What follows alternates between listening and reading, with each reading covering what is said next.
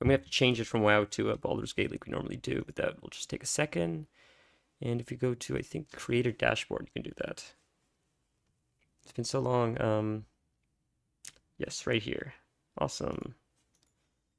Hopefully that should fix it. It should be good to go. And then we'll open chat and we're good to go. So as you can see, oh my goodness, I just got a missed call. Goodness, talk about frickin' timing. Give me just 30 seconds, guys. And 30 seconds. I know we just started. Just like 1 sec, 1 sec.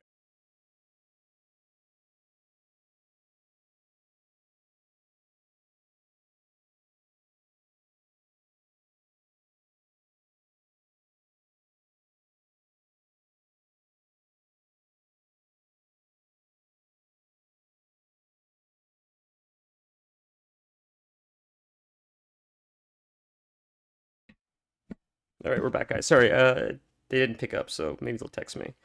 But in short, as you can see, I'm just gonna open up chat really quick. We are dying terribly in this fight, and that's because it's a tough fight. I was looking at how to do this correctly, and it seems like you have to cheese it because the people that I hold in the highest regard all said they struggled on this fight terribly. So it seems like cheese is the only way. When I googled how to do this fight straight up, almost every guide was a cheese.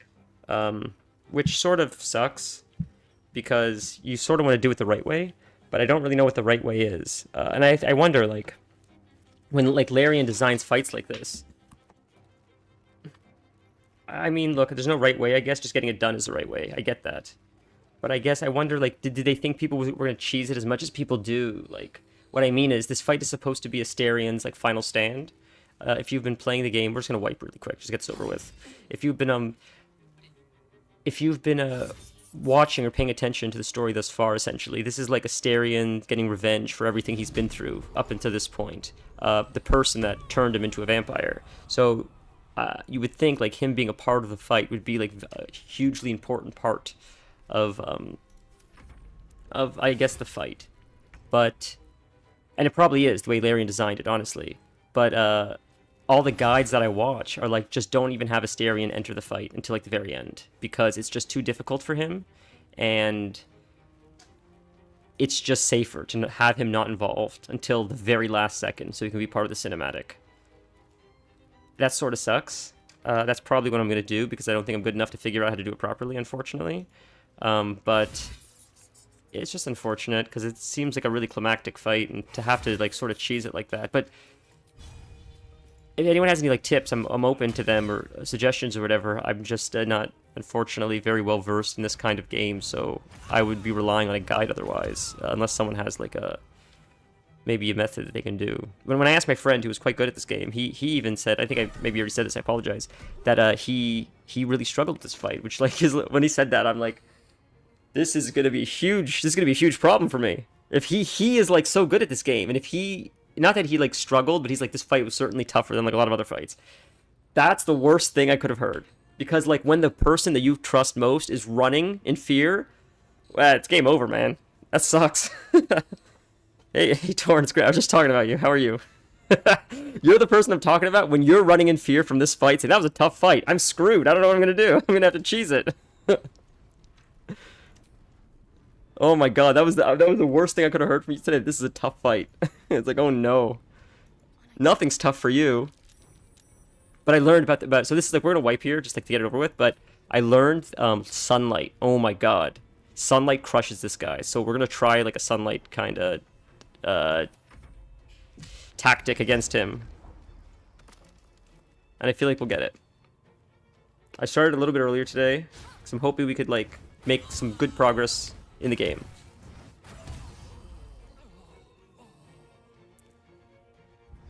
See, he's blinded, so that's amazing. But we're too low now, so okay. We just need this to end. When we're almost there, we're almost dead. This might be death now? Maybe? Yeah, maybe. Yeah, just Shadowheart now. Probably one more, maybe. Let's just see what this does. I'm just curious what to do damage-wise on him. I did a fairly significant amount. Interesting. Wow.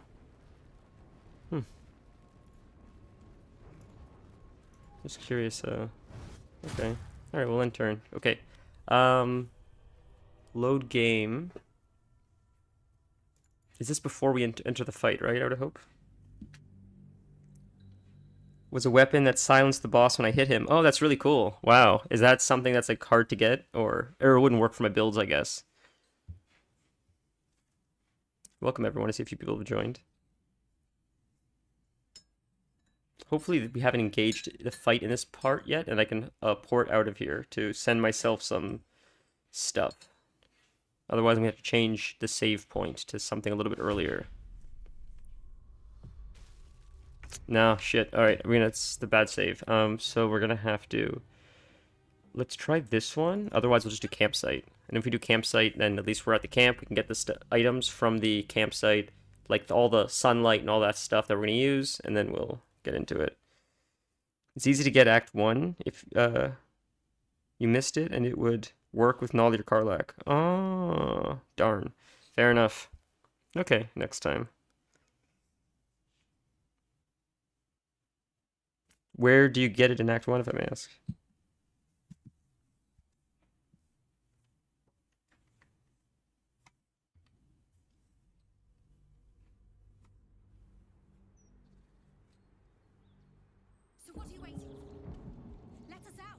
Once I have the staff. Okay, it's fine. So we're not there yet. Perfect. So we can go to camp. We should be able to. Right, we can go to camp. We can't go to camp. Because we're in combat, I guess. There is a save where I went to camp, though. You can rest, but you can't go to camp. Do I have a scroll? Maybe I have the scroll of sunlight on me, just coincidentally. I don't know. I know I have a bunch of scrolls on me, so... Let's see what we have. Scroll of blindness, blight. Wall of fire, vampiric touch. Okay, I think he's immune to necrotic. Okay, let's see what Nolly has for scrolls. Okay. Protection from energy. Okay. Fire, wall of ice. Invisibility we need to use. It says invisibility can be helpful. Okay, let's see Karlach really quick. She doesn't have much at all.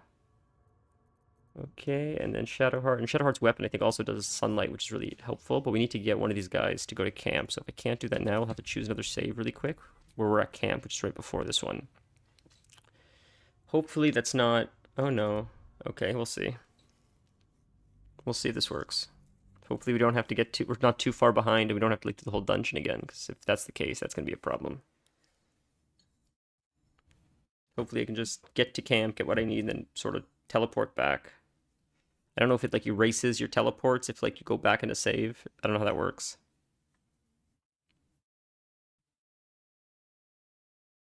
I don't think I've seen this artwork before. That's cool. I think I tried to shove him at one point, but I think he's immune to that. And then I read like much later because he stands on the edge a lot. But I read much later that at one point you were able to push him, but then I think they patched it pretty early on. Daylight spell is not bad, but they just run out of it. You can use it to keep them away from certain areas. Okay. Okay, interesting. Oh, Mizora. We already probably had this conversation about Will's father, right? Hot as brimstone and seething like the river Styx. But there's something missing, isn't there? You're hungry for pleasures beyond this plane. Something more. Did we have this conversation already? I feel like we did because I went back in a save. Blood and bone.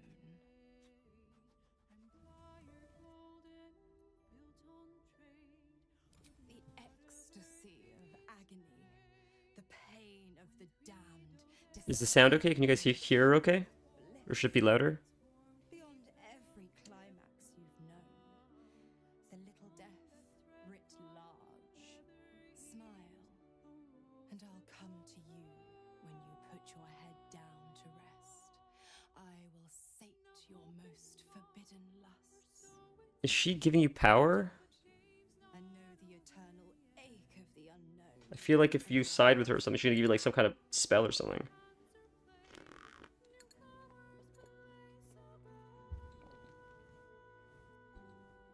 Tonight, then. Be ready. It sounds sketch. I don't trust her. That was sort of strange. I think she's up to something, but maybe not. But turn up the game. Okay, I'll turn it up. Sorry. Okay. Hopefully that's a little bit better. If it needs to be turned up more, let me know if it's too loud. Maybe we can do a little less maybe. Maybe like there. Hopefully that's okay. Okay, let's see what we got here. Scroll of Blur. Feign Death. Gaseous Form. That's fun. I need to use like Holy or Radiant. Stuff like that. Scroll of Fear. Scroll of Knock. Ice Storm. I may not even have the holy one that I was looking for. That supposedly they said was really good, Sunlight or whatever. I might not even have. I could probably search or something, right? Maybe or maybe not. Okay. Anyways, I don't even think I have one, so it doesn't matter. So we'll have to just try it. The old. We'll have to just try to do it, I guess, a different way. Goodness, this is gonna be a tad tough, I think. Okay. Well, we'll have to just try it the old-fashioned way. So let's see if we can make anything really quick that could help us before we try this again, because he has been just crushing us. I have to remember how to do alchemy. Here, I think. So let's see what we have for like elixirs or something, maybe. Grenades? Fire? Oh, it's daylight. It's daylight, not sunlight. Okay, okay, okay. I didn't think I saw it anyways, but I'll check again really quick. Shadowheart can prepare it. Oh, she can make it? I wonder what the next move is. Oh. Satyr's Mantle. Is it one of her spells, like, that I would need to, like, replace one of her other spells with, maybe? That's inspiration. That's not how you, Goodness, how do you look up spellbook like that, I think. Okay. Trying to remember all the hotkeys. Okay. Common.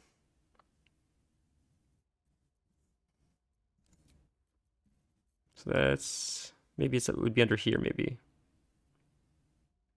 An ally cannot be targeted until you attack the creature and still... So I wonder if one of these, if I replace some of her abilities with some other abilities that may lean into what I need for this fight.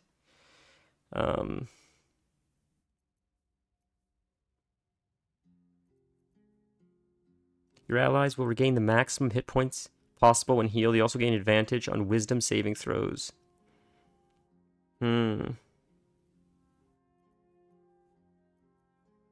Daylight. There's daylight. So we'll use daylight. Cannot prepare more spells. So I'll have to give something up on the 3 slot. So what do we have for the 3 slot? I guess we have that. We have Speak with Dead. So we'll get rid of Speak with Dead, right? And then we should be able to add daylight, I believe.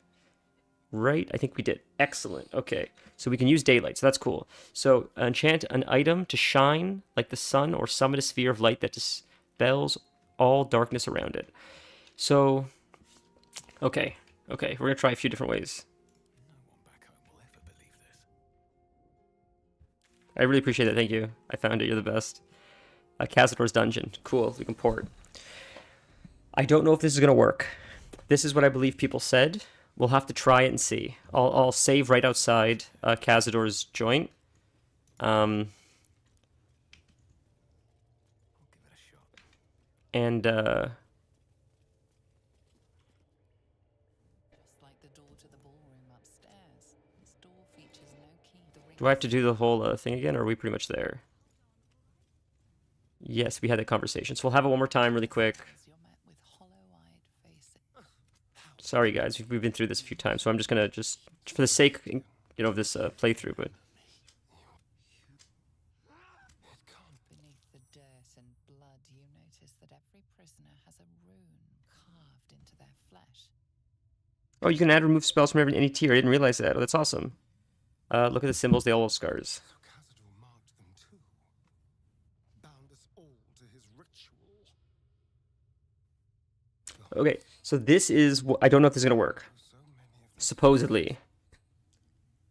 The sunlight spell can be applied to like a weapon, supposedly. So people were saying in the shorts that you could apply it to Cazador's weapon technically, so then it technically follows him. I don't know if it's intended, but supposedly it works like that, and that makes him fairly vulnerable, and he can't do his Misty ability. And then you can just wail on him in a few hits and should be able to win. I don't know if this is going to work. I don't know if it's been patched. That's what someone said on YouTube. We'll see. What?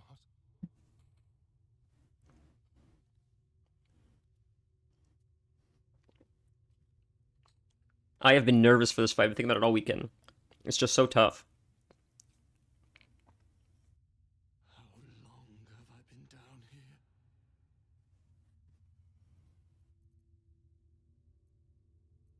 "170 years." That is allowed, intended by rules. Okay, cool, cool, cool. That's what I was wondering. I don't know if you heard the beginning of my conversation, but like I wonder what Larian, what they wanted, how they like. I imagine they always had many ways to skin a cat. That was their intention all along. There's many ways to beat the fight. But I wonder if their mindset was actually, there's like 60 ways to beat the fight. Or if they said, we just set up a whole bunch of ways that you can beat a fight, and any of these variations work. However you can creatively figure it out, figure it out. It's sort of like an open box concept. Or I wonder if they had, well, these are the intended, like there used to be like guidebooks. When games would first come out, you would buy the guidebook, a big thick compendium of like every level. And I wonder if Baldur's Gate had a guidebook, if there would be like a limited way to like actually beat it. You could beat it other ways as well. Any very creative ways, I'm sure you could beat it. But I wonder if they had in their mind like specific ways to beat it, or if the whole game was always just like, just go crazy, let's see how creative players can get. Stop whining. Imagine saying that.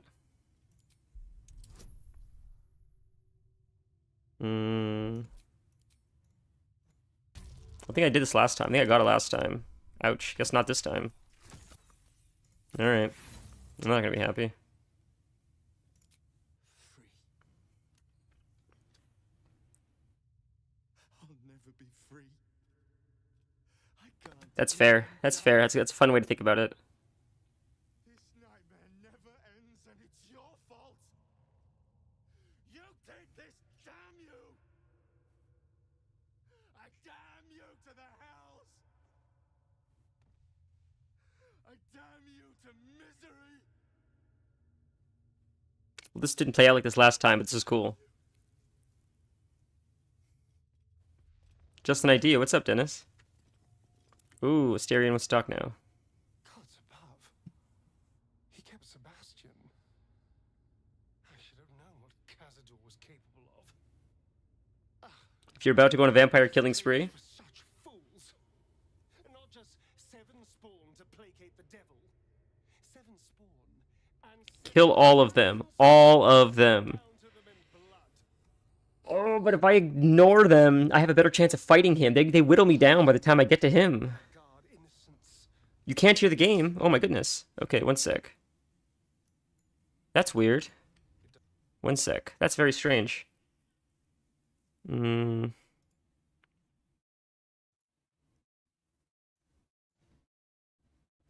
on a second. We're gonna figure this out in a second. Was it working before? And now it's not working?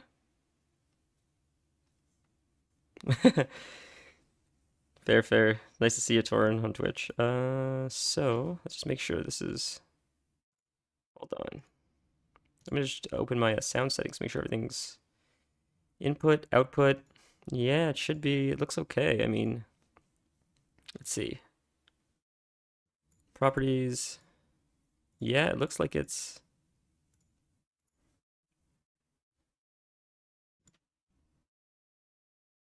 Hold on, let's try this. Okay. I'm back in the game now. Can you guys hear it? I know it's a bit of a delay, so we'll see in a second if it works. Hopefully it works. What's the point? They're as good as dead. I thought they were dead. If they are unleashed, Working? Not working? cause incredible carnage. They will be ravenous. They must die. Better they serve a purpose. Jeez, man, that's dark. They're in a state far beyond anything that ever happened to me. Is that a good sign? That means it's working? Lots of hatred will have piled up inside of them. I can't even begin to imagine. We must find Cazador. This must end. Let's see if it's working. Is the game not? Is game sound not working still? Is the game not? Is game sound not working still?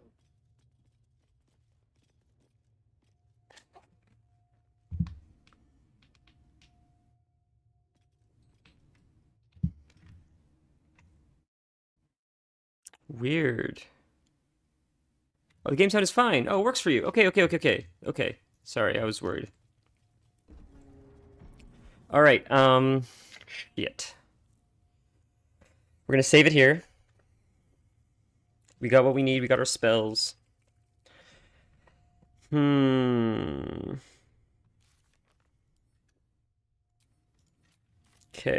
What we're gonna try to do here. We'll come down this far. I guess we'll separate them. Astarion will be on his own. I think these three will be together, maybe.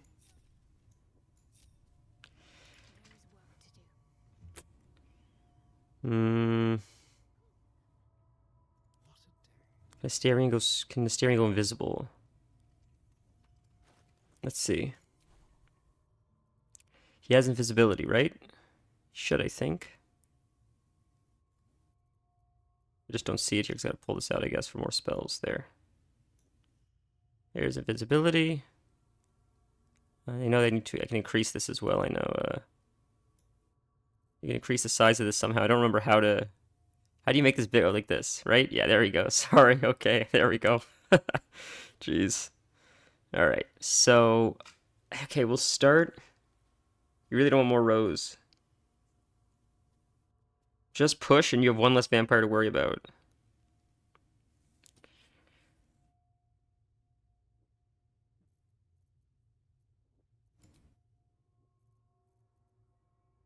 We'll try invisibility with Astarion first, I guess.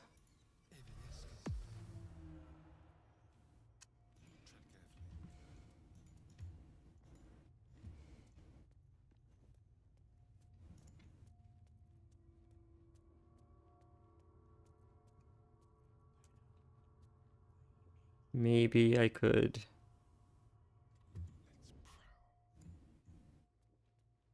Right to there.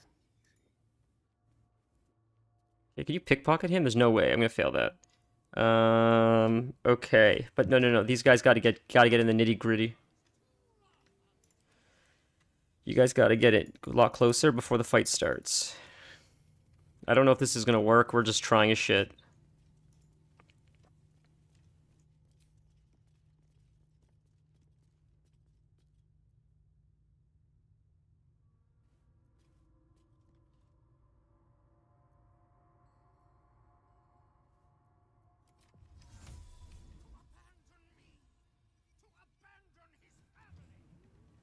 Okay. Don't trigger. Okay, good. Good stuff so far. Okay.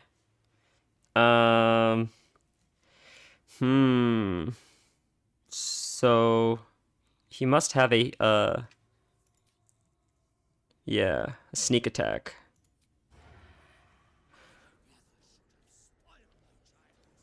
Coats your weapon. Must succeed a constitution saving throw to become paralyzed. Filling a charisma saving throw. Okay. So what's his weakness again? I think radiant damage is his weakness, and he has necrotic resistance. That's pretty much it. Sunlight hypersensitivity. Right. Okay. Whoops, didn't mean to do that. Okay. Simple toxin. Wyvern toxin. Fall asleep. Interesting.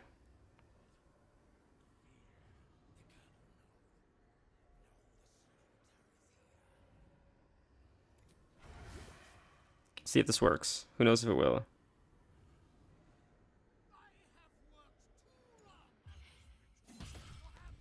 That did a significant amount of damage, boys. That did a significant amount of damage. That's a good start so far, right? I think that's a good start so far. Okay, I'm feeling confident.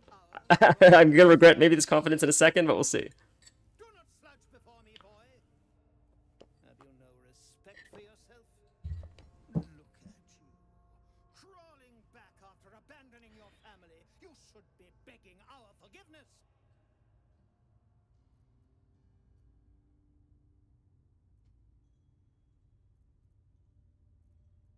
Forgiveness? You've never forgiven anything. I need to save him. I cannot lose him. He is the coolest character. I strove for perfection in all things, even those as imperfect as you. A pity you amounted to so little, despite my efforts. No. No. Fuck you. Fuck everything you've ever done to me. All right. Say nothing. I suspected you would return to me changed. All right. Did I imagine you would be so wretched? Oh, thankless child. Did I not bless you with our immortal gift? Did I not make you what you are? You son of a bitch. It reminds me of when Arnold said that. You son of a bitch. You truly forgot my power. Supposedly, there is one time where he can break through and hit him. I don't know what has to happen, but supposedly he can strike him. He doesn't. He was able to resist the magic. Supposedly, I've heard that. My child. When I was reading, I think it was last night or today. Pathetic little boy who never amounted to anything.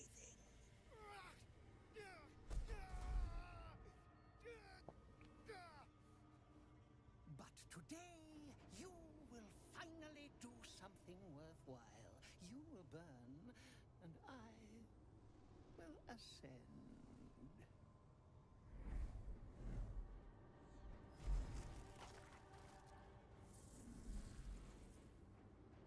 I had no idea how dark this game was. This game is freaking dark, guys. I love it. I love it so much, but I wouldn't expect Dungeons and Dragons to be that dark. Just the violence, the gruesomeness, like the some of the stories like regarding torture or kidnapping or like it's crazy. I'm into it. Like it's cool. It makes for great storytelling, right? But I just wasn't expecting that. Right like that, right off the bat, he hits like a truck, dude. Those rooms. Kazi's using them to suck the power right out those poor fuckers. Right at those poor fuckers. We can reach the glowing sigils. Maybe we can redirect that power from him. Well, but I still have power enough to rend the flesh from your bones. When he's like this, is he like immune? Transformed, now immune to all non-magical damage. The status is removed by sunlight. So I can't. I have to hit him with like magical damage or something. Or it doesn't count right now. And she doesn't have any magical abilities to my knowledge. He doesn't have necrotic resistance, and that's not very helpful because that's necrotic. So that won't do very much. That's gonna be magic though. So there's not really much I can do with her right now. I could try to. I don't want to step off this though, so we'll just hit her with one of those. Well, no, we'll kill one of the other guys, I guess. If I may as well. I'm standing on this anyways. I may as well kill one of the other guys.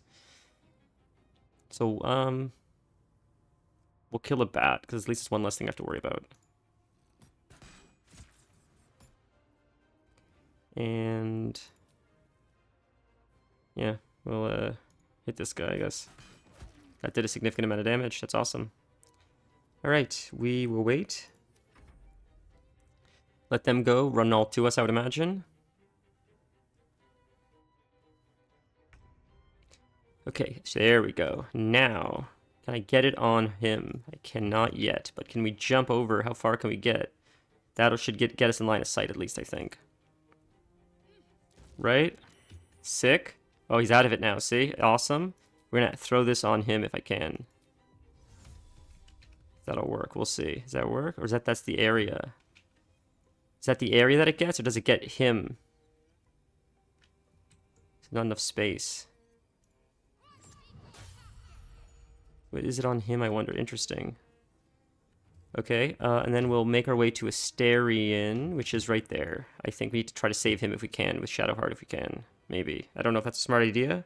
Should I try to save him with Shadowheart or someone else? What do you guys think? Because I know I need to save him before he dies, before the ritual happens. Okay, we'll try to make our way there, I guess.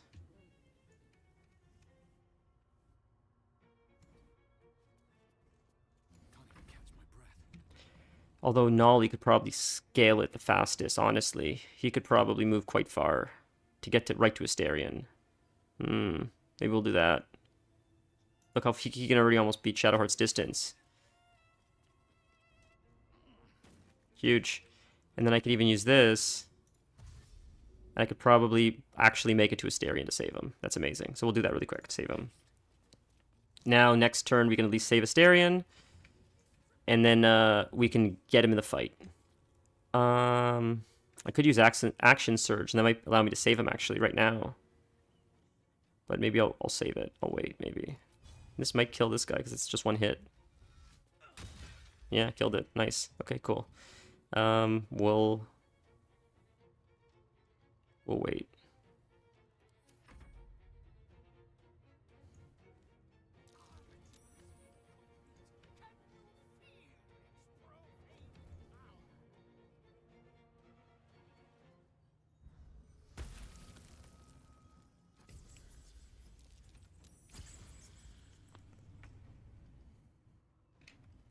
It's Karlach's turn. Awesome possum. So, this is Radiant, right? Yes, it is. So what if we hit him with one of those? How will that do, I wonder? How would that hurt him, I wonder? Now, I know if she stands on this, it helps, but I feel like if she can get in his face, she would, like, really crush him. Let's try it. Let's see if this does anything, I think.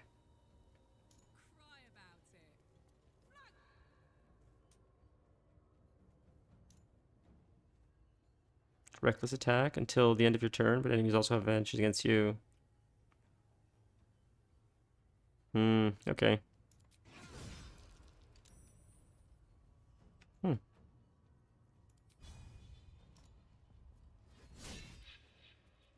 Okay, interesting.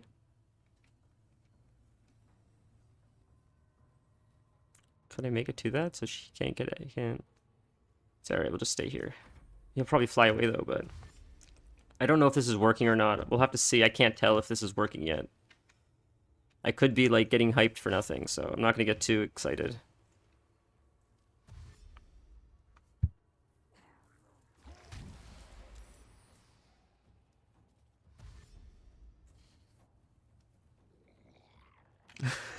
If you guys knew how sweaty my palms were, it's so gross. I'm so nervous for this fight. Jesus Christ, dude.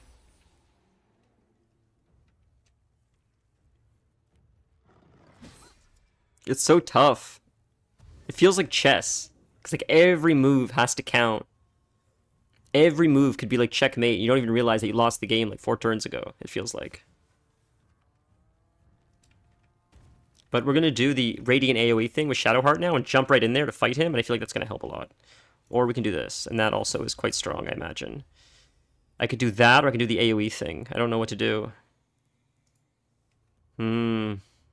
That uses an action once in combat. But does that break I wonder if that breaks concentration? I don't know. We'll try this first, maybe. If it doesn't work, we'll try something else next time. That gets all of them like that. We'll see. Hopefully it doesn't hurt Karlach.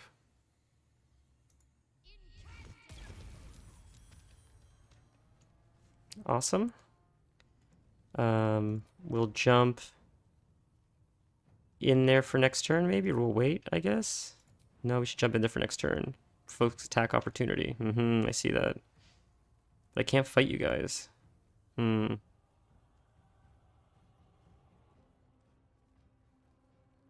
Okay. Howl of the Undead. Let's have the howl that numbs all nearby creatures. It's a bonus action.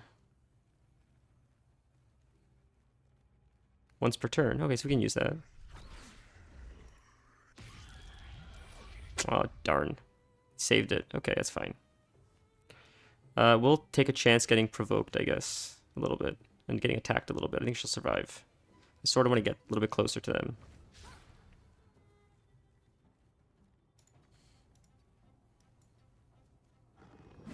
Okay, yep, I got you. Awesome. We'll then turn. Okay, now we're going to save him really quick. Cool, he's saved. Awesome. That was worth the turn. Worth the turn, totally. Let's get him as far over here as we can. It'll probably give me an attack opportunity or whatever, but it is what it is. We'll take a chance.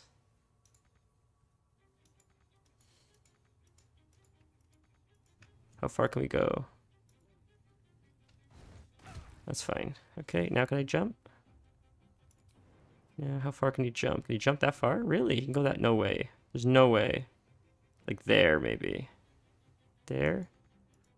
Not enough movement? There. It's sort of doing it weird. Here goes nothing. Okay. We'll get to here, I guess. Well, no. Get to like here, so I don't have to worry about attack opportunity. I can jump in the middle. Cool. All right. We'll wait. You guys do your thing. All right. I hear you, buddy. Oh, I'm sleeping. That's funny how I saw that, how I collapsed. Oh my god, so many bats. But this next turn with Karlach, I think, is going to be a big turn, I think. I think it's really going to make a big difference. So, fortunately, we're going to have to kill these stupid bats first before we can actually, like, move, because they're just going to nuke us otherwise, and that's 1 per turn, I think, with Astarion. Okay, she doesn't have much health, so she's probably a goner this turn, which is fine. Can I jump there without attack of opportunity? No, they'll get me anyways, which is probably going to kill me. Do I have enough of a potion? She doesn't. But Shadowheart might. They can give her. Can we give some to Karlach? Send to Karlach. Okay. It's a little bit of something. Fight these guys, I guess. We'll just fight them one at a time, I think. 1, 2. Yes, I think this might kill me. Regardless of what I do, I feel like I'm gonna get wailed on. I don't know what to do really, but I think I just wait.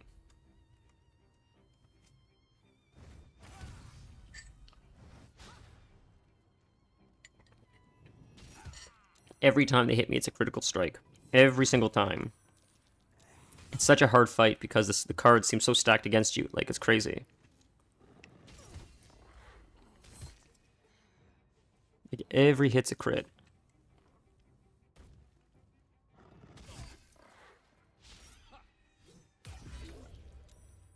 Shadowheart, amazing. Okay, we're gonna do Spirit Guardians. The Radiant version. We'll do rank 5. Amazing. And we'll jump. Over here. He's probably going to run away, of course, but... Can he get that far? He can get that far? He's going to take an attack opportunity, of course. Or, like, I'm going to get, like, hurt or whatever, I'm sure, but... If I could get there, that'd be amazing. Oh my god. I just saw one I could land on. Come on. Where was it? Target's too far. Can't reach destination. What's going on? Come on, you can do it. Slow a little bit to walk. A little bit. Evasive footwork.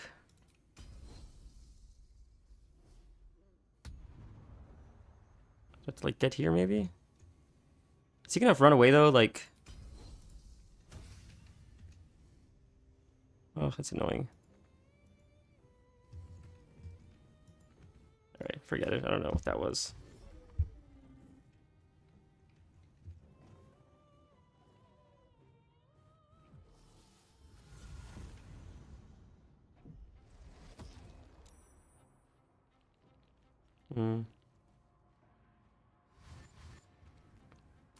say this every time, but I'm so ADD. I wish I could speed up this part of the fight when you have to fight like 30 enemies at once. I wish I could just like fast forward their attacks so I could just get back to my turns.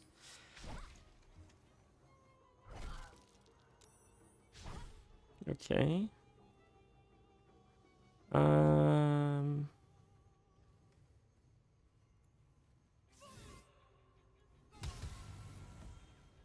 Sick. Fly, buddy. Jesus. And I only get one attack per. There's like no AoE or anything I don't think I can do, right? Distract attackers. Each duplicate increases armor class by 3. Maybe we should do that. Or Misty Step. Ooh. Can we Misty Step away from these guys? Like over here to my friends. Provokes attack opportunity. Yeah, but screw it. At least I can get away from them. Fine. Do it again. I don't care. I want to get away. I want to get over here faster. Yeah, when can I do it, man? How many more times do you have to go through this animation before I can do it? Can I do it now? It's the 4th time the charm? Jesus Christ. I understand, like, what they're doing, but, like, just do it all in the same turn or something. Okay. Can't hit him with that. It's too far. Disguise self. Grasp? Will that reach? Won't reach. I don't think there's enough walking. He can't really walk at all, so we have to end turn, I think.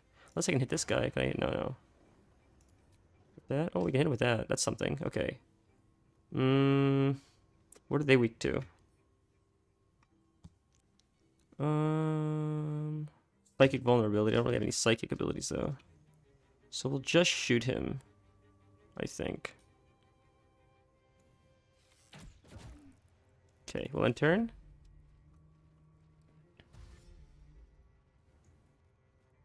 Guys, if you have any tips on how I can improve this, I don't know if this is gonna work. I don't think it's working, but we'll see. But I don't think it's working.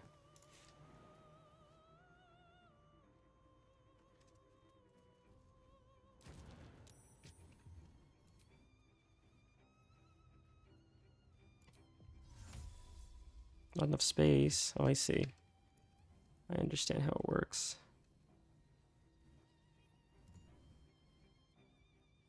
I can't do it because of... you son of a bitch. Alright. What if we do it like this, then? If I can't put it on him, we'll do it like this, so it takes up most of the space of the place where he's probably going to go to. So I can't use that ability on him, but at least he's, like, weak now, so I could... sort of, like... Now I can jump on Nolly and wail on him a little bit. But I can't knock him off, which sucks. That hurts, but... Okay. Let's see what we got here. Menacing attack. Frighten your target with disadvantage ability checks and attack rolls and unable to move. That's huge. If you can't move, that's amazing. Oh, but it's a... No, that's a ranged. We're going to hit him. What are you doing? That's a... There. Attack. Menacing attack. I feel like menacing attack would be good if we can get that off. Is he immune to that, though?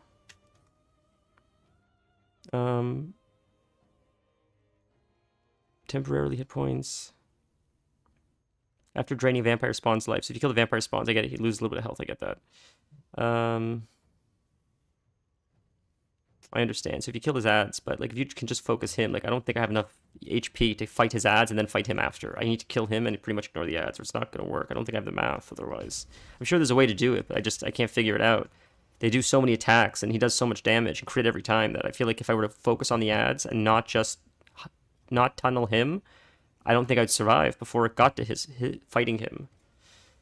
So we'll try this. Not awful.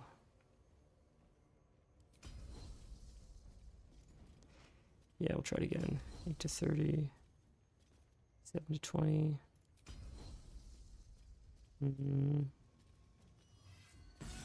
Critical hit, huge. 50, that's...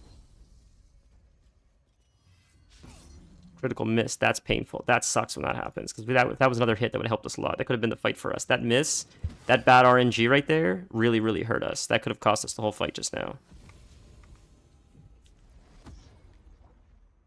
Yikes. So I think sometimes this game is just bad RNG too. Unless it's programmed like that. We're like, but I don't think it is. I think sometimes you can get that hit, sometimes you can't.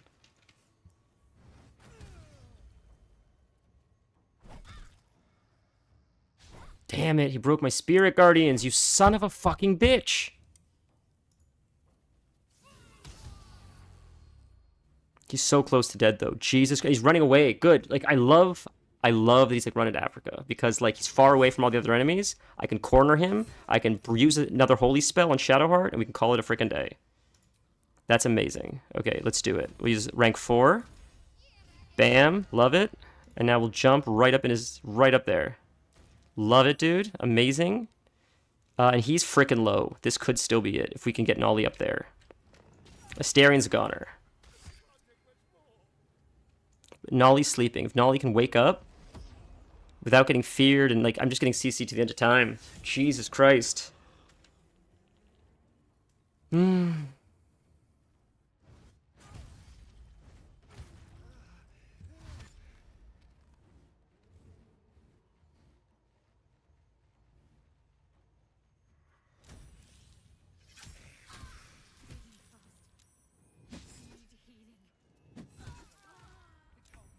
Well, that's the game, I think, boys. I think it's game over, right? Yeah, it's game over. Well, we'll try the same thing again, and we'll try with better RNG. And then maybe we can get lucky. It's just gambling at this point. Unless I'm misunderstanding something.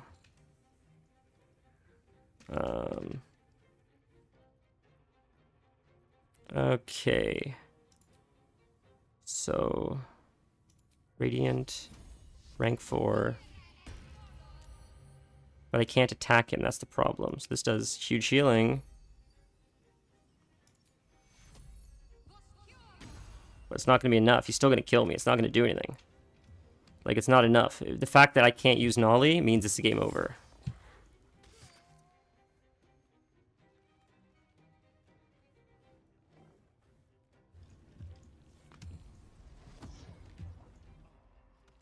That's it. Why even bother, right? Jesus Christ.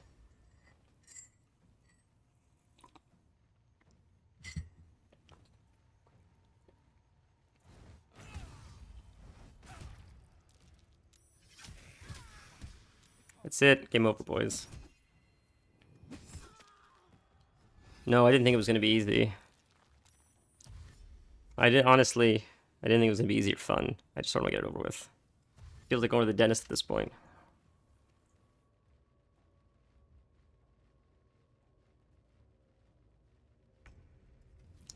Okay. That's it? Game over? I got a turn. I didn't even get a turn. Damn, that RNG sucks. That's why we love F5. Yeah. We're just gonna do it again. It just sucks, like...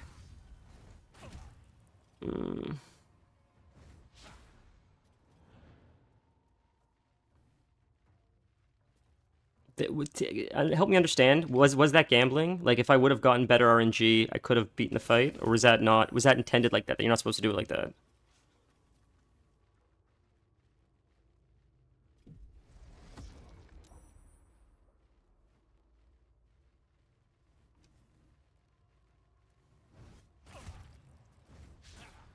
Like, this is dog shit. This is taking too long. This is just dumb.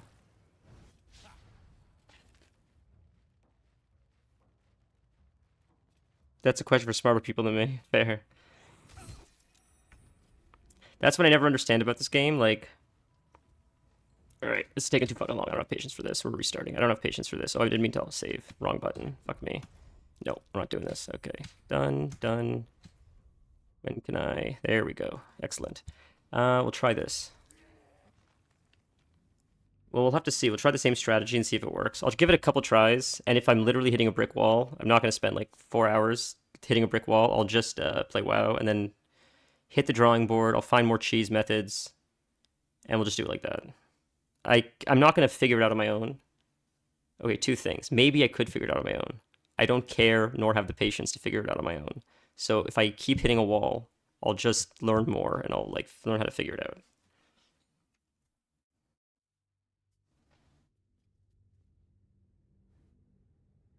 We'll see if this works, though. I think if it worked, I can't tell. Like, I'll have to try it a few more times to test the theory. If it was just like bad RNG, because if it's bad RNG, you keep trying. Eventually, you may get lucky, and then you'll white knuckle it through.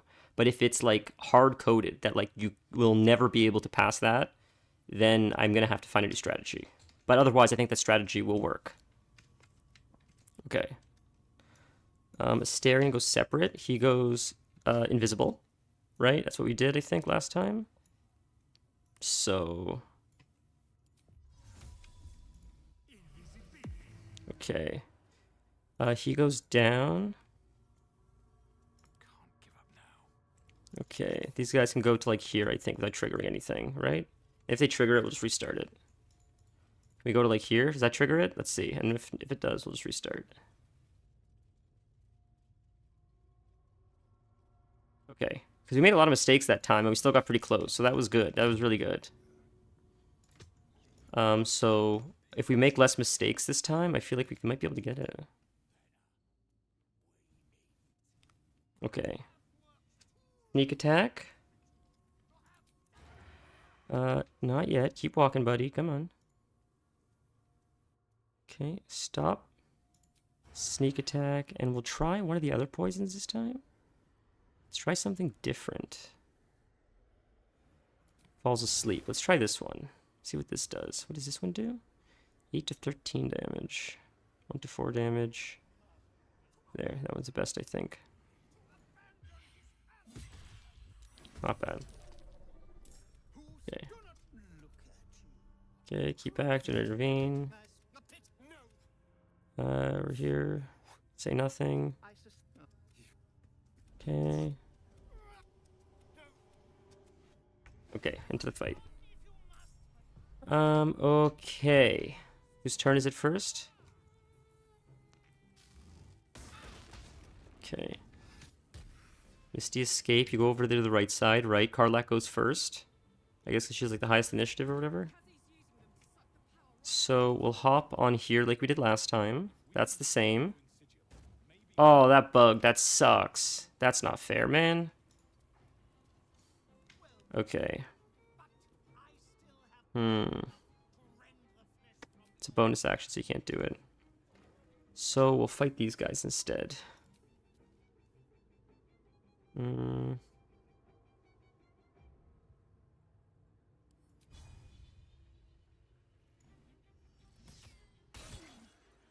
Great. I guess I could... Can you kill these guys too, I guess? Next turn, I guess. I can't go again, right? No, okay. Okay.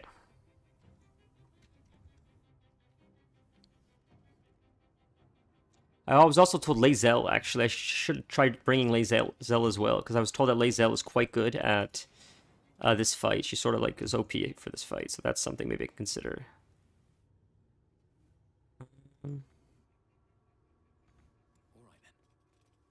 Okay, we'll go this way. Can I fight you, or...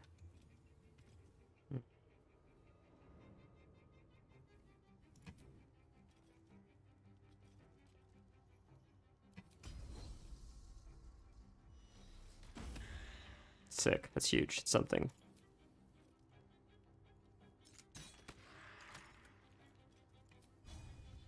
Not close enough.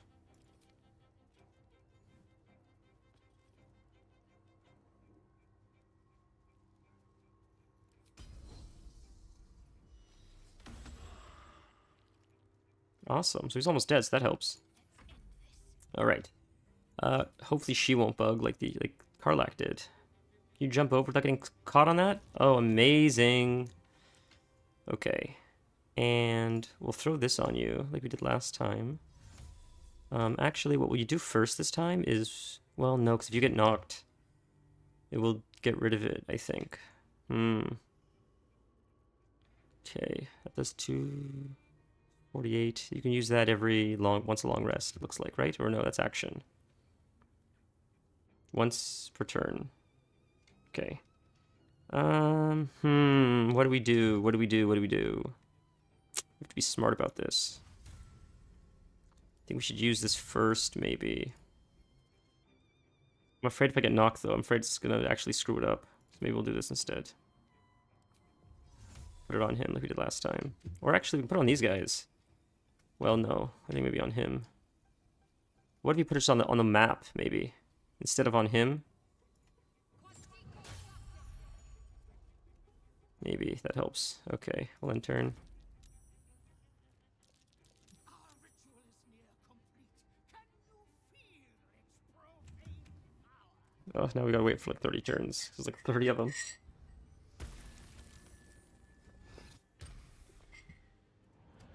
You can't use that though, right? Because it's sunlight. Sick. Okay. Let's get Karlak to hop over here. Sick. And let's start whacking on him, I guess.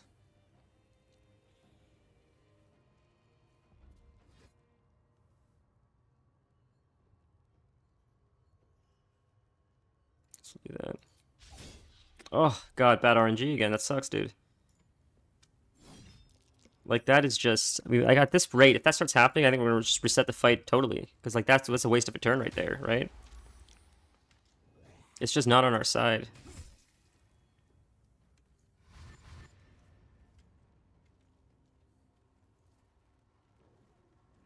That's painful, man. We'll have to see, like, again, like, one of those things where, like, if the math isn't there where if you miss a turn, it's too close to failing, then you know that if you miss a turn early on, just restart the whole thing. It's not worth even going through the motions, because it takes too long to watch, like, 30 mobs attack you every time. Like, it's a waste. If you know that it's already a loss, that's what I'm trying to figure out, because, like, I'd rather, like, an Elden Ring fight, I'd rather call it earlier than have to go 75% through the fight only to realize it's a fail and then call it and restart it. So let's see. We'll see. This is sort of like a test run, depending on how well it goes. Okay. So we'll try Crusader's Mantle, right? And this is the Radiant. Perfect. Excellent. And we'll jump. There, can we do that? That's fine. Yep. Right. Forgot. You gotta go through the motions of that nonsense. Okay. Excellent. Now we're here. He's in it. He's also in the sunlight.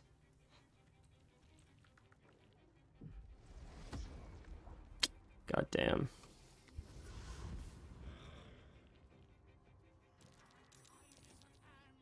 At least if the bats come to me, they'll die. Well, Shadowheart's dead. That's game over. I think we have to reset it.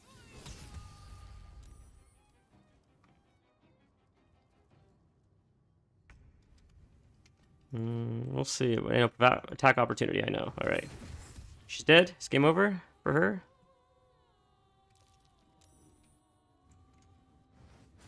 Oh, she's paralyzed. This is bad I think we have to call it. I think we have to reset it. We've got too much bad RNG. I've barely been able to play this entire game so far.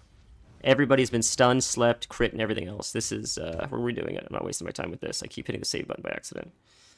Jesus. I don't know if, yeah, I was trying to free him, the first time. But, okay, let's do this again. I think it's this one. I'll give it a few more shots, but I think if I'm just banging my head, we'll see if it's RNG. If it's RNG, we'll keep going. But again, if it's bad luck, I'm just gonna hit the drawing board again, and we'll just play classic for now. And that was sort of the day I knew, like I sort of had that planned. Honestly, I'm like, my idea was we'll give it a shot. I looked at some of the guides. It seems incredibly cheesy and difficult, and I didn't even really want to do it today, honestly. But I wanted to get it over with. So I'm like, we'll give it a few shots. If we can't do it, we'll just like play classic, because I just don't have like tolerance for this today. And then we'll like figure out how to cheese it, and then I'll just like literally blindly follow a guide as if I'm barely watching the game, and then we'll just move through it and play the game.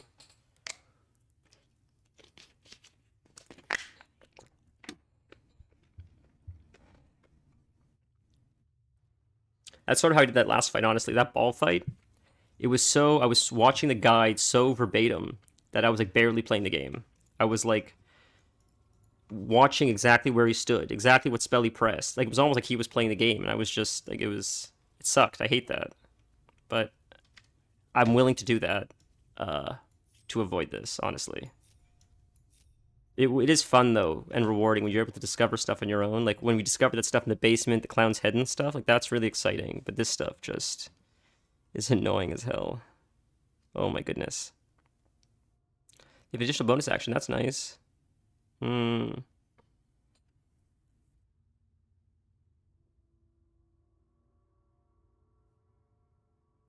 He's not really attacking, though, ever. Astarion, so it doesn't really matter. I mean, who knows? Alright, it's fine. Okay. That does radiant damage. That's actually better. It does less damage, but it does radiant damage. I feel like that helps against these guys. Interesting. Why did we not use this instead of this? What happened? Oh, because that can't be... I see. And you can't wield that, right? Right, because it's a rapier. Right, okay, that's why. Okay, I understand.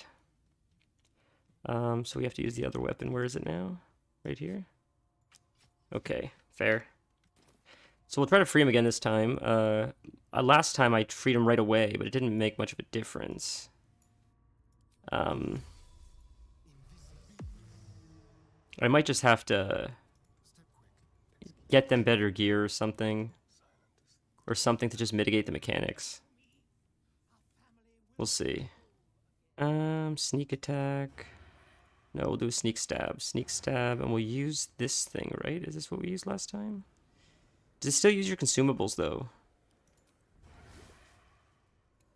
Does it use consumables even if you reset a save? 1 to 4, it doesn't really do anything. 1 to 8.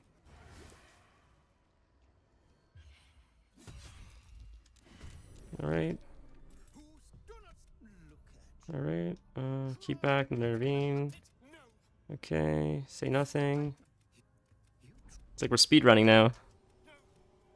Okay, okay, this is it, boys. This will be the time. We're gonna try to free Astarion. This will be it. Or he'll CC and crit us until the end of time again. Okay. Yeah, he crits us with that. Karlak goes first. Oh shit, I should have done Lae'zel instead of Karlak. I wonder if that would have made a difference. They said Lae'zel's better at this than Karlak. Shit, I did forget about that. Okay. What if we try to save Astarion then on Karlak instead of Lae'zel? Instead of Nolly, rather. What if we try that? See if that works. See if try something different. Maybe the first move should be freeing Astarion instead. Right? Instead of doing the same thing over and over again. Can we make it to him? Close.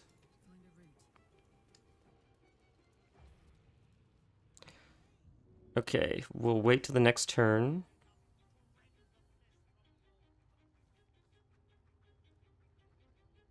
I'm definitely going to take damage. We'll wait, though, till next turn for that.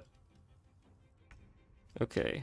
Now Nolly goes next instead of Shadowheart. That's interesting, because normally Shadowheart would go first. Interesting, interesting. Okay, so we'll hop over here, I guess. We'll kill this guy. I know we should probably save them, but like, I feel like if I hurt them, then I don't know. Not do anything? I did do something actually. I'm shocked to see that. Interesting.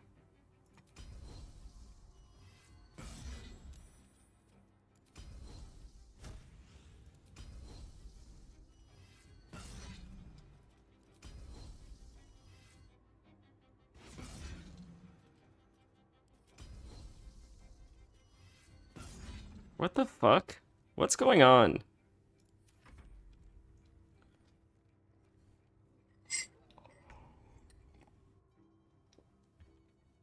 Very strange.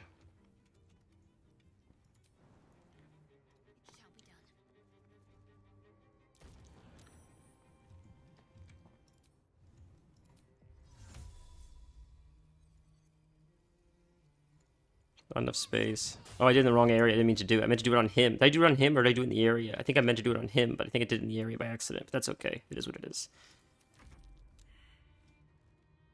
If I don't get CC'd, we might be able to get it this time. We'll see. It's another one of those things where I just can't tell. It's so confusing.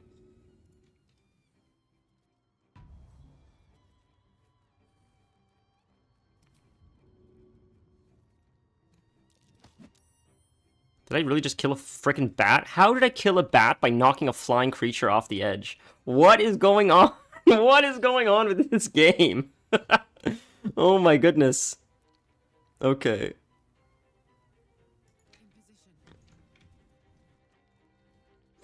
Oh, I didn't realize I didn't see that there. Okay, that's fine. Well, let's hit you. Oh, we can Misty Step, but he will hit us, but fuck that. I don't care. I'll take a chance. Let the bat hit me. If I can get here, if I can Misty Step around here, we can, like, triple team this guy. That'd be amazing. Not enough move provides attack opportunity. That's fine. Take a chance. Take a chance. Attack me once. Great. Okay, now we do Misty Step, and I should, if I'm lucky, be able to get, like, close. Right? Sick. Amazing. Amazing. We can attack this guy. Actually, we'll do that. Lightning. Cold. 45. Not enough movement. Okay.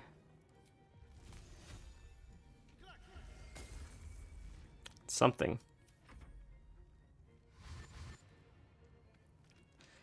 Holy, this fight is so AIDS. I feel like we're getting it, but good Christ, man.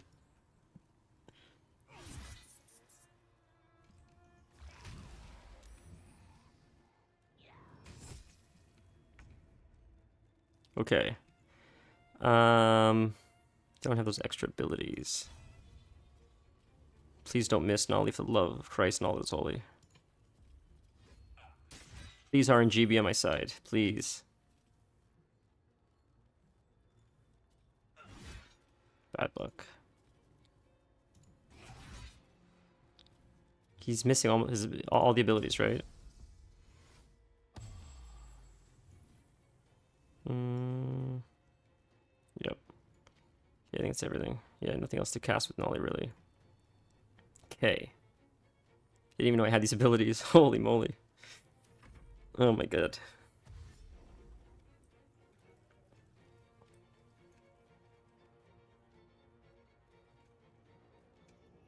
As soon as I can play Shadowheart, we're gonna do that AoE Radiant ability. That'll help with the bats a lot. Karlach's just like a lamb to the slaughter. She's just there just to be like CC'd and attacked and hopefully keep... She's a target dummy in like hardcore WoW. She's there just to hopefully distract the enemies enough that I can actually beat this fight.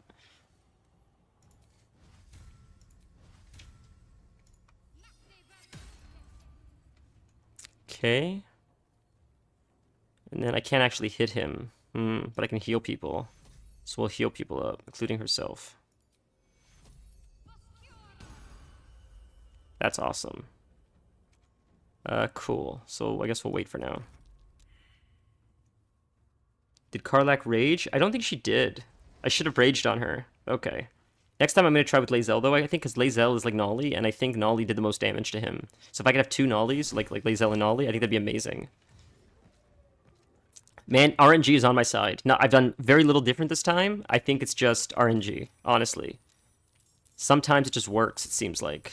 And maybe I'm not understanding something, but I think I'm just getting luckier this time.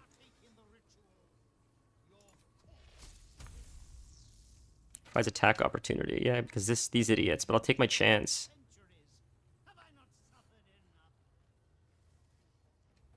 I'm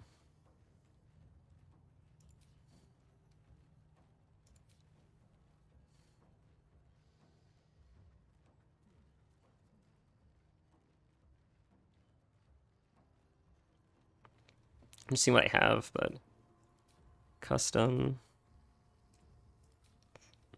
I have poison. Because I don't really need poison, I'll just attack him. Fuck it. Yeah, hit me, Mr. Bat. Yeah, okay, you missed, you suck. Now let's hit him. Ooh, these critical misses are painful, though. Each one is like a... burns. Karlach should always be raging. I'm sorry. Okay, I will start... I will keep that in mind, because I'm raging right now, so I will remember that Karlach should also be raging similar to how I feel. I sincerely appreciate that. Oh, that's why I can't play, because I'm slept. That's bad. That sucks, dude. The CC is fucking disgusting.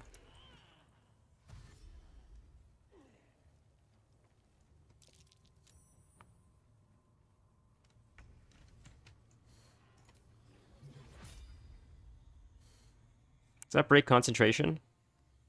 I don't think it does. It doesn't say it does.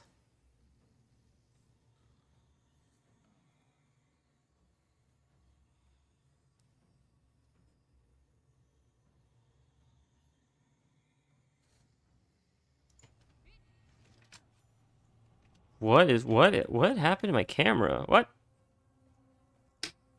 Where did we go? What?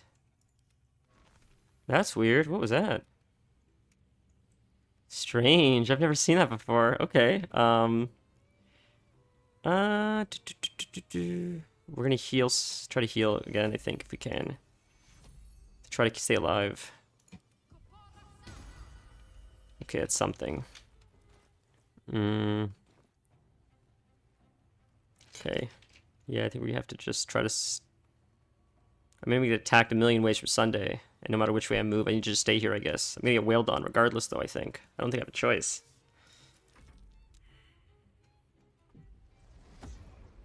If Nolly can wake up and not sleep, we might get this. He's quite low. I just need the CC to stop CCing.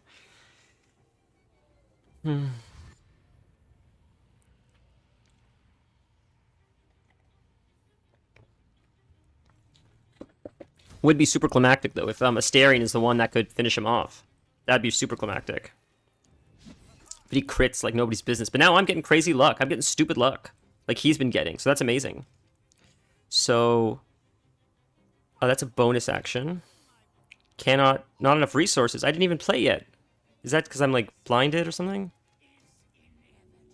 Can't target undead. That's so unfortunate. Offhand melee attack 4 to 10, 1 to 4. 1 to 6. 1 to 10. Try that. What? Was that the ability? Was that the thing? Oh no, that was my ability. That sucks. That was dumb. Okay, I didn't know that worked like that. That sucks. Hopefully we can still get it. He's so close.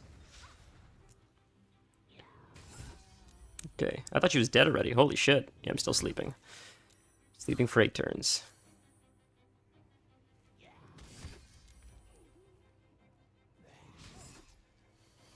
I can't even watch this. This is painful.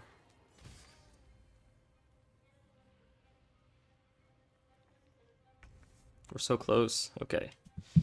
Excellent. Hit him with one of those. 16%. It's very low. It provokes attack opportunity. She's gonna die anyways, I think. If I could hit him with that, that might finish him off. It's very low chance though. What else would I be able to hit him with though? Like 6%? Not happening. I could heal, but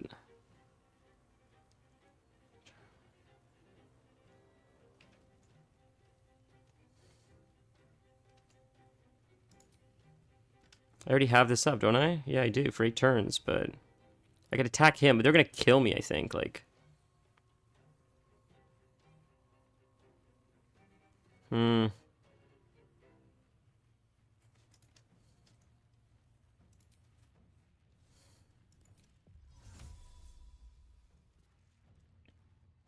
Magical weapon.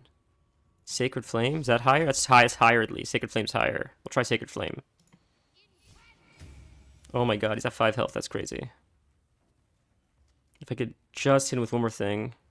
Let's try to heal ourselves, I guess. We'll try to stay alive if we can.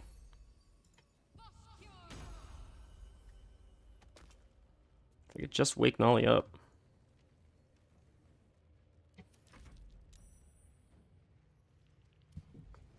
Oh god, this is so painful to watch.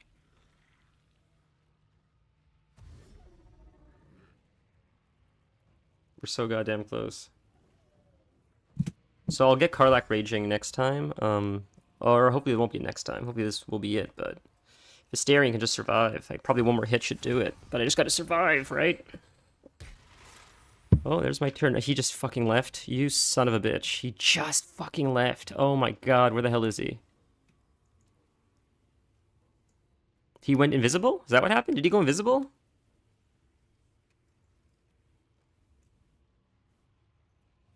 So I can't see him, right? Am I crazy? He went invisible, right? Is that what happened, guys? Before I choose my ability?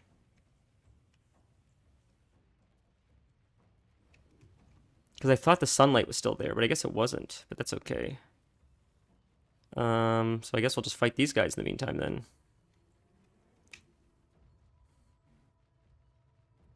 Silence that gives you an only recompense attempts opposed to stealth checks. That's not right. Conjuress? Can I, like, feed off you? No, I can't feed off undead. I can eat that, though, but that's not gonna give me much health. I can attack a werewolf, though. Is it only one attack opportunity or two? It's only the one. That'll probably heal me for more. Well, I don't know where to Misty Step. That will also give me an attack opportunity, so... Guess we'll kill this guy. Amazing. Alright. So we'll wait, I guess? Because I don't know where he is.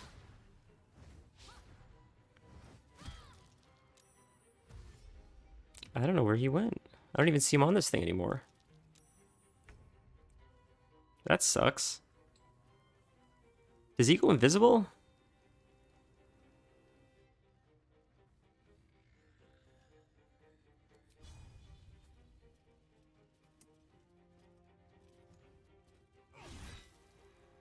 Damn, that was shitty. Should have died there.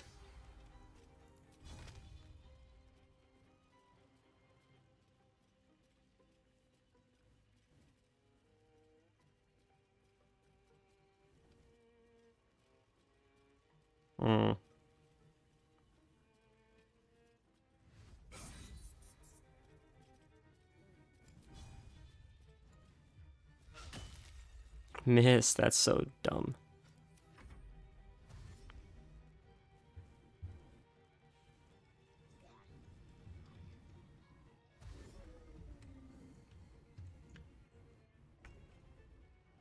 It's so strange. I don't know what happened.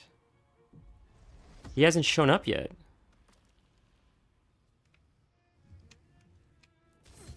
I'm sorry, Dennis or Torn, if you guys are watching, like...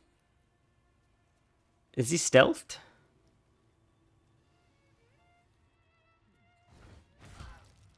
Hey, Kel, it's great to see you. How are you?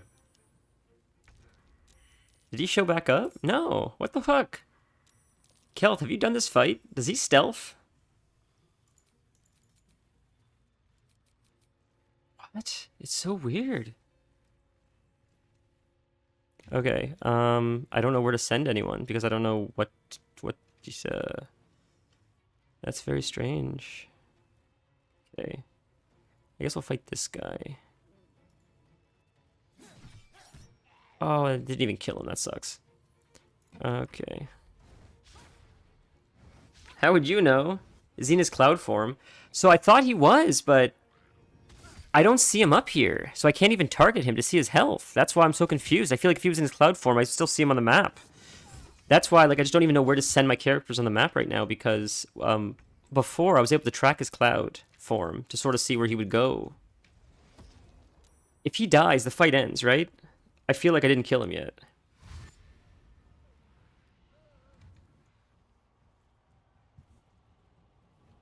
Or do I need to kill Chatterteeth as well for the fight to end? An hour to go. That's exciting.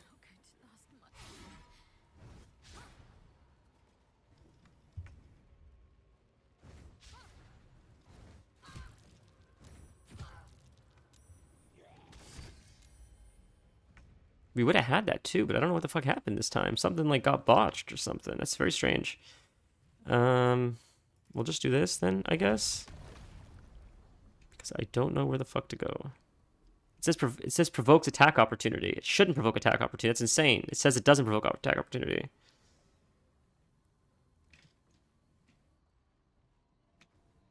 It shouldn't provide an attack opportunity. It literally says doesn't provoke opportunity attacks. So what's going on? That doesn't make any sense. Okay. Yeah, I'm not seeing him anywhere on the map. That's so weird. Okay, so we'll use we don't have our AoE anymore. Scorching Ray just does icy attacks. We'll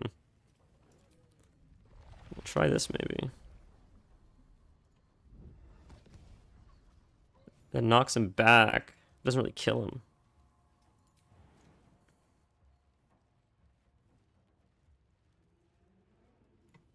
Shadowheart dead? Not yet, almost.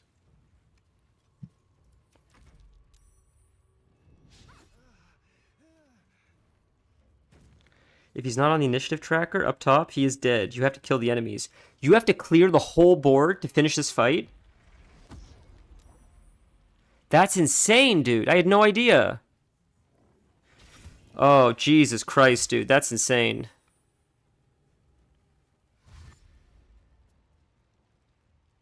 Moister than an oyster.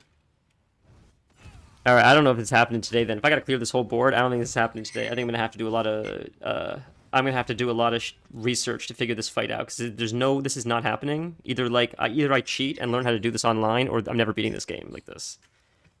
So I'm gonna have to figure something out, because this ain't ever going to happen.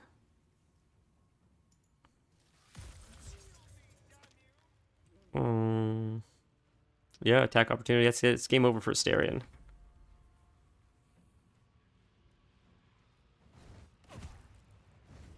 That's crazy. You have to clear the whole board? That's insane. How did some people... I don't understand what the guides are showing them. When the guides are showing you just kill him and then the fight's over. Is that like... Was that patched or something?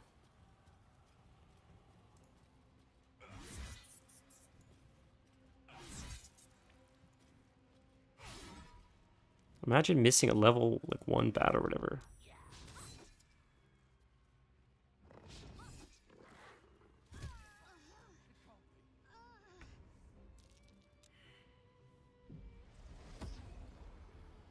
Add infinite life.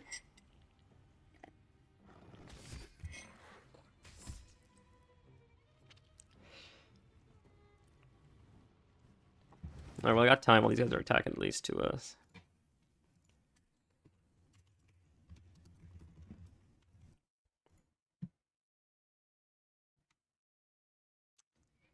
What'd someone say when he has 8 HP left? Shoot an arrow at him and start the fight. What does that mean? He's 8 HP left.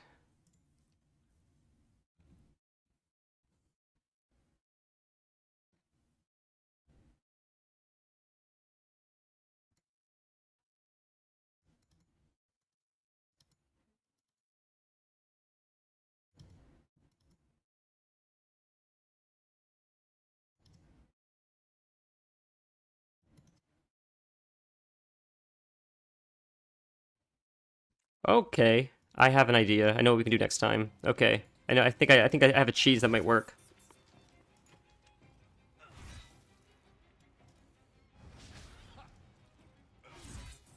All right, so we might just have to call it here and go again, and then we'll see if it with cheese works.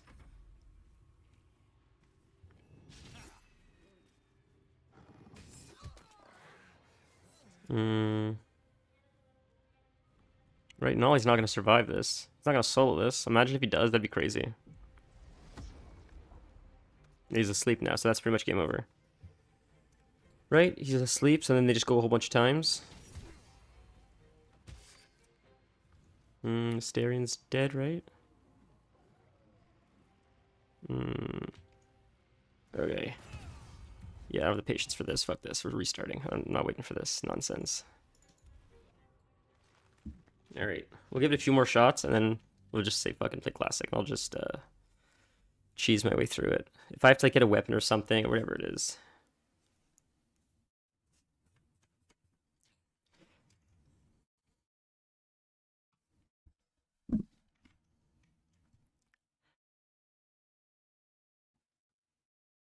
I disagree with that. Classic has a lot of flaws, as this game does, and those flaws are... The game doesn't do a good enough job, in my opinion, explaining stuff to you. You have to have prior knowledge, and if you don't, you suffer as a result. For example, just like kiting or dead zone in WoW. If you know about like the dead zone that hunters have in Classic, they never explain that to you. That if you stand at the right range of a hunter, they can't melee, they can't attack ranged, and they're just useless. If with knowledge, you can use that against them, and you can use that against enemies, but no one explains that in the game. You just have to know it. And this game is sort of the same thing, which was why it makes it so hard. Like, I've spent more time learning about the game through online resources and you guys than the actual game itself. And that's a lot of games, honestly. And I just feel like that's sort of lazy, but maybe I'm just, I don't know. A lot of games I play now, like they just they just expect like online resources to exist, so they don't even bother explaining it anymore. But I don't know, that just feels dumb, like lazy on their part. Baldur's Gate explains some stuff, but some of it I think they just expect you to know if you're buying their game, which is fair. I respect that, but at the same time, it just fucks someone. I get fucked because of it, because I just don't know what the hell I'm doing. But that's all right. So can I put this on Asterion? Does that not work like that? Why can't, not enough space. Why can't I put it on his, hold on. How did you put it on someone? Not like that. What if we do it like this? And I can put it on him. There we go. Okay, let's see if this trick works. Let's see if this trick works. Because if this works, this is retarded. Okay, hold on.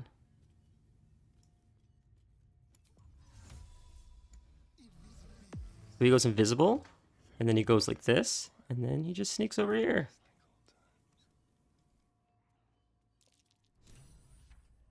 They're not modern games, fair enough.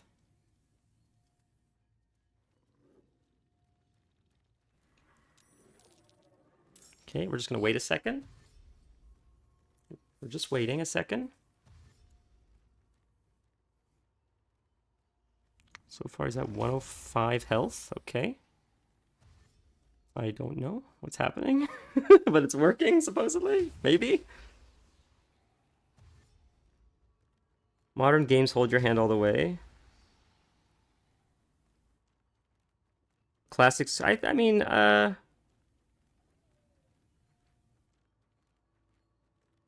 expects you to read. Like, read what? Like, I read a lot. I read almost all the quest text. Like, that's how I found a lot of stuff. It's just like the core mechanics of Dungeons and Dragons. It feels like they expect you to just know, which is fair. I understand that. Can we come a little bit more over here, maybe? Oh, no, that does it now. Okay, fuck. Keep back, don't intervene. So we did a little bit of damage right off. So we sort of fucked it up a little bit, but.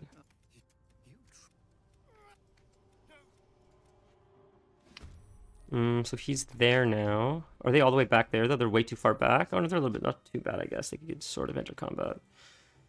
Oh, shit, I shouldn't have done it with Karlach. I should have done the other guy first, unfortunately. I could have gone more up a little bit instead of so far back. Would have eaten less of my turn, but that's okay. We use this instead. We use Radiant Arrow, I guess. Use it on him. Something.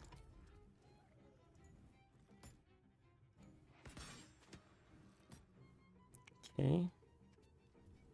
Read what strength does. Read why you get a 10+ to hit, so you know how to make it better. Fair. That's fair.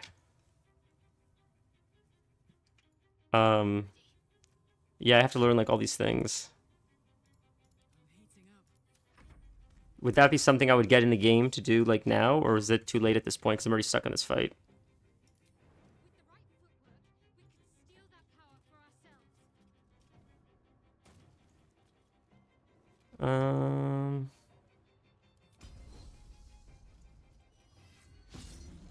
Miss, bad RNG. Jesus.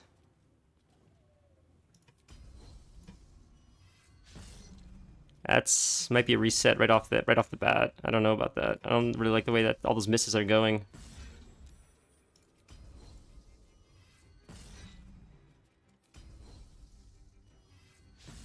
Like, we would have gotten him a lot lower if we didn't miss so many goddamn times.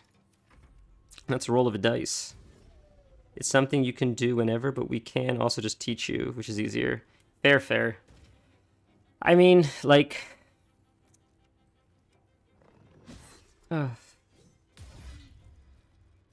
I mean this with love, sincerely. I really do. I'm not interested enough, other than passing this fight. I'm interested to learn from you guys, maybe, because it's an excuse to have a conversation with you guys.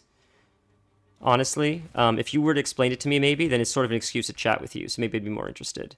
But if it was homework I had to do on my own, I can't say... It would feel like work. It would feel like it would feel worse than work because it's so boring to me. Because I'm not really interested in the game itself, more just like the storytelling or the opportunity to play with you guys. Honestly, those are like the two biggest things for me. Yeah, which is why I knew I would always struggle with this game. But I still love the shit out of it. Look, as frustrated as I get, and I'm bitching this whole stream, it's still fucking amazing. It's probably, arguably, the greatest game of all time, in my opinion. And maybe that's a controversial take. And with all this complaining, it's still probably the greatest game of all time. It's fucking brilliant. Everything about the game is absolutely brilliant. There's no argument about it. I'm just frustrated, that's all. But it doesn't mean it's not brilliant. Doesn't mean they don't deserve all the accolades they got and more. Like, I think this game's going to go down in history as, like, changing the gaming industry forever. And I saw Larian's speech a few days ago, and that guy was like, where he's like, you just lead with, like, passion. You have a bunch of people that really care about the characters, they care about the story, they care about what they're doing, and that's why it's a hit. Because when you start with, like, passion, the audience can, like, see that. And it's true. It's totally true.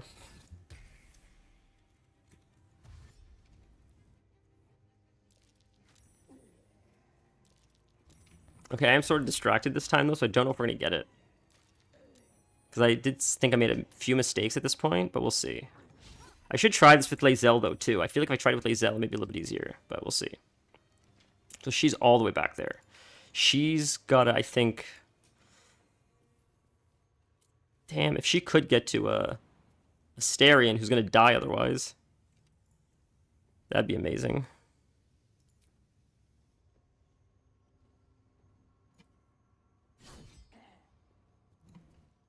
Oh, I shouldn't rage with her, you said. Okay, there, we enraged with her. So I can't do any more abilities, I don't think, but at least she's enraged now. So hopefully that will help. She's the same as Nolly. Lae'zel is the same as Nolly, right? Yeah, that's why. And Nolly does work on this guy. He's been doing so I feel like two of them on this guy would help a lot. Because so right now, Karlach's not as helpful as Nolly's been. Okay. Missed. Damn. We missed a lot this time. That really sucks.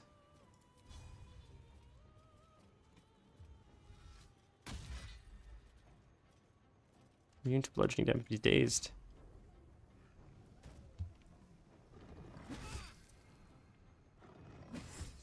Oof, critical.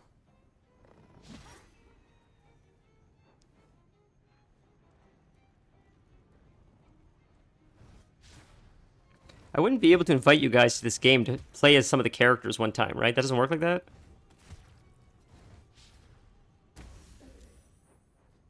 Okay. Sunlight. On. Doesn't have a weapon in his main hand. Maybe because he's in that form right now. Target must be an ally. So you can put on Nolly.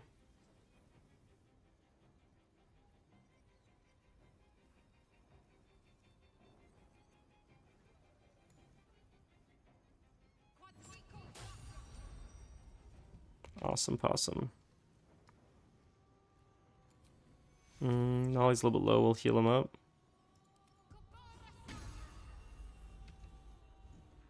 Okay. Yo, you can. Okay, I would totally take your help, man. If you want to get me through this fight, that'd be wonderful. This is so dog shit.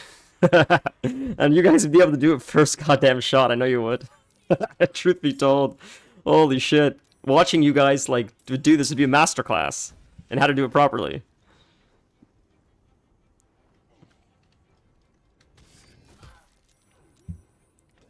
It gets so much worse when I play by myself without stream. It's so much more toxic. I'm like, this game is cancer. Fuck this game. I hate this. I'm never playing this again. And like 20 minutes later, I'm playing it.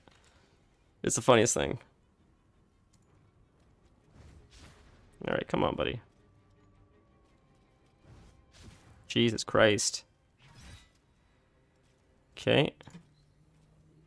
Is that 15 health? Oh, that bad RNG, that last time. That's so painful, dude. That would have finished him off and I could have at least focused on everybody else. That sucks. We got so unlucky this time. If that would have finished him off, this may have possibly been it. But at least that strategy worked at the beginning, so that was good. We haven't freed Astarion yet, though, so I don't know what's going to happen there. But if he's dead, maybe I don't have to worry about that as much.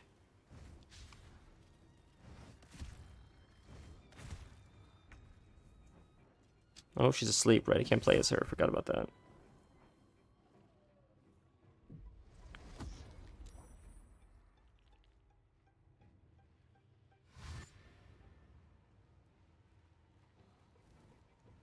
I would take you guys up on that offer if you're willing to help one time, like on a weekend or something. I would totally. So did he die? Is that what happened? He died? He's gone now. So now we just have to fight the enemies, right? That's why I said a pale elf, I think. Astarion's free. I think because he died. So now we just have to fight the enemies. If we survive, we get this, I think.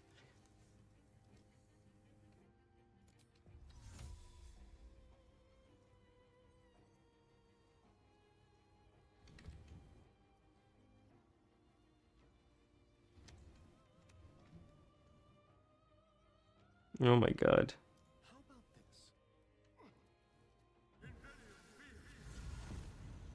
No, right? Would that work? No, okay, fair. 90%? 95%. Can we? Okay, it's fine. Okay, so we can't put people to sleep now because I broke his concentration. That's awesome. Okay. We can kill a bunch of the bats in one swing, I bet. At least 2, at least 3. Or we can kill this guy. The bats won't hurt as much as that guy will, I bet. But if I could kill him... Alright. Oh, we missed. Okay, so we're never doing that again. Fuck that nonsense. Okay, and we'll take a big health pot. No one's really doing too much damage. Maybe we should kill him instead. Okay. Oh, we can still take a health pot. Sick. Alright, that works. Do we have any other abilities we can use? No, I don't think so.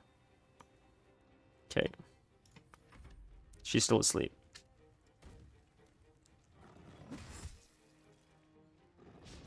Come on, Shadowheart, wake up. She's paralyzed. That's what she is. She's paralyzed. And Karlach's asleep for the whole fight. Karlach's just going to wake up and everybody's going to be dead. And she'll be like, what the fuck happened? Paralyzed, can't play. What? I can't play? No, she's paralyzed. I can't play. Oh, I can't play. Okay, cool.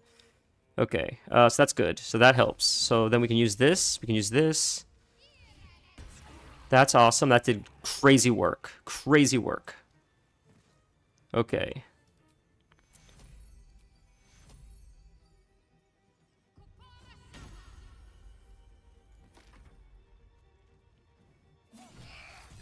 That's very lucky. Well, when RNG works, it seems to work. It's working now. I can push him off. Like it's almost like the NPCs. It's almost like the game's designed to tell that I'm getting frustrated. I failed too many times, and they're acting dumb. Why would he walk to the edge so I can push him off and just end the stupid fight? That doesn't make any sense. It almost seems too intentional that he's right here, and I can just run up as Astarion and knock him off. That's crazy, dude. I see he can fall like he'll fall like there though, maybe, but that works. Okay. 50-50? Like really? This seems... Maybe it's just the Alex Jones team, but it seems coincidental, like they're giving it to me now. Like they're like, okay. If you fail enough, we'll like make it easier for you.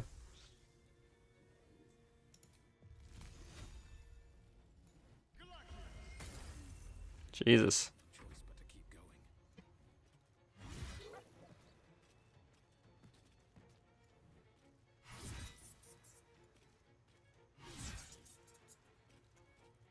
I don't fucking believe it.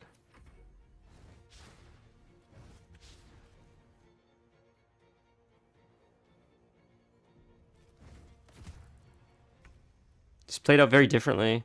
It's because I cheated. That's why I played out differently, because it was stupid what I did, dude. It was fucking dumb, and I shouldn't have to do that. It makes me grumpy.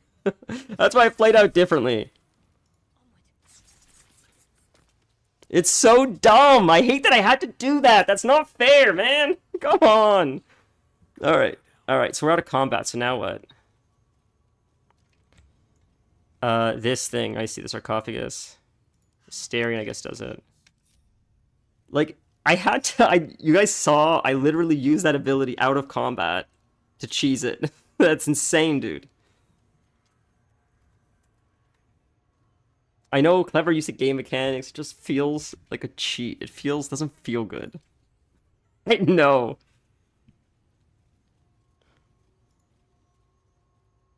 Alright, now what's gonna happen? I saved it, so, like, whatever happens, happens.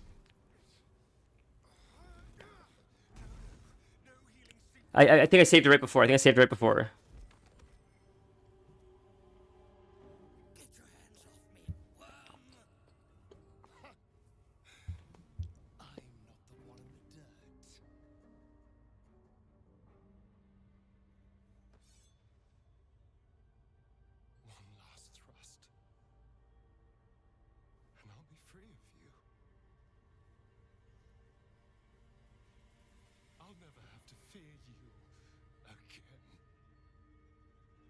If I finish the ritual you started, I'll never have to fear anyone. That's crazy. Think me a fool? That I would allow anyone to usurp me, speak the words, and ascend in my place? The runes I carved into your flesh bind you and all 7,000 souls to the ritual. Complete it, and those bearing the scars will be sacrificed, you included. There's no way. You are simply a means to an end.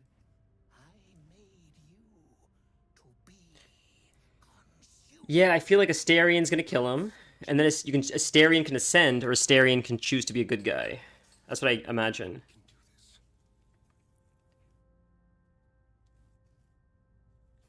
I sort of want to make him ascend after all he's been through, but I feel like that's the evil ending, and fuck.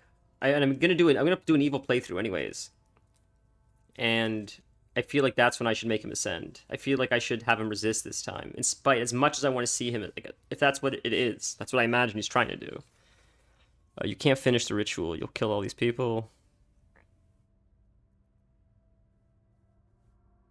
All right, what do you need? I need your eyes, in a manner of speaking. What do you think you are doing? I'm making what you made me. Use the parasite. Link your mind to mine. Through your eyes, I can see the scars on my back, and copy them onto his. Oh, that's so sick. Jesus, dude. This is why the frustration is worth it. You will be consumed, and all the power you've lusted after will be mine. At the cost of a lot of lives. It's not worth it, Astarion. Help me do this. Please. Oh, God. I can't do it. I can't do it this playthrough. I want to so bad, because he's my favorite character. But I'll roll with a bunch of baddies next time. We'll have Minthara, we'll have Evil Shadowheart, we'll have a rogue or a warlock that's just making the most malicious, horrific, twisted choices imaginable, and then we'll have him ascend. And it will make sense because we're a bunch of psychos the whole way through. I really want to do it right now, but I can't, because it doesn't align with the role play of thus far. Making the right choices, doing the right thing, being altruistic, putting our lives on the line to save other people. I can't do it. Oh, God, I want to do it so bad. Please. I can't do this alone. Saving the end really quick. I already saved like twice, but just one more time to be safe.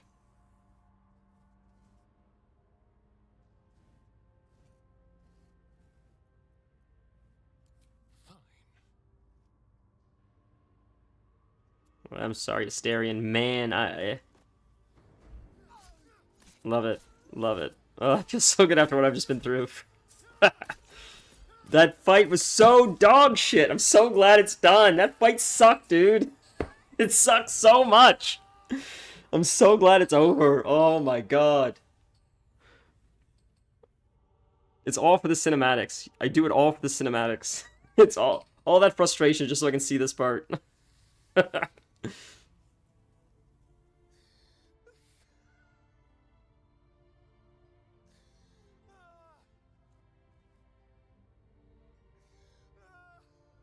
I feel like this is a better ending for him, honestly. Him ascending would be sick. I don't know what he would look like. I wonder if it would change the way he looks. It'd be cool if it would. If he would like look more vampiric than he already does. But this seems like the appropriate ending, really. Because like if he's bloodthirsty. Is it over? Oh, dude, you know the real Nolly. The real Nolly is me getting frustrated. That's the real Nolly. Who is she? You can do whatever you want. Oh, she's just a random vampire lady. Okay. Wretches in the cells. If I don't get my freedom, neither do they.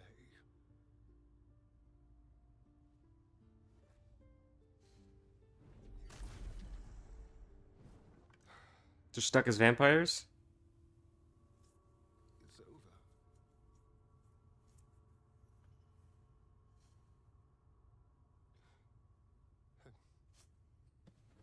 I'm done with this. And I'm done with you. No! Oh no! Is that really true? There, but honestly, Oh, fuck me, man. That's so heartbreaking. I hope you die screaming. Oh. Oh, God, man.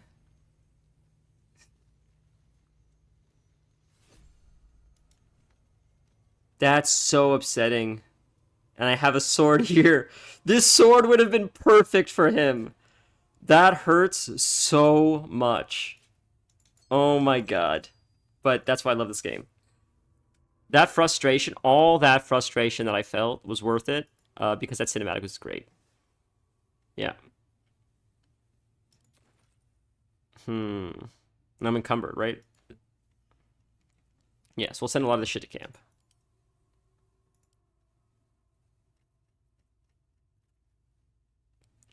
From here, we'll send that to camp. I don't know what that is. We'll send that to camp. Water, we'll send to camp. Stuff's heavy. We'll send to camp. I guess I could take, like, Lae'zel or something now. Who do I take now, I guess? Halsin. Halsin would be cool. He'd be sick. Halsin would be sick. Oh, didn't mean to open that. Oh, nice. Oh my god, I can't believe that just happened. Yeah, no, that's the real me, Dennis. Step forward. Yeah. I always like evil characters.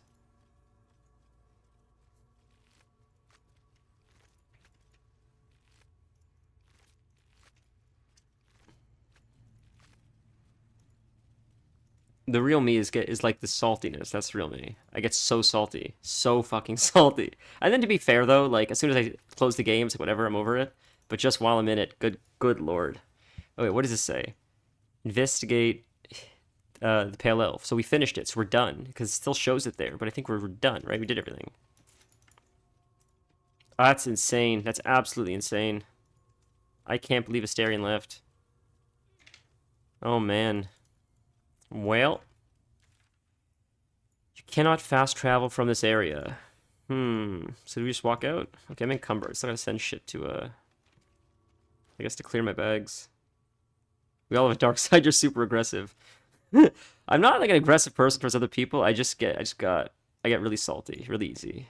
Really, I'm very impatient. I'm like super like impatient, I guess you could say. Which I'm not, you know.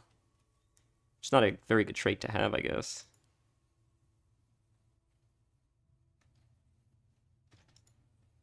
No, we'll do it. We'll start there, and we'll go there. Okay, we'll take that to that. That should clear some more stuff. At least we're not encumbered now, right? We're still encumbered. Jesus Christ. Alright, I've had enough. This to this, go to Shadow Art. There, we're not encumbered. Thank you. What's that way? What's this way? Is that just another way out, or is it something else? There's something here, maybe? Stacks of scrolls? You push it all down. Oh boy. Marble plate. Disarm. But I don't have anyone to disarm stuff anymore because my rogue left.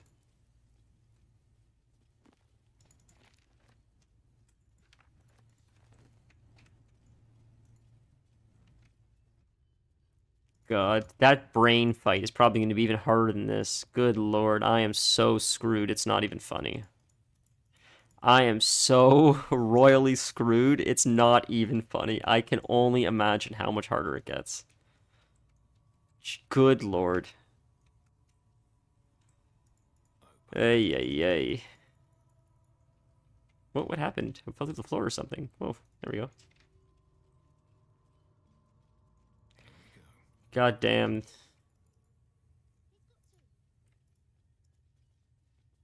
Nope, sorry guys, bad news. I wish I could see my father again. I wish I could. Oh, I can't free them. That's weird, because I thought I had the key for it. I thought I looted the key. There's a way to keep Asterion? Like, should I go back, you mean? Is that what you mean? Or, like, later in the game, you mean?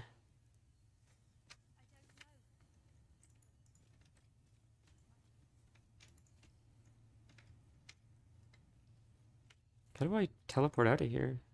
Oh my god, they're right there. Jeez, they want to talk to me now, but my boy's gone. So does any of it really matter? Nothing really matters. Anyone can see. Nothing really matters to me, right?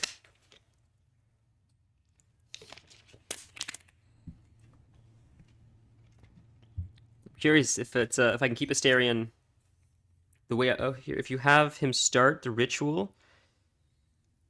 Hmm. Hmm.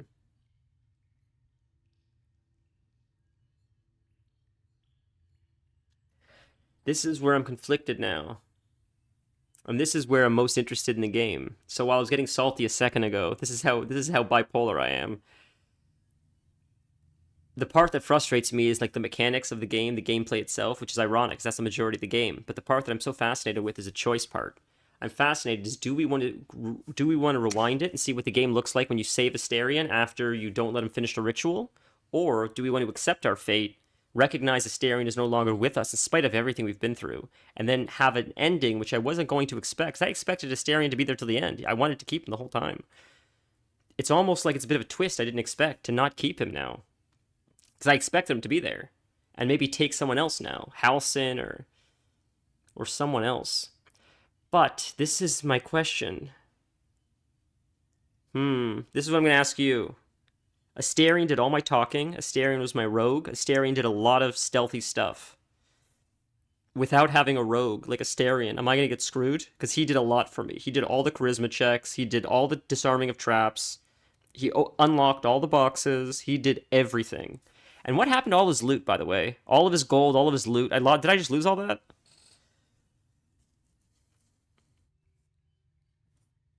I love him. I love him. What can I say? I love him. Let the love flow. All right, we'll get him back. We'll get him back. We'll get him back. Fine. All right. Oh, I hit save. I keep hitting save when I mean to bring up the load thing. Jesus, dude.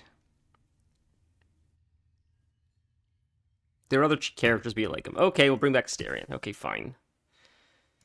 So that would be right here, I think. All right, so we'll let him do the ritual. God, I almost just want to let him do the ritual. But I feel like Shadowheart and everyone else is going to hate me. I just sort of want to let him go through it and see what happens. Like, let him go evil. Who cares? But I feel like that's a bad ending if I do that. I don't know.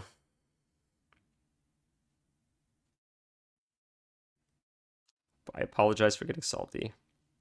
But god damn it, that is frustrating as hell. I still feel it's justified because my god, that was so goddamn frustrating. Holy shit. And like, honestly, looking back, I'll probably say I had a blast playing this game, but holy shit, being in it at the time is frustrating. Well, I will say I had a blast playing this game. I've had a blast, you know, even with the frustration, but holy Christ, that was frustrating. Alright, what do you need? Yeah, he wants to carve it on his back. Okay. What are you doing? All those people are Starian. Stop! Help me do this. It's interesting how this time Karlach said something when the time before Shadowheart said something. But maybe I chose a choice by accident already. By accident, so that's fine. Your two selves become one. You can feel the knife in your hand, see the scars on his back, and taste his hunger for power. Yes. I see it. I think it'd be cool then, next time, to go with, like, Halcyon. I want Halcyon in my team next time, because I really like him as well. He's a really cool character, Halcyon. And I think it'd be neat to have a druid as well. This is what I mean, though. This is so dark. This is so gritty. I was not expecting this in a game like this. This is like, This is dark. This is really dark.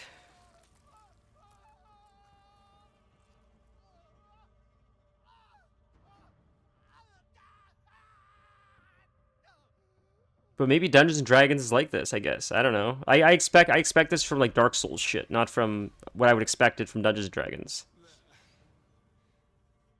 Perfect.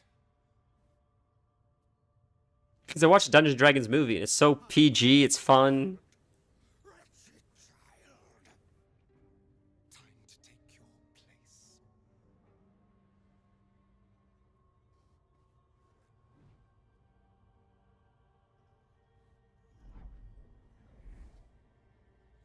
I see sacrifices the other people.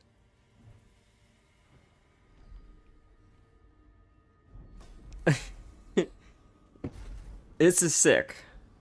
Vampires are always cool.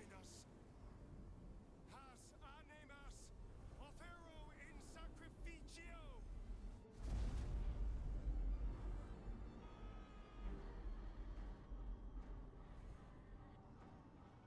It's crazy. It's awesome. These shots. They're so cinematic. The camera angles, like the how it goes from one to the next, and it zooms out and shows them all. Like, wow, that's crazy.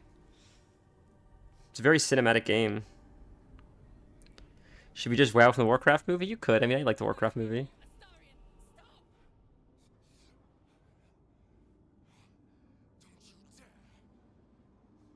The Warcraft movie, you know, I think it's hard to do a Warcraft movie. So if I stop him now, okay, I'm not gonna do anything yet. If I stop him now, I get to keep him, and we still have sort of a good ending, right, guys? Before I do anything else.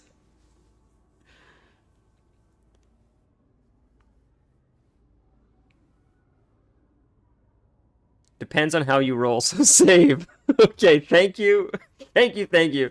And really quick, this shot right here, the way the lighting is hitting their faces, it almost looks like it's not a game. It almost looks like it's actually real people. And I don't know why that is. But this is like the highest quality graphics, in my opinion, that I've seen from the game so far. That's crazy. It's almost hard to tell that it's animation. It looks, the way the light's reflecting off their face, it's crazy.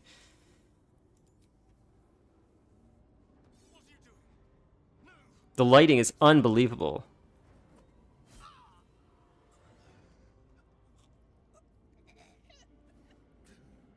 So I kill an innocent person, dude? It's gone. All that power. I'm sorry, but I couldn't let you do it. You don't need it. You're more than strong enough as you are. Do any of these answers matter? If I do, you don't need it. You're more than strong enough as you are.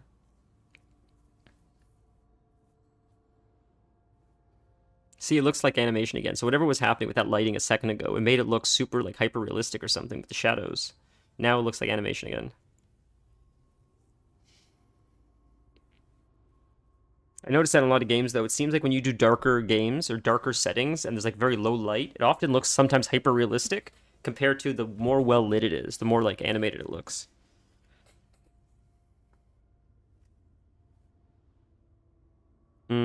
So we saved it anyway, so we picked the wrong answer, we just do it again. You don't need it. You're more than strong enough as you are. I'm sorry, but I couldn't let you do it. Okay, fair. Don't you tell me what I needed.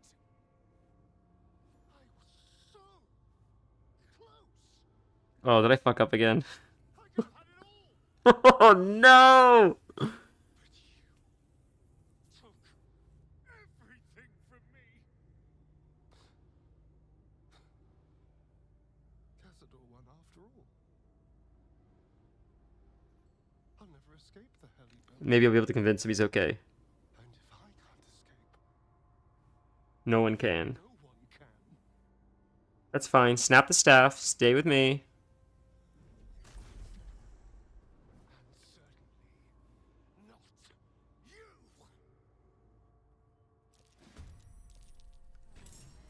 I have to fight him? What? There's no way, dude.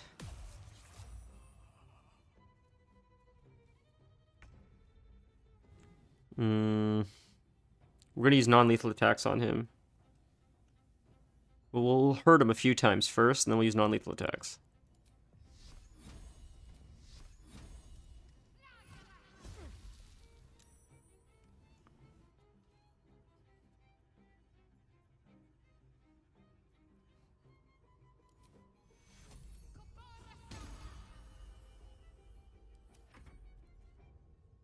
Oh, you picked wrong, unless you are Dennis. Okay, okay, okay, I picked wrong. Fair, fair, fair. So we'll go back. So that's this, I think. So you picked wrong. We'll go one more time. I thought maybe you'd fight him, you'd beat him in battle, he'd fall to his knees, and right before you kill him, he's like, well, you won, finish me off. And we're like, no, I could never do that. And then he's like, okay. Jesus goddamn Christ. This game is insane. Holy shit, it's so hard. This has got to be the hardest thing I've ever played.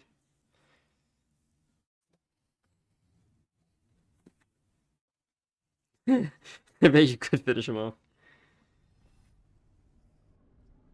This is definitely the hardest thing I've ever played by a very long shot. He throws the knife. I'm sorry I couldn't let you do it. You don't need it. We'll try the first option. I'll pay you to let me do it.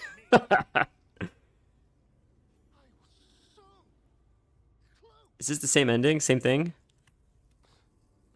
Yeah, I think it's the same ending. If I can't have it, no one can. Yep, you fight him, reset, go again. Third option it is. Understood. Holy shit. Third option it is, I guess.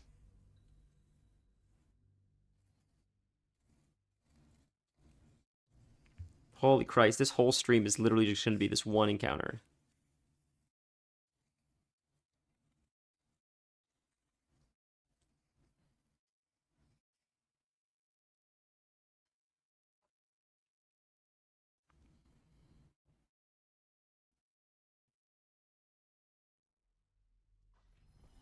That fight was so frustrating. I feel like I need a break from the game to enjoy it again. Jesus Christ. Okay, throw the knife. And then we choose option 3, you're mad with power. What else could I do?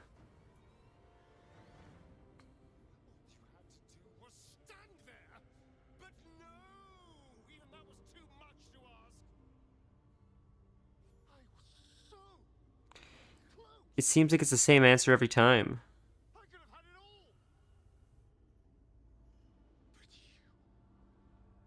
Do we need to go back another step before this part for it to happen? Because we stopped the ritual.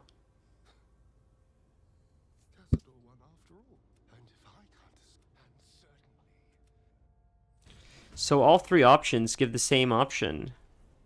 Do we have to go back one more step or something? Or is it just I just don't have the stats to pass this or something?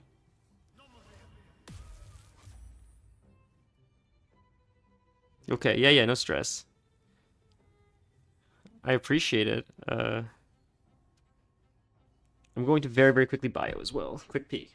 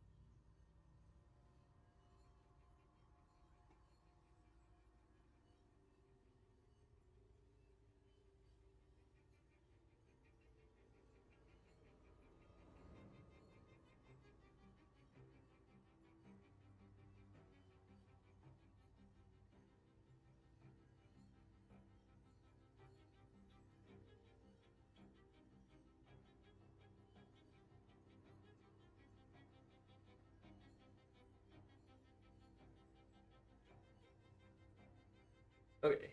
Sorry, ladies and gentlemen. Check Discord. Okay. I'll check Discord. Dennis, in regards to this game being hard, like WoW or WoW being harder, I think maybe Classic is on par with this, but I think Retail for sure is easier. Okay, this is how you do it. Hold on, let's see what he wrote. So, Alright, what do you need? I'll help you complete the ritual. It will kill all these people. Did you hear them? If you complete the ritual, you'll be... I'm not doing this. Choose the second option steering. We'll try to convince you. Requires a persuasion check. Okay, so it's before that part. I gotta go before that part. That's the issue. I saved it again. Jesus Christ, I keep pressing that goddamn button. Yeah, so Classic WoW is more complicated because I think it was just like... And as much as I love the game, sort of poorly designed in a sense. Yes. And what I mean by that is... I just think a lot of stuff was left out. So the players had to like create add-ons like Deadly Boss Mods to sort of cover the gaps that the developers of WoW failed. I think that's why WoW Classic is more complicated than it should be.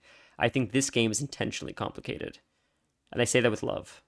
I think the complicated nature of it is what attracts the average Dungeons & Dragons player to want to enjoy this game because it's so complicated in a good way, as complicated as you make it in a sense. I think the only way to make it as customizable as it is and to give as much opportunity for creativity as you do is to make it as complicated as it is. If you have all kinds of resistances and spells and this counters that, and I think you can open up a lot more options for players to get creative. And I think that's like, I think like the complicated nature of the game is inherently the value of the game in a sense. Like, if that makes sense. I don't know. I'm split between classic and retail. Oh, you're enjoying both? That's sick. But you like healing. Interesting. That's interesting. I think this game is complicated intentionally, and that's what makes it so great. I think WoW is complicated unintentionally, and that's sort of the charm of what people like about classic, because retail is the opposite of that now. But I think at the time it was charm. I think it was annoying at the time, but now looking back, it's charming. It's nostalgic. Okay, so here we are. So he says, I won't do it. All right, what do you need? We pick, all right, what do you need? Okay, he does the carving. Use the parasite. Link your mind to mine. You would not dare. Okay. I would. And At the cost of a lot of lives. help me do this, Please. please. Okay. It just says enter Asterian's mind.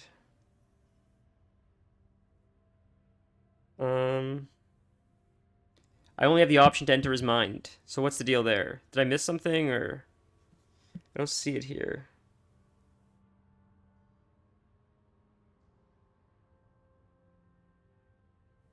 Huh. Okay, let's read what this says. Hold on. Choose second option. Asterion will try. It's a bad idea anyways. Then you choose the option that requires a persuasion check, telling him that you want to live a proud... So... Is it after this?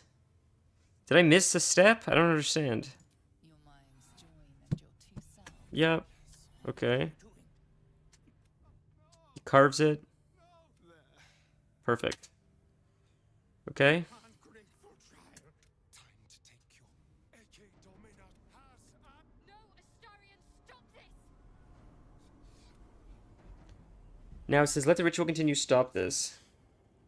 I can feel their power flowing into me. I think we may have missed a step. Something's not right here. Choose the second option. Still trying to convince you that it's a bad idea. Alright, we're gonna have to watch a video, because this guy, there's something not aligning here, and I don't know what that is. So, sorry, just one sec.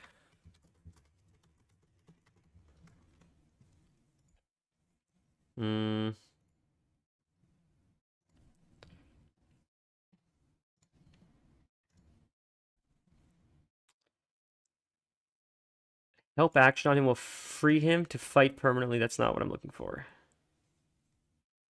About letting Asarian ascend.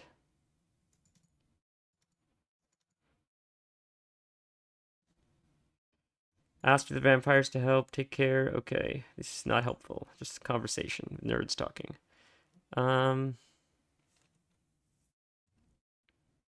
Jesus. I'm sorry, guys. I'm trying to figure this out.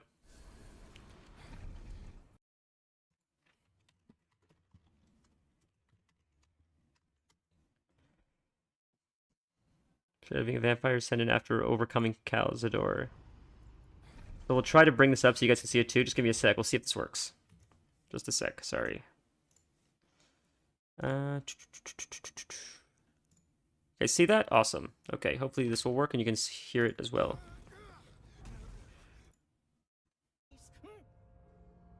The runes I carved. Pursue.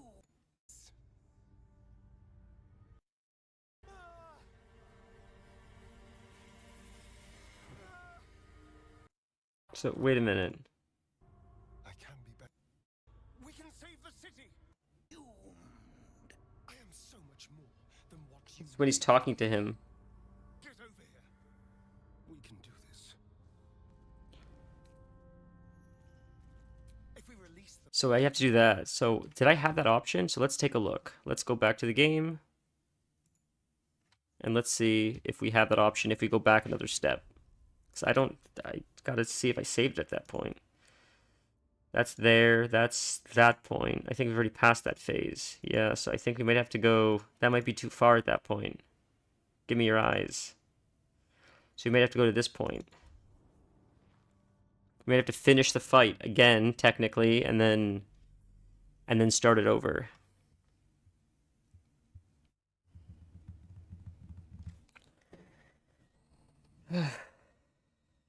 Jesus, after I save him though, I think I gotta take a break from this. This is just this is feeling too much like work now.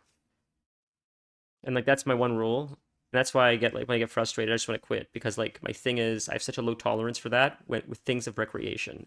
And that's changed I think last year or maybe this year. I said as soon as I get the slightest bit of resistance in something that's supposed to be recreational, I'm out. I have no patience for it because I get enough stress in life and if I'm not having fun, I'll just move on to something that's more fun. Yeah, and it seems to work a little bit better because otherwise I end up presenting the things that I end up loving, right? So that's sort of why. I mean, I'd rather just take a step back, take a day, take a breather, come back and enjoy it again, than like force my way through something when I'm not having fun. Okay, so we killed everyone, I think. I think we should have to click the thing with the Asterion now.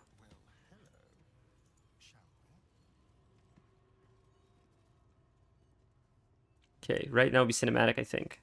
Yeah, perfect. Now we can do it. Now it should work. Okay, now he says, come here.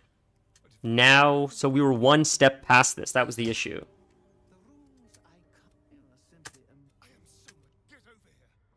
So he says we can do this, and now I choose the second option.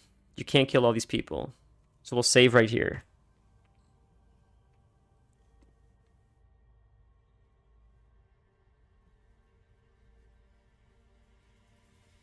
Okay, saved? Yeah, okay, perfect. If we release them, how many people will they kill? Choose the second option. Thousands, hundreds of thousands. But if I complete the ritual, think of the power I'll have. With me by your side, we can. So say nothing. He gets approached by the vampires, you say nothing. We can save ourselves. He's right, but... Okay. So I do the persuasion option? That requires it telling him he's proud of. Okay, sorry, I gotta do it this way. So this says, alive anyways, and persuade you to help once more. Then choose the option that requires persuasion check. I never pass persuasion. This sucks. I never pass persuasion ever, ever, ever, ever, ever. I have a -1 bonus. I'm gonna have to keep redoing this until I get lucky RNG. That's insane. Are you kidding, dude? Okay, all right. Okay, clip it. Jesus, dude. You're right. I can be better than them. But I'm not above enjoying this.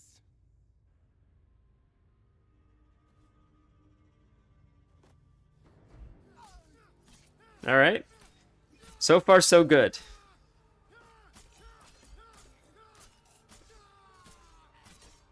Is that a magic kind of knife? Like, what kind of knife kills a vampire by stabbing him? The universe wants you and your vampire buddy together. Me too, buddy. Me too. Holy Christ. Alright, hopefully we can save him. Hopefully this counts. Please. Please, I'm begging you. This has been so tough today.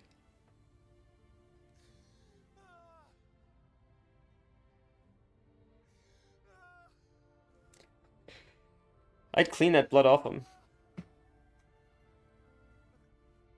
Just give him a nice, you know, sponge bath. I feel like he could use that right now. He's had a rough day. Make him some tea. Why are these people wearing pants? If they're topless, why not, like, I guess the runes, you gotta have the runes shown. But, like, who cares? Why not just, like, Is it over? why dress them? Is he?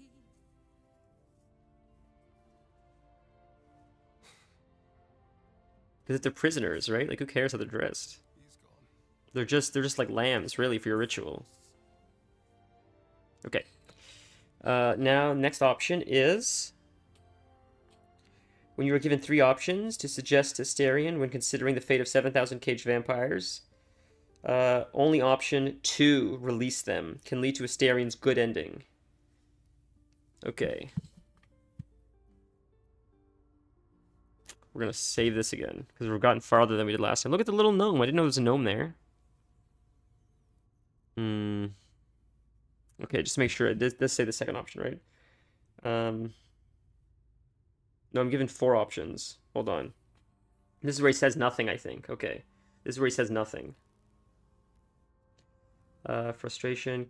So, he will agree better than Cazador, then with 200 worth of frustration, anguish. When the other vampires approach, you'll be prompted with dialogue choices. Choose the say nothing option, allowing Astarion to have his own voice. Okay. Say nothing. It means you have a choice. You can hide. Thank you, Torin. I really appreciate this guide of pressing 3, pressing 1, pressing 4. Like, it makes it easier. Thank you so much. I don't know if you're there, but I really appreciate that. Differently, of course. But the consequences are on your head. And what does it mean for them? Is she a dark elf? Is that why she looks different than the rest of them? Now that is a question.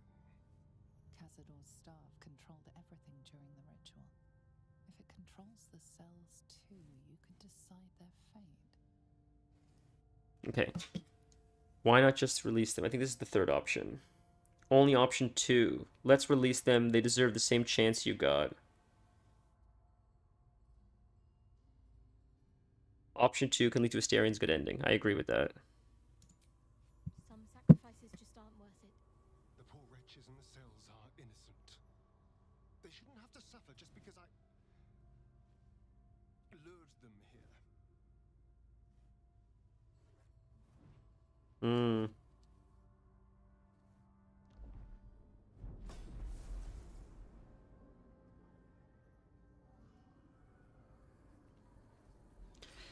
So, Astarion's choice here reminds me a little bit of Arthas, where, in my opinion, freeing 700 vampires onto the world is not the reasonable choice. Take the tunnels into the Underdark. Find somewhere, well, not safe, but less perilous. What? No, we can't. Just try to keep them out of trouble.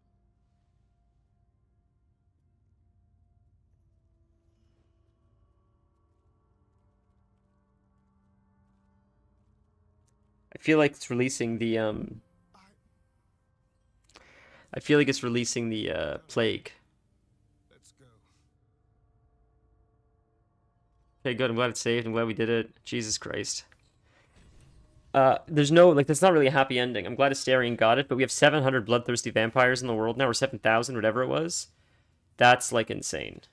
That's crazy. And that's sort of, like, the whole thing with Arthas. You know, here's the thing, and I know I brought this up last time, too, but I was doing more quests in Classic WoW yesterday, today a little bit, and the quests we were doing were talking about Arthas, Ner'zhul, how the Plague Lands became the Plague Lands, how Ner'zhul and Kel'Thuzad planned to infect the grain and spread the plague through the farmers, completely destroying Lordaeron, turning everybody undead.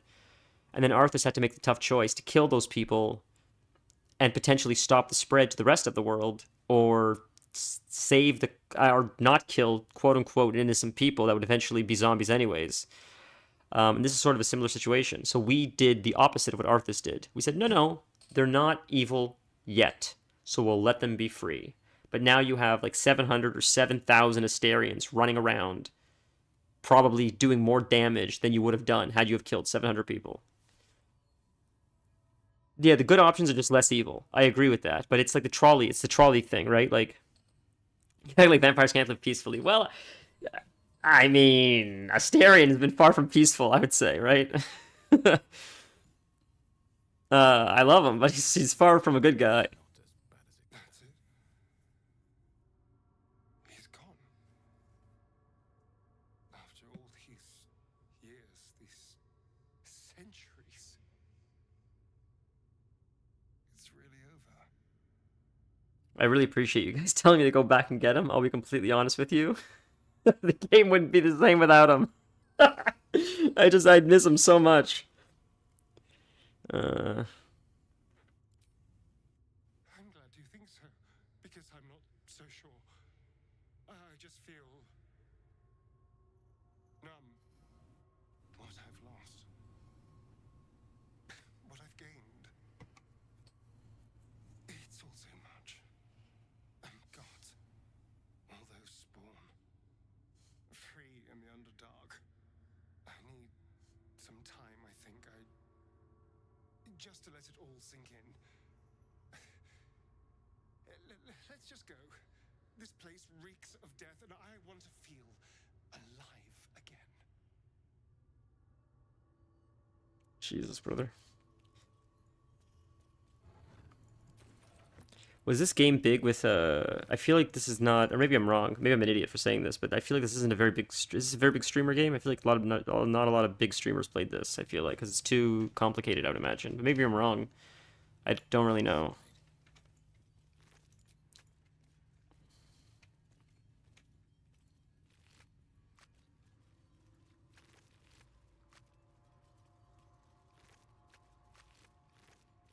No loot. Okay.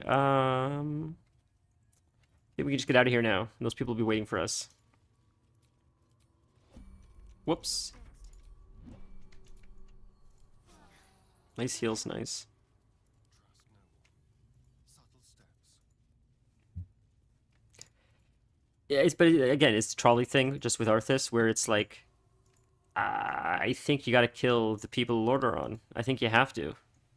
I mean, the destruction that happened with killing them was already insane. You can't imagine what would happen if you wouldn't have killed them, and it would have spread everywhere. I mean, there's an entire race of undead simply because of that plague. It created a whole extra race and land and Jesus. And they're like devastated. You get people that turned undead that didn't die as a result of the plague. You don't know. It's your solution to the trolley problem, just blow the whole thing up. Colin sick that day? Hold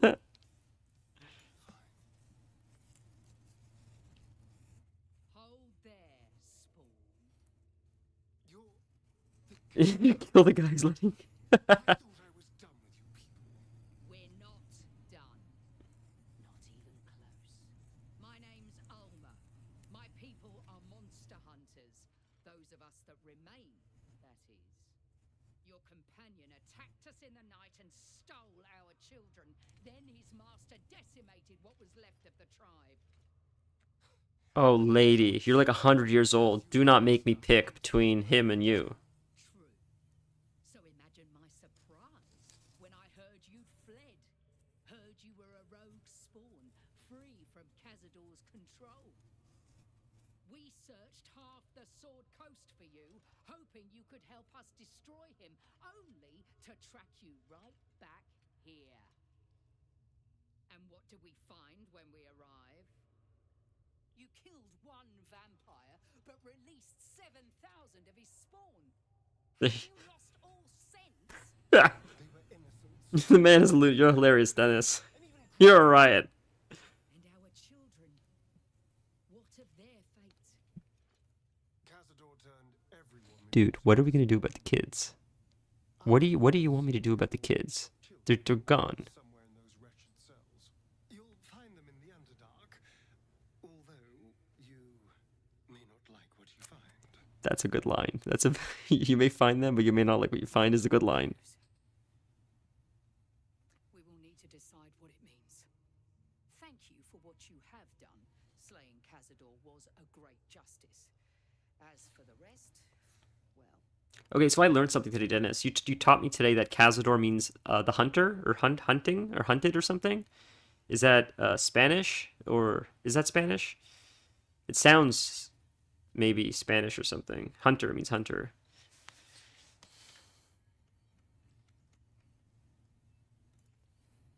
It's Spanish. Very cool. Yeah, that makes sense. That's neat. I didn't know that. Them all.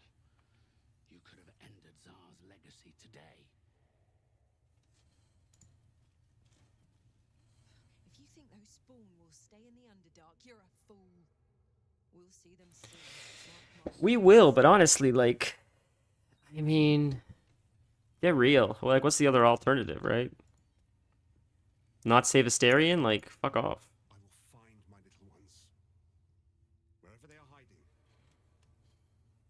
We will see what can be done.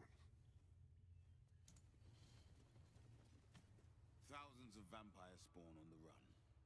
We will be busy, no doubt about it. That guy's got some sick hair. I like his hairstyle. That's really cool. Wow. What's in here? Oh, it's just, Anyone capable of killing a vampire as powerful as Cazador has my respect. But you are not a true hunter. cut. Killing the spawns was an error. Releasing them was an act of madness. So these people would disagree. These people would side with Arthas. All these people here would side with Arthas. Just saying. I'm just swaying. I think we deserve a rest. What do you guys think? These poor characters have been through hell and back. Alright. Oh. I am sorry. I think I need a break. I'm happy to, like, I'm still stream, but I think I just gotta take a break from the game. That just drained the shit out of me.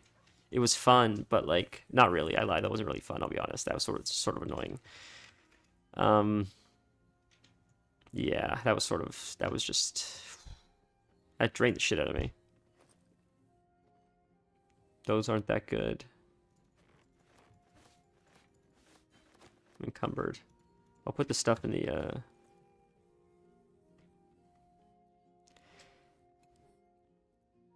drop item, send to camp. So, again, send to camp. As much as I complain, I think if I were to play this like in person with people, and I get stuck with something because I'm not playing like a game where the game is like hard coded, I could just say to the person, I don't understand, can you explain it to me? And then they'll just explain it, and then I could like figure it out, sort of like that. But I think when you're hard coded and the game's like needs you to do stuff a certain way, I have to like look up guides or ask you guys, because like if my knowledge isn't there, then BG3 was not a stream. Oh my god. That's fair. I totally thought for a second that you were saying that my streams suck because I'm playing BG3 and I'm terrible at it. I thought that's what you were saying, which is true. To be fair, that's true. But I get what you're saying now. You're saying generally a lot of people didn't stream BG3 because people weren't the average audience was not interested in it. That makes sense. But I would also agree that probably my stream of BG3 was not a success. But I agree. I could see that. I think that it takes a certain kind of viewership, I think, to like this game. And the reason why I brought that up, the reason why I asked if BG3 was played by a lot of big streamers is because I didn't think it was, and I think it's fascinating that not having that exposure, which is probably one of the most powerful exposures for the video game industry, it didn't have that exposure, and it still blew up to as big as it did, which goes to show, like, the quality of the game. The game stands on its own 2 feet without exposure from, like, popular influencers. It was just good enough that in spite of not being played by the general audience, it still broke through and became a massive hit.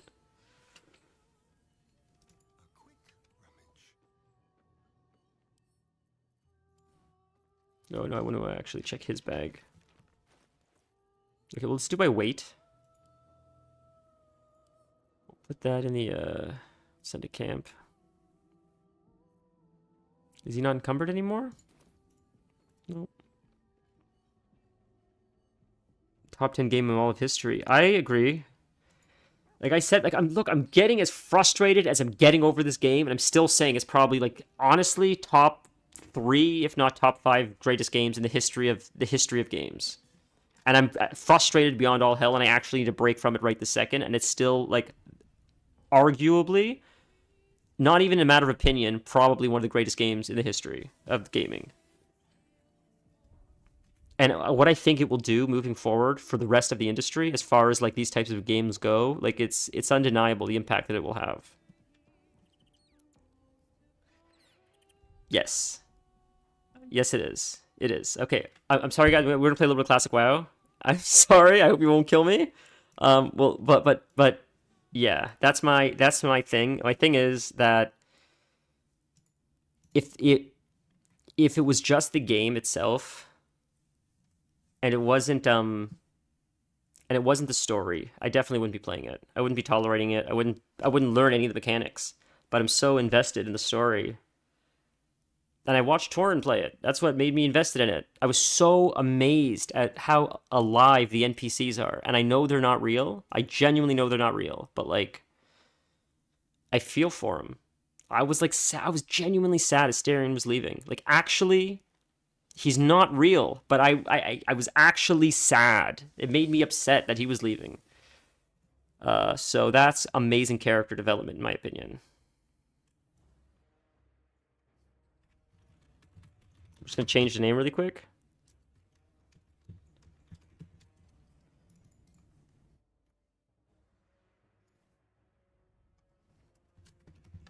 Sorry, guys. I'm just going to fix it in a second. We're just going to change the title. We're going to bring it up on the screen in a second.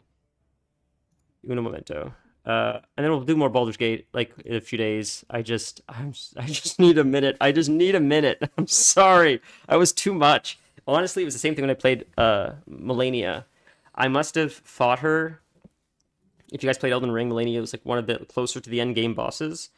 I fought Melania so many goddamn times that when I actually finally beat her after grinding her for what felt like a week, when I actually beat her, I didn't even want to play the game anymore. I felt like happy to beat her, but I'm like, I don't even want to play. It was so mentally draining that I need to like take a step away from it to like enjoy it again, because it felt like work at that point. And that's another game that I say is one of the greatest games of all time. But for my stupid brain, I guess enough of a challenge is like, okay, now it's no longer fun, and you just need to get through it. And I need like time away to like find fun again in it. I don't know. I feel like that's just me. I haven't really heard anybody else complain about that, and I feel like I'm just weird, but I don't know. But then, time away after the thing's over allows me to appreciate it more. If I force myself through it, I sort of resent it. But if I get away from it and then come back, then it's like I'm just as excited as when I was before I got frustrated. So that's sort of why I do it. Never finished it. Sorry, what'd you never finish? Oh, Elden Ring. You never finished Elden Ring. Is that because you got stuck on bosses, or just because you weren't into the game?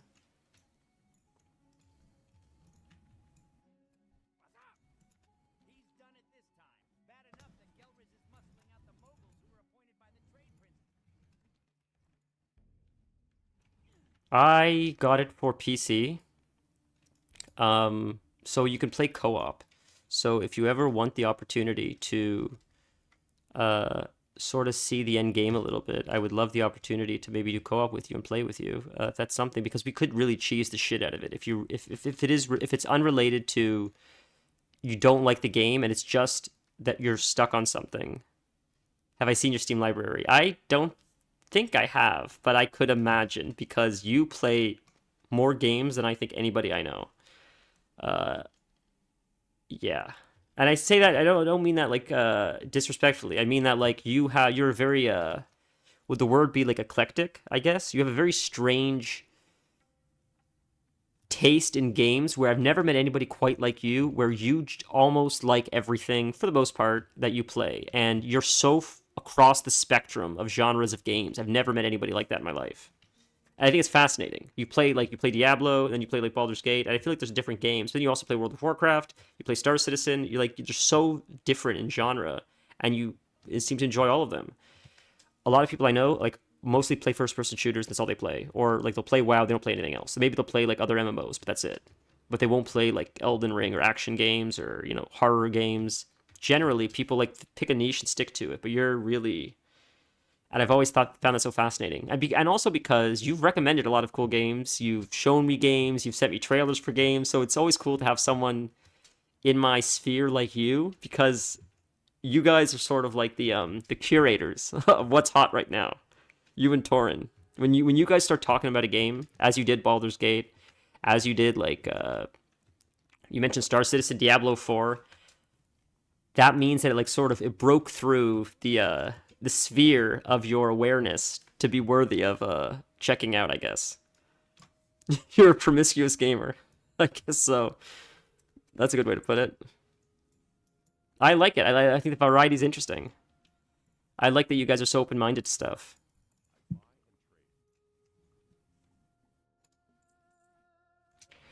A lot of my friends don't even really play a genre. It's almost like they've just sort of played more or less just a handful of games at this point. I think when we were younger, we played a lot more games. Now I think like, first off, a lot of my friends only play WoW. That's some of my friends. And then you have like Kel'Thuzar, who plays mostly WoW, but then he dabbles in other like weird shit on his own. But he plays a lot of like very intelligent games like Factoro and shit like that, which like requires like brain power. And it's like I don't know how you find that relaxing. I know people love it. I don't know how you find a game like that relaxing. It seems when I watch it, it looks like math to me. But you know, hey, he likes it. I remember when you guys were playing Ark. Ark was another one. I don't know how you guys enjoyed Ark so much. It's just not my kind of game. I see the appeal. It's just not for me. But like, my God, like, what a crazy game that was, and very different from the other games that like a lot of those guys. I played Overwatch with all these guys, and then they're playing like Ark. It's like how it could not be any more different than Overwatch, Ark. And then they played New World, which was even more different than Overwatch and Ark. 'Cause that's an MMORPG, and that wasn't bad. I didn't mind New World. Oh, metaphor. Refantazao? I don't know, I can't even say that, dude. I slaughtered however you say that. Let's Google that game really quick.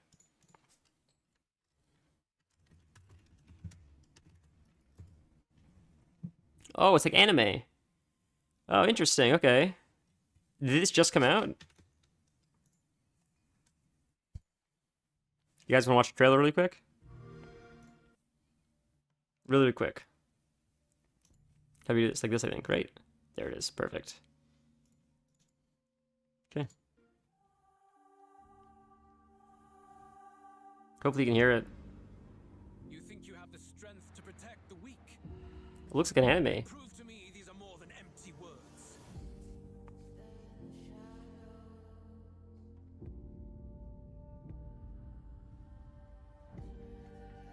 Oh, weird. Wow, it's pretty.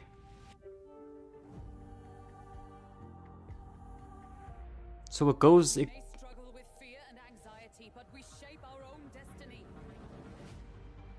Weird. It goes from like the cinematic to back to the game.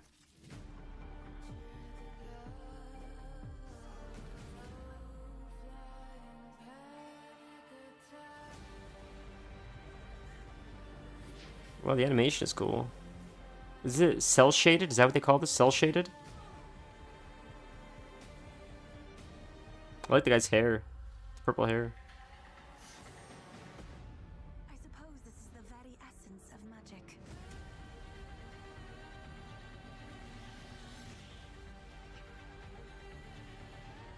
What a weird game. Cutscenes are anime. Wow, look at that thing. Holy shit.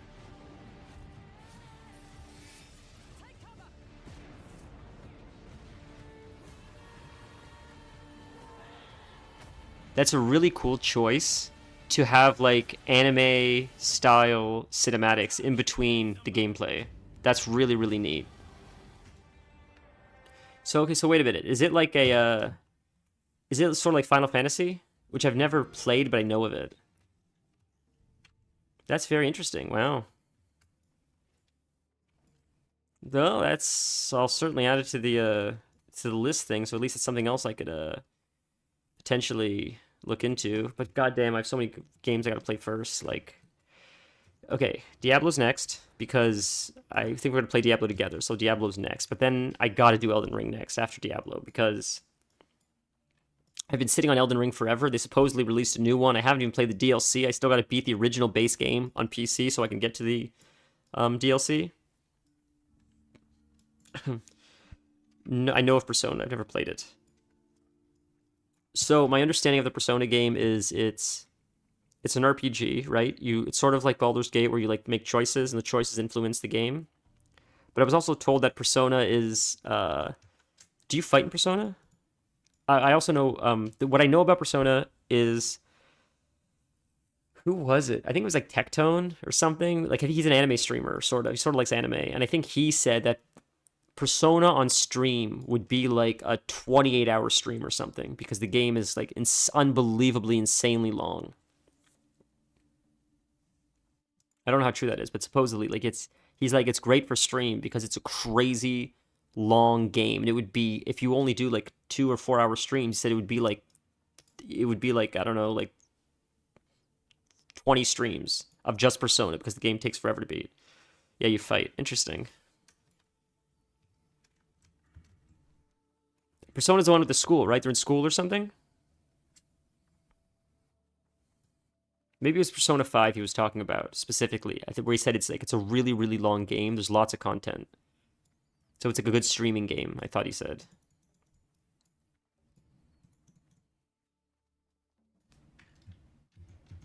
Yeah, there is music. It's just not playing, I guess. I don't know. Should be looping.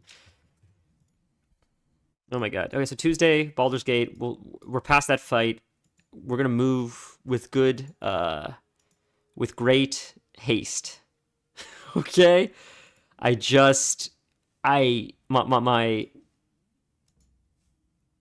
My mentality was when I first started streaming is this has always been something for fun. It's like something like a hobby, sort of like fill the time, and like something that I'm passionate about. That's just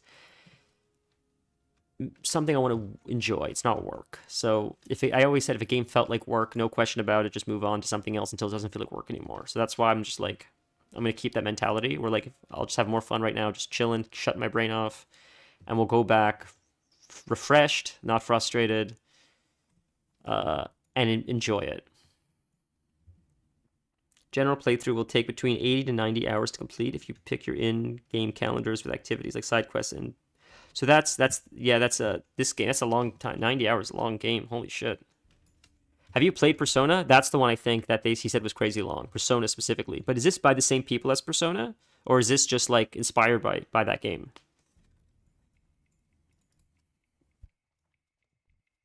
And am I even saying the name right? Is it called Persona? Is that how you say it? But I'm used to mix that game up with I'm sorry, I have YouTube closed. If someone's messaging me on YouTube, I'm so sorry. Jesus, that's so ignorant. I'm so sorry, guys. I see there's 2 of you on YouTube. I'm just terribly, terribly sorry. I totally forgot that we had YouTube up. Goodness. So sorry. But I can see it now. Okay, this guy's gonna pull, man. He's level 40. Yeah, we got something here. Yeah, it's yuck. Let's keep running.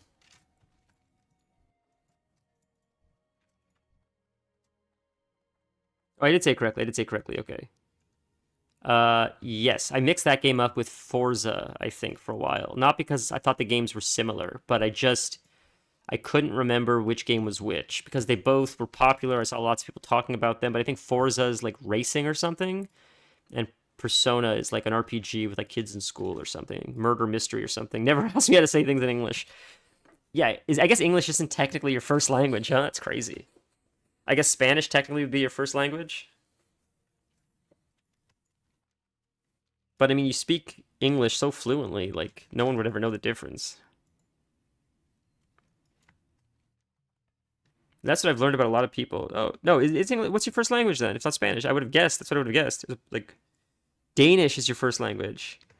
Dude, I had no idea. Holy shit. That's crazy. I learned something about you today. I didn't know that. Because everything you've always told me, when we always talked, you always mentioned like things in Spanish or Spanish conversion, I think, stuff like that. So I just assumed. Wow, Danish. That's awesome. So, does that mean you speak 3 languages? Do you speak more than 3 languages? That's crazy. I always wondered how people's brains work. When you speak more, first off, I believe I read a study. Uh, Big brute Nordic. Well, I mean, look, you're Viking, right? You got that Viking blood in you, right? Isn't that Vikings? That whole area? Um, I thought heard or read a study where someone they studied brains, I think, and they said people that learn more languages generally have a higher neuroplasticity, and that generally lowers your chances of developing things like Alzheimer's and stuff like that. Because I believe if you can increase your neuroplasticity and gray matter in your brain, if you have a higher concentration of gray matter, and I think gray matter you can create through meditation, through difficult things like chess, anything that requires logic or thinking or making connections, pattern recognition, stuff like that, I think creates gray matter in the brain. And I think the more of it you have, the less likely you are to develop Alzheimer's. That's why they say there's like benefit, because I think they say they notice people with Alzheimer's often have a very decreased gray matter prior to it progressing, I believe, or something like that. They don't know like the direct correlation, but I think they just see there's a connection somewhere, and they don't understand it, but they theorize, I think, that if you can try to keep your brain like active, even into old age, it may help prolong like that grasp to like your consciousness or reality. But it sort of seems like pseudoscience. It sort of seems like we don't really understand the brain, and we're trying our best to understand it. That's sort of what it sounds like when I heard that a while ago, and that was years ago already. So things could have changed since then. I think in each language, depending on what it is about. I think about you. It's in English. That's weird. Oh, that's so strange, dude. That's really that's really strange. So you think about different things in different languages based on what you're thinking about or who you're thinking about? Yeah, no, I know what you're saying. That's so, I can't imagine that. That's crazy to me. Jeez, man, you're like a wizard.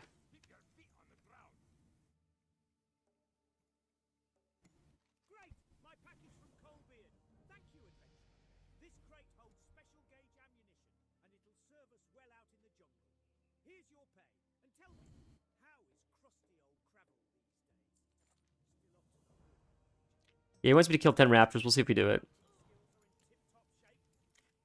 I waited to do these two zones until stream just because I wanted to, I love these zones, and I just thought it'd be fun to do on stream because they're so nostalgic. That's cool, though. Wow. Yeah, not a lot of Canadians speak French Canadian. Not as many as you'd think, I think.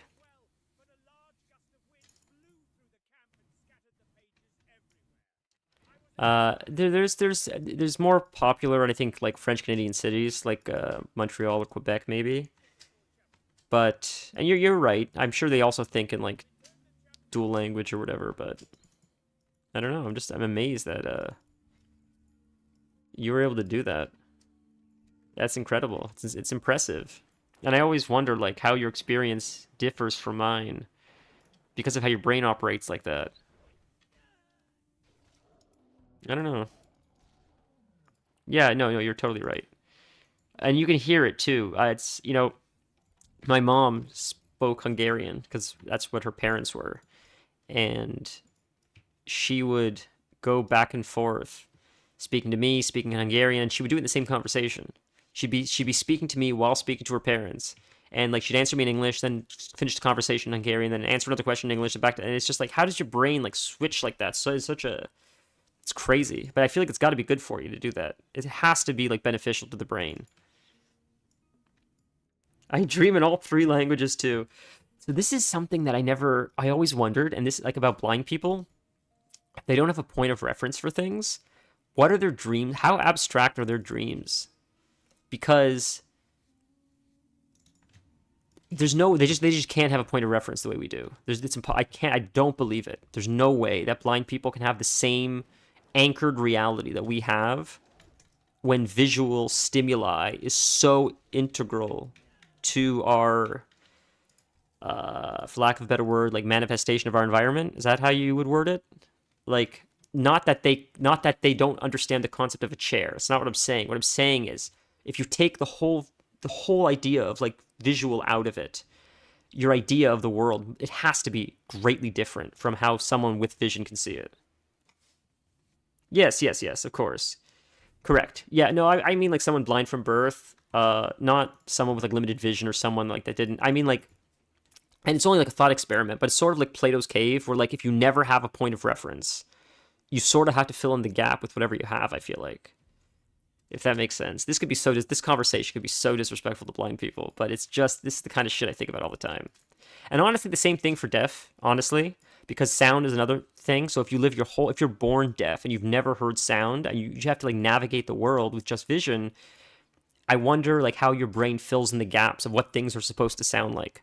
Because someone can explain to you what like a car backfiring sounds like, but if you never have a point of reference to anchor that, you're just pulling from like an abstract idea.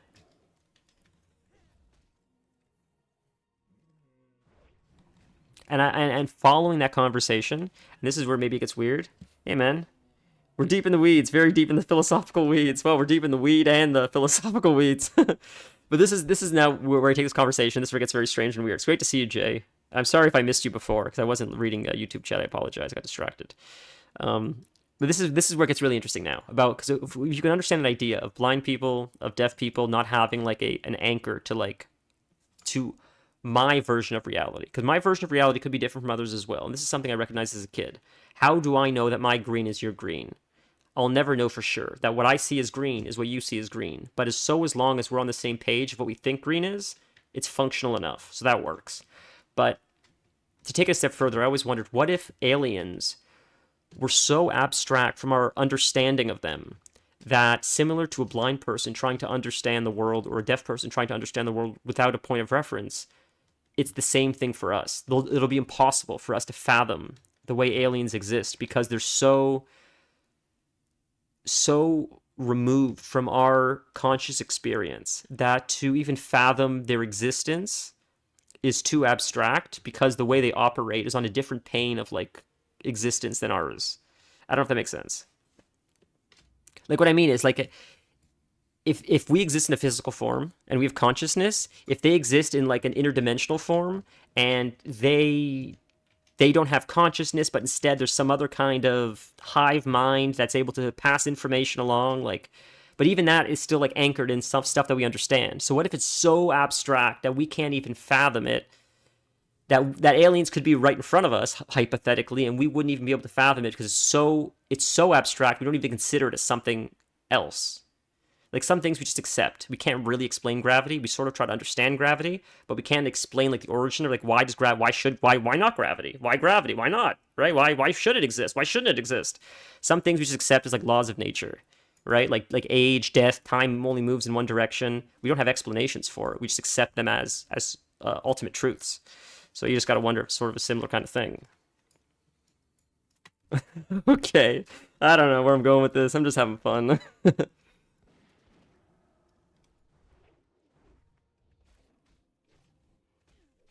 I saw something with, I thought it was not Sean Carroll. I don't think it was Sean Carroll. It was another astrophysicist.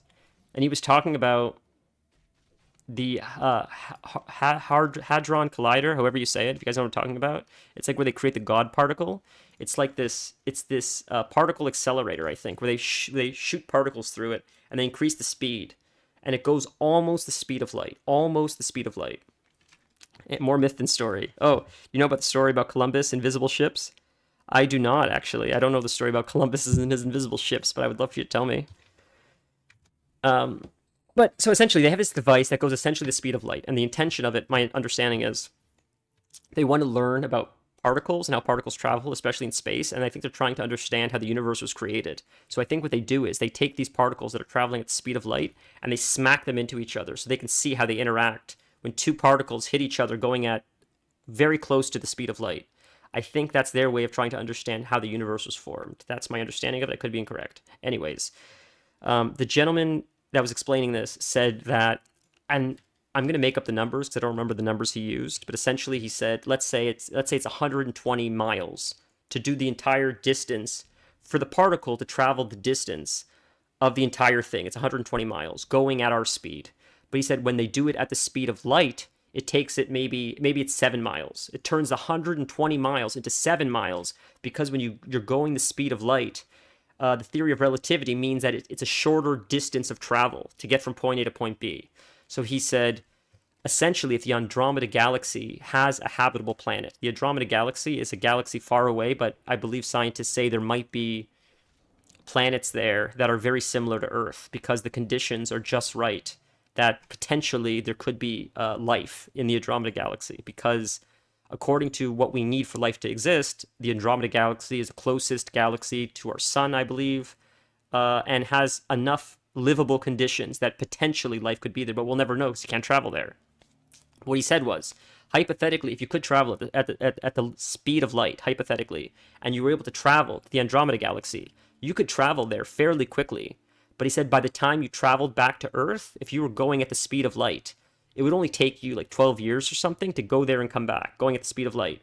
But he said in the time that you traveled at the speed of light, there and back in 12 years, 4,000 years on Earth has gone by. So essentially, he's like, the limitations of nature is that you can travel there, but you can't take the information back, because by the time you come back with the information, everybody's long dead. So it's like, it's almost like nature limits that transfer of information through like through the laws of physics, I guess. I thought that was such a cool conversation. Okay, so sorry, 2 things to read really quick. So you've had a lot of these same thoughts all the time.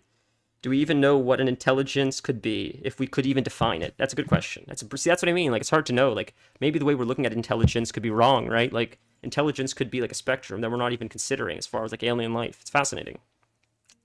According to the invisible ship or ships not seen myth, when European explorers' ships approached either North America, South America, or Australia, the appearance of their large ships were so foreign to the native people they could not even see the vessels in front of them. That's fascinating. I could imagine that to be true. I could see that. That makes sense. Yeah, I could see that. Because they've never seen any technology like that before, so they're not even able to fathom what they're looking at. You don't even have the language or the understanding to process it. That's crazy. That must have been so scary too. I think about that often. Just like the first people in life or history to do stuff, like how scary that must have been. For both sides, honestly. Not that what Columbus did was right, but being on that ship and saying, we don't really know where we're going, we don't know if we're going to make it, we may never return home, kiss your loved ones goodbye, hopefully we find something, hopefully we don't die on the ship or drown to death. That's scary. And I mean, thank God a lot of people did it. I mean, it gave us Baldur's Gate, right? But you have to think, like, early America or early life, just people that decided to, like, settle in Wyoming, people that, like, you know, discovered ancient China for the first time that weren't from there. They took a ship and discovered ancient China. Like, it's amazing that these people, the risks these people in history have taken, and thankfully because of them, we're here today. But, like, my God, you have to wonder if it was necessity or bravery. Like, did you not have a choice? You just had to do it? Or were there people that were cowards? Like, I'm not going on a ship in the middle of nowhere. I'm too afraid. And some people like, no, I'll take a chance. It's for the greater good. You have to wonder that.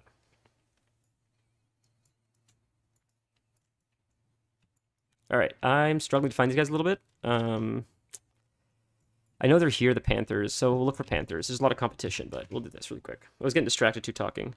Yeah, BG3's from Belgium. No, I didn't mean like BG3 came from that country specifically. I just mean like progress happens. You know, people explore new lands, which gives us the butterfly effect, which leads to the internet and technology and cross, country communication and all this technology, which then leads to like Baldur's Gate and us having this live stream together.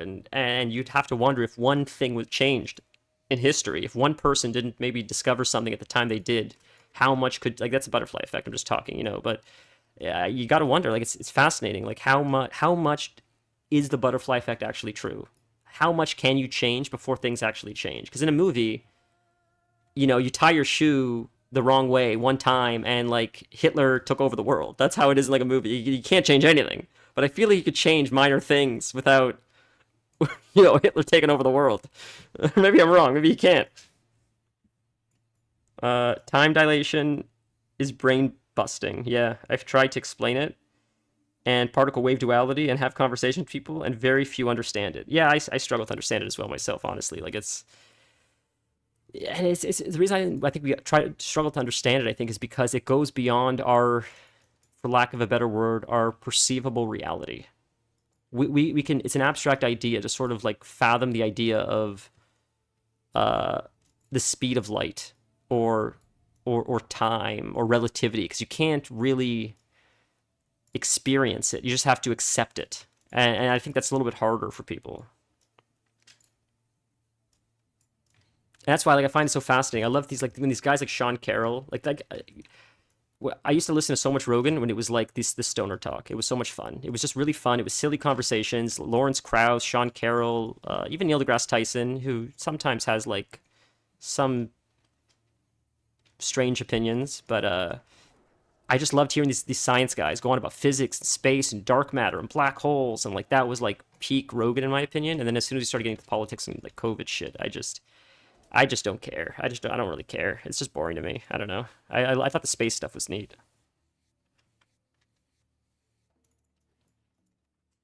I've never actually read Cosmos by Carl Sagan, but it's been on my list. It's like it's the same thing with shows. You know, people recommend a new show comes out like every year, and people recommend it as the best thing. And there's just so much to watch. Like it's hard to decide. I don't want to watch the new stuff because everybody's talking about it right now, and I don't want to fall behind. But at the same time, like there's stuff I want to catch up on. I still don't know how Deadwood ends. It's the same thing with books, and a book is more of a time investment than a show even, because you can binge a show in like a few days, but a book generally, you know, takes sometimes like a month, sometimes a few weeks.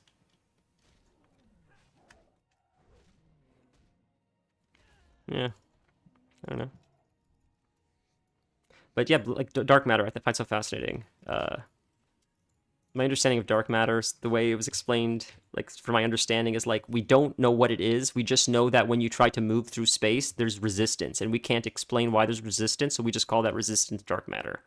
That's that's how someone explained it. That what the explanation I always remembered, and I thought that's crazy. That it's like we don't know what this is, but there's something there that's pushing back on what there should be, because it's according to space or science there should be zero resistance period, but there's a little bit of resistance. There's measurable resistance, very little, but it's measurable. So the fact that it's measurable means there's something there, and that's what they call dark matter, and that's crazy. Kind of like large numbers and distances, it's hard to grasp. Exactly, that's my point. You hear like the dinosaurs were like 250 million years ago. It's like you can't fathom 150 years. Good luck with 250 million or whatever the crazy number is. It's insane. So these guys are gonna respawn like probably really soon, I would imagine. A lot of classic WoWs waiting around, skinning. Like it's a chill game for this reason, because it's a lot of people fighting for competition.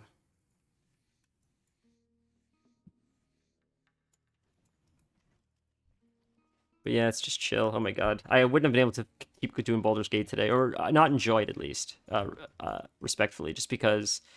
Oh, I should change it on Twitch. Whoops. Oh, we're still playing Baldur's Gate on Twitch. I did forget to change the game back to WoW. Sorry, guys. I'll change that right now. Just because it just gassed me out, I think. I think that last fight was just too much today, and I just got to, just reset and go back and, you know... Oh, we're back in World of Warcraft.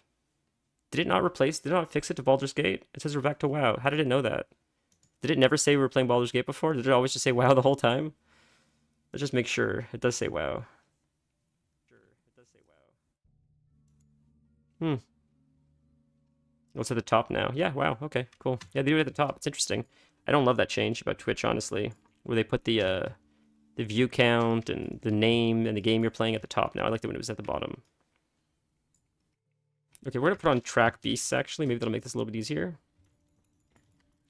This quest is a lot of grinding. But right there. Stranglethorn Tiger. Ooh, but it's a young one we need. That's an old one. That doesn't count, but we'll kill it anyways. Wow, got a Nightblade. That's insane, dude. The, oh, goodness. I did forget about that, yes.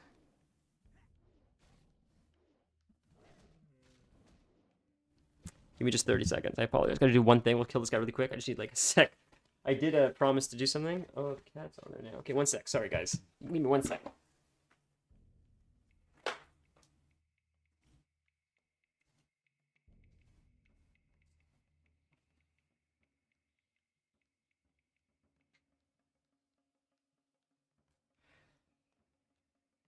Sorry, just a sec. Just gotta throw something in the laundry really quick.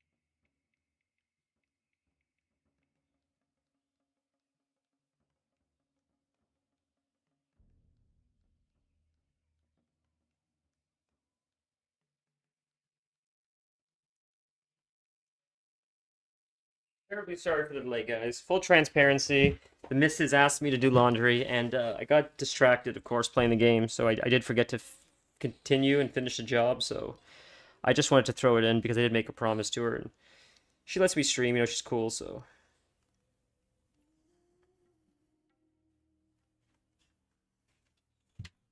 looks like we might be running Scarlet Monastery. Actually, got an invite.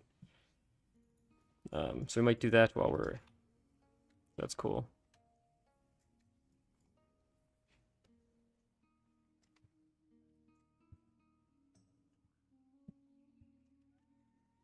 Yeah, so maybe SM. Sick. Well, we're in a group, so we'll do SM. I guess we've got a Hearth. We'll do this later, this quest. It's good XP, it's good drops, it's fun to do dungeons. I feel like dungeons are more fun too than this, maybe, but maybe we can do this off stream. Twitch.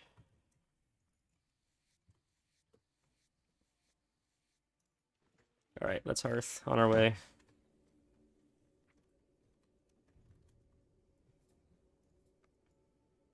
SM's a classic dungeon, man. They say hunters never get good damage at 60. Oh, I mean...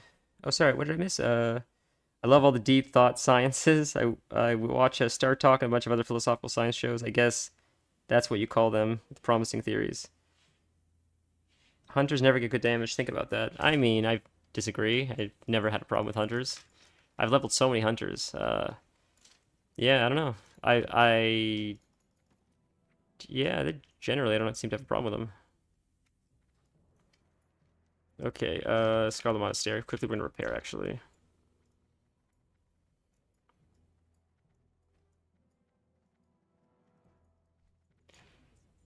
Okay, solid shot. Yeah, we'll do 2 of those, 3. 4 for extra. Just we have 1 extra one. Should be good. Should be enough bag space. We're on our way to SM. Yes, but I think hunters are pretty okay. First off, you need hunters for the first boss in MC because, or sorry, the second boss in MC, because the first boss you kill in MC drops the book for Tranquilizing Shot, and then you use Tranquilizing Shot on the Enrage for the second boss. So I feel like you need hunters for that fight. Plus, like, Upper Blackrock Spire, one of the hunters can kite the boss, because the last boss I think is surrounded by ads. But the hunter can pull the boss and kite it through the entire dungeon while everyone else is fighting the ads. They kill the ads. The hunter feigns deaths, and the boss has to run through the entirety of the dungeon while they're fighting the ads, so it gives them time to breathe before the boss comes and finish the fight. And that's what I had to do for my guild last time we raided. I was like doing all those mechanics for them so they could, because Upper Blackrock Spire, like, I mean, we could have probably taken the boss and the ads at the same time, but it is a bit like hairy and a bit sketchy, and it just makes it so much easier if you can just like kite it while they're fighting. So it's almost like hunters are like a half utility class, half DPS class in Classic compared to just like a straight DPS class, in a sense.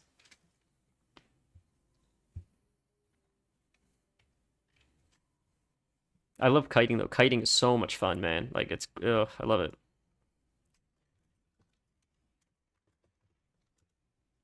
What do you play in Classic though?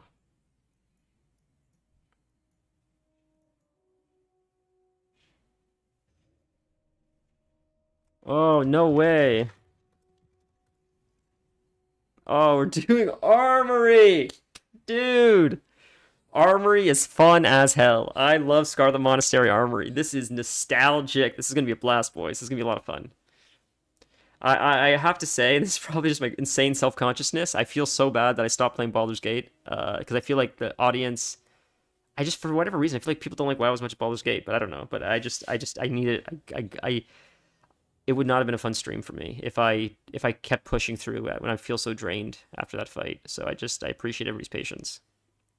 I want to like just go back fresh in a good mood Tuesday, play for quite a few hours, make some decent progress, you know. Only losers play WoW. Well, you're looking at the king of them, ladies and gentlemen. But you play too. You play too. It's like a Spider-Man meme.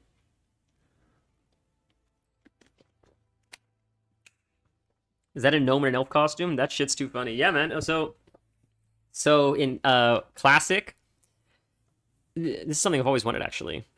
In Classic, you used to be able to do this around Christmas. There's a portal, like this thing right here, right? That thing right there. The Winter Wondervolt. If you stand on that in Classic, it turns you into a gnome, like this. Many different variations, as you can see. But I used to do this all the time. I used to do it all the time. Just so you know, everybody can see chat. Just so you know. Just don't say anything, doxy, Bukale. That's why you said that, because you know you can see it. Okay, I get it now.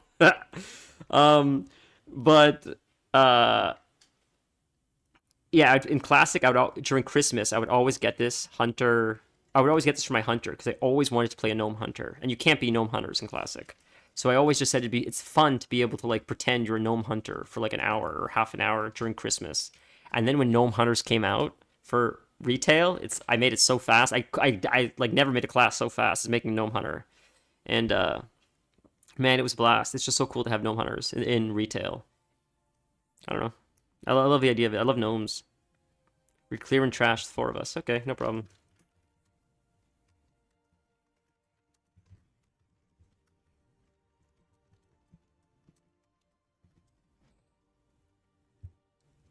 This is something I find so fascinating about WoW, too, or Classic specifically. Often you'll make a group, and like one guy will be across the other side of the world, and everybody just waits. They're okay waiting.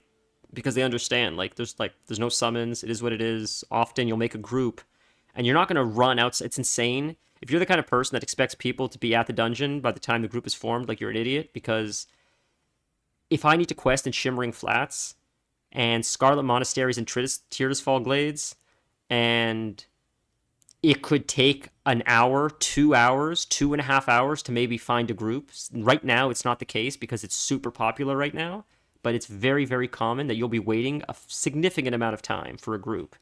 So if you don't understand that people want to do things while they're potentially waiting an hour plus for a healer, that's on you. I think it's totally okay for a group to form with the people completely spread out around the world. Just be patient. We'll all make it there on time. We'll talk. We'll make friends. It's part of the game. I think it's unrealistic to expect people to be there, especially considering there's no looking for group, and sometimes groups can take upwards of an hour to form. Luckily, I have a short sub. You're funny. Sorry, that was a delayed read. And that could be an unpopular opinion. Maybe people are like, no, you should be there. You're wasting my time. That's fine. Don't group with me. That's okay. I don't have to, I'll invite someone else. Someone that understands. Thankfully, the people that I've been with have all understood or been on the other side of that. Many times, I've been waiting for other people. People that are coming. I ran Razor Friend Krull. I had to wait from a guy that came all the way from Stranglethorn. He came from Stranglethorn, and it took him like a good 20 minutes to get to us. And I was fine waiting. I'm watching YouTube videos. We're clearing trash. Like, it's part of the game. It's fine. We're chatting the whole time. So it's just, I think, a personal preference thing. If you're not into that, that's fine. But you don't do pugs. You don't like strangers. Well, Yeah, there's some kooks, that's for sure. There's a lot of kooks. At 40 or 42, I can solo farm CF. You probably can. Good gold, man. Oh, very kind. I definitely have a mage for farming. Definitely gonna level a mage for farming. The mage was the first character I made on the server, but then I had to do a hunter because hunter's my favorite. Every time I play classic, I have to level a hunter. I just love the routine. I love hunters. I love playing hunters. We got to go after the Rock Dalar. That's what this whole thing is about, honestly.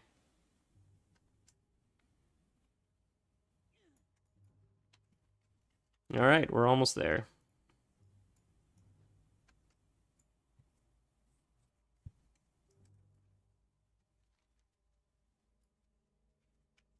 What quest is that? Oh, I see. The course thread.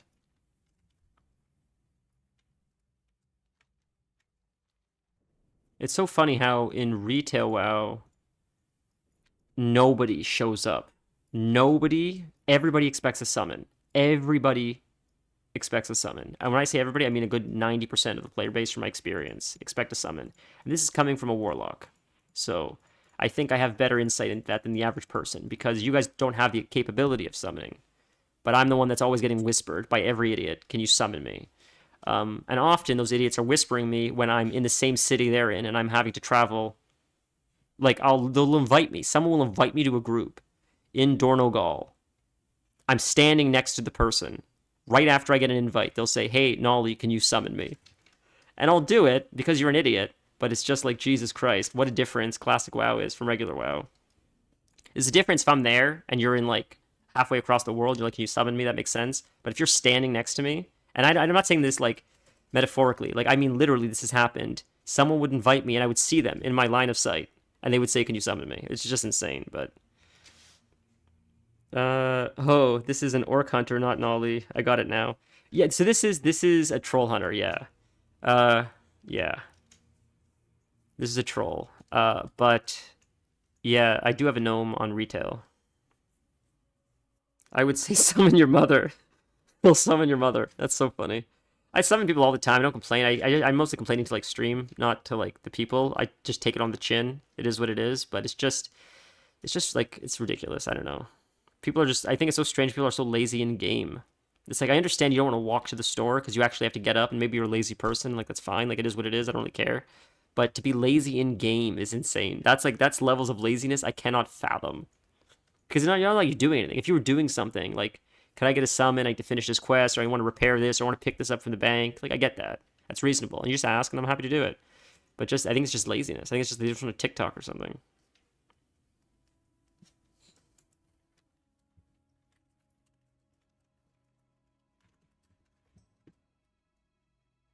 Didn't mean to. I got stuck on that thing. It's going to attack me like an idiot. Yeah.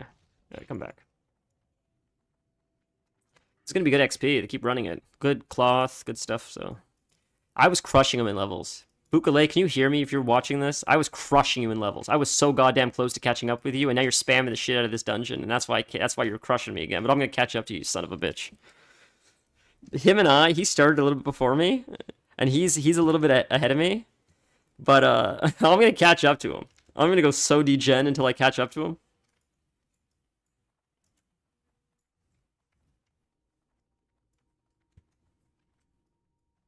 I downloaded a new add-on today for any hunters that are playing Classic WoW. I think it's called Tame or something. I can tell you the name of it in a second. I know we're in the dungeon now, fight these guys, but it's called Tamed. Tamed. It's a really cool add-on. I just discovered what it did. I installed it, but I didn't use it yet until I just logged on stream. But what it does is, as you go over pets, it says this pet has an ability you have not learned yet. For example, gorillas have Thunderstomp. I believe you can only learn Thunderstomp from gorillas. That is an upgrade, even if it's 0.5. I'm needing on that. Every upgrade is a fucking upgrade. So, yeah, let's use that right now. I don't care. 0.5 is still 0.5.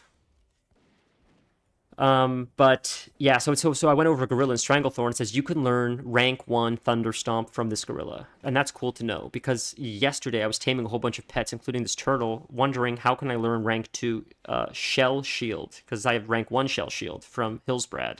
But it turns out the only places you can learn Shell Shield from, there's only one rank. There's no rank 2. So all the way to 60, there's only one rank of Shell Shield. And the only places you can learn it are from specific turtles. Not every turtle has it. So if I didn't already have it from the Hillsbrad turtle, if I would have tamed this turtle, I would not have gotten that ability. And I would not have known that. So this add-on lets you know this specific pet in this specific zone has the ability you don't have. Tame this specific pet. Otherwise, you have to go online to figure that out. So it's good to know. So Tamed. It's called Tamed. It's an awesome add-on, Tamed. I just discovered it. And I have Cheetah on. I see that now. Sorry, distracted stream.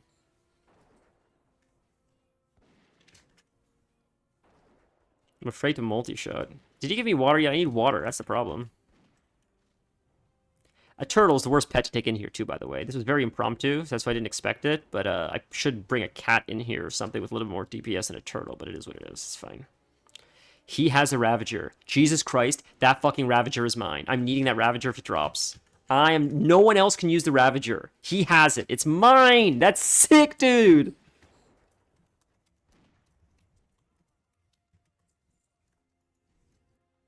It's not even like a super hunter weapon. It's just iconic. It just looks sick. I want it. I want it. I want it. I want it. It's so cool.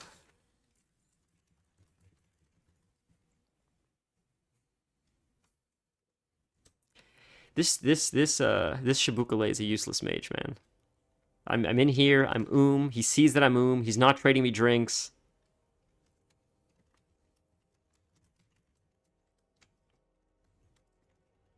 Yeah, I'm gonna have the whole set. This guy's got everything, so that means I can take the whole thing. Like, normally I wouldn't roll on a Ravager or the helm or the shoulders because it's more of a warrior weapon. But if we're with all clothies, no one needs anything, I'll take it. If they're just gonna fender it, I'll take it because it'll still be better when I hit level 40 than what I probably have. So it's cool. Plus, it's very iconic looking, so I want it. It's a very lucky situation that I'm just in a group with people that can't roll on it, and the one gentleman that can roll on it already has it all, so he would just vendor it. So that's the only circumstance in where I would need on it, and I would feel okay doing that. Otherwise, I would never. It would feel like a ninja any other time.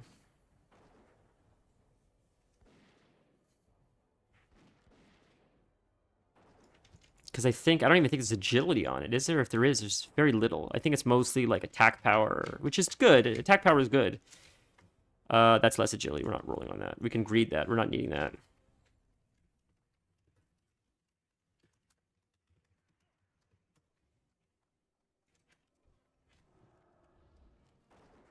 That'll sell for a pretty penny. That'll sells for 3 gold. Look at that. That's crazy.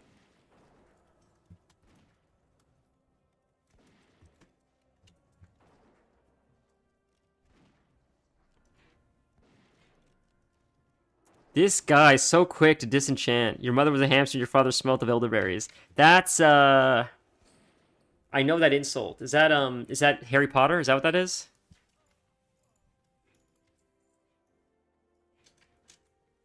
I recognize it from something. Is it Harry Potter? I wave my private parts at your aunties.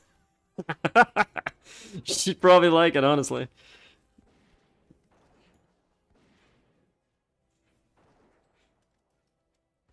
That's how you got them anti-bot. Oh, he's quick, man. He just comes out of nowhere. Just with these jokes, just backstabbing you the last minute with these jokes. The last thing you hear before you go down are these puns.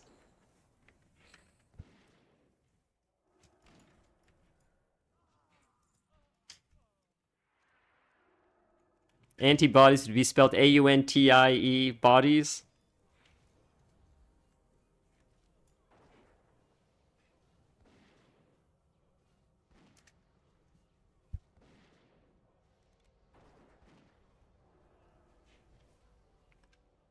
I think it's so funny that like he's such a classic WoW. He doesn't like classic WoW. He likes retail WoW, and I like classic WoW. I think that's so funny because I mean we both love WoW, but our love for the game is what we like out of the game is very different. His is so like fast pace, go, optimization, min max, and this is like slow, take 2.5 hours to get to the dungeon. Maybe you'll min max the thing for 0.0, 5% chance drops. It's like a 3.5 hour raid. You're probably only gonna run it one time. Not appreciating my puns while I was alive was a grave mistake. It's what's inscribed on my tombstone. Jeez, man, he can't resist. He can't stop himself. For those on YouTube, we're on Twitch as well. So like some of the chats on Twitch, I know I need to overlay it. I'm gonna overlay it by next stream. I'm gonna try to. That's my goal.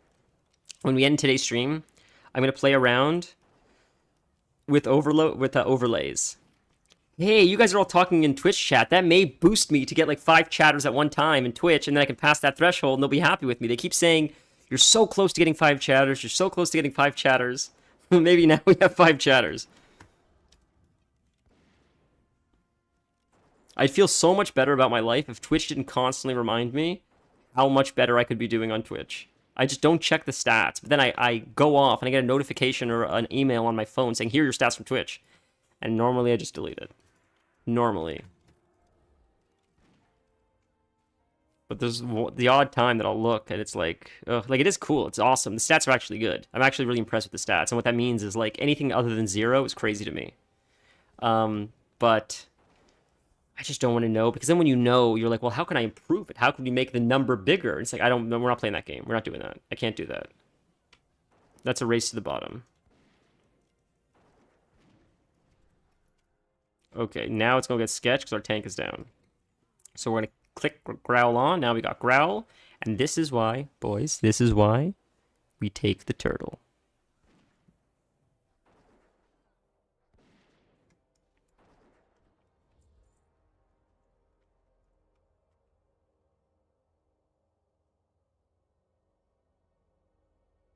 I will not have a grave nor a funeral. Don't want any fake people crying fake tears over me. What about real people? I'd cry, Dennis. Who would I play Diablo with? Who would I message? Who would send me clips of the Asterian's voice actor? I'd cry. Are you kidding? I'd be so devastated. Cleaning up a huge mess of glass and alcohol. What? Aw, that means so much. Thank you, Kelf. You're the best. You're my biggest supporter. What happened with the glass? Did you drop something shatter? I thought you were at work. Well, you're home. You're driving home. I'm not thinking, dude. That sucks. I hope something...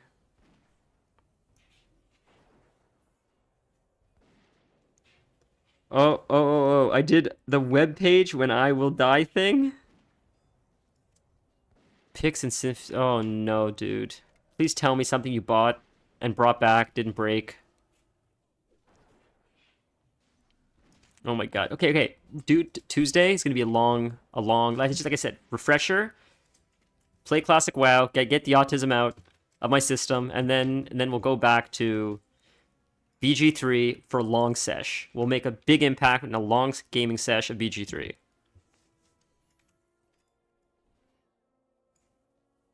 Something else... oh, I think it's sort of cool about classic WoW is people don't care if like they're fighting right now and no one's complaining that I'm still drinking. And that happens all the time. Healers will do it, casters will do it. People just understand you need mana. And sometimes you'll maybe miss a fight because it's better to have full mana for the next 3 or 4 fights and miss like 2 mobs than just fight in every single fight. And I think that's lost on people in retail. Everything has to be like optimized to 100%. And like I just like that everything about here is like seems a little bit more like like you're taking a breath before you're just reacting to everything. I don't know. Retail seems so reactionary right now. And the best way someone described it is bloated. It feels super bloated. Even if you like Mythic Plus or other stuff, like it feels really bloated. And what I mean by that is like when you look at your map, there's just so many goddamn things to do. And I experienced that when I first got the X pack and I reached max level. The second you hit max level, they just bombard you with so much. And you don't have to do it all, obviously. You can choose what you want to do, but it's just psychologically it's overwhelming because you sort of, if you're a completionist, sort of like I am, you want to get it all done. You don't even know where to start. And you don't even know if like if I do this thing before this thing, does it invalidate the thing after because like this thing offers better gear, so there's not even a point to doing that anymore, but I still want to experience it, so now I'm doing it for gear that I don't even need, but the gear sort of sounds interesting, so at first I didn't want the gear, but like now like I sort of do want the gear, right? Like I don't know. I don't know, it just gets confusing. Ooh, classic.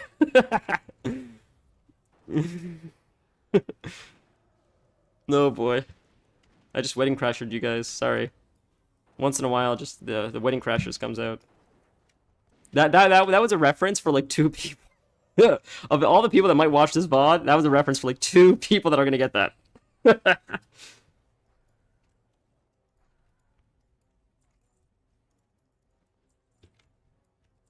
Alright. I have mana every pull almost. It's crazy how fast you It's all good. I'd be cool if they had cross-platform talk during stream as well. That'd be sick. That'd be really cool.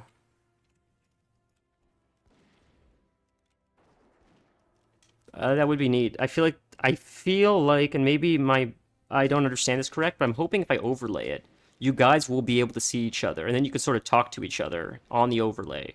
Because even if like Torrens or Unfit's if he's in Twitch and you're in YouTube, but you can see each other on the screen, then I feel like that's enough to like communicate. But maybe I'm missing something, but I don't think I am. I think that works.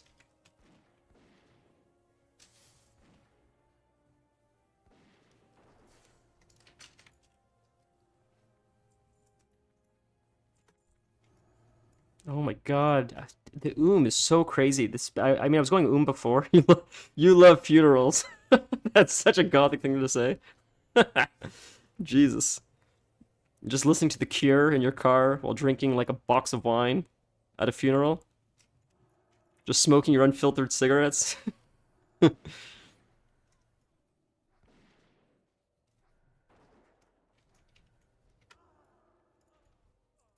Okay. No, it's not better than what I have. Dude, this is a level 35 cloak. And it's still not more agility. It's 6 and 6. It's more armor. And it's stamina. What are you saying? It's less agility. It's the same amount of agility. I'm needing on that. What are you saying, dude? I can use that in a level. It's literally better. Why are you saying it's I don't understand what add-on that is. That's screwing that up. It's not less agility. It says I'm losing 6 agility. It's 6 and 6. It didn't make sense to me how a level 17 cloak was superior to a level 35. It's double its level.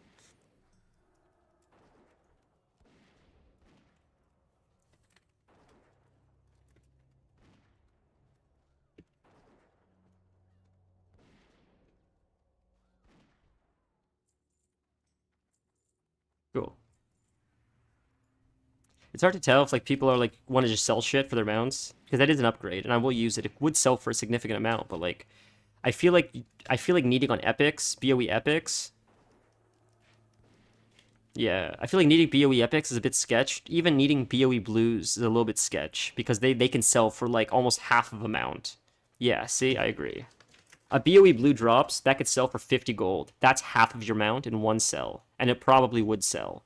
So while it is an upgrade, it's almost like sacrifice the upgrade, let everybody roll on it, because they can probably buy their mount with that item. And whatever the upgrade is, let's say it's an upgrade to your chest, you can run a dungeon and get something better or fairly close to equal what that is. But it seems wrong to not let people roll on something that's almost the price of a mount, just because it's an upgrade for your gear.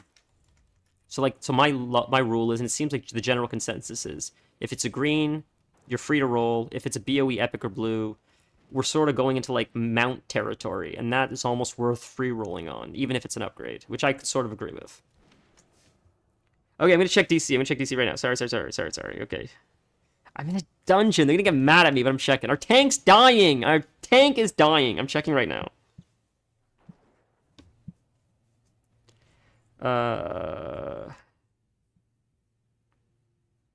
Hold on. Oh, wait a minute. Okay, they're doing the boss fight. One sec. What the fuck happened? Oh no. That fell out of the wall? Dude. Oh my god. Did something happen to cause that? Or is that just... Oh my god. That's not even about the mess at that point? Okay. For those that might be curious, my friend sent me a picture in Discord, and he had a very lovely setup of all kinds of glass, alcohol bottles, as well as other knickknacks and stuff, I think, from probably around the world, honestly. Quite a collection, and I believe it fell out of the wall, the entire cabinet, and hit the floor, and it shattered, and probably most of it, if not all of it, is destroyed. And it's not even a matter of like the money. It's like it's the sentimental value, the memories you have. It's like that's irreplaceable. And that breaks my heart. I'm very sorry you have to deal with that. Was anything salvageable? Did you get to a 1970s cabinet? It's just you can buy, I'm sure, a lot of this shit, but it's the memories. It's the uninsurable parts, I guess, that make it so special. I'm so sorry. I can't imagine how devastated you must be. Were you able to save anything? That's so frustrating. I honestly thought maybe you were the one that did it, and it was just bad luck. But you actually paid a professional to mount it. That's beyond frustrating. I cannot imagine not only the sadness, but the frustration you must be feeling to know that you paid someone to do it right, and that still happens.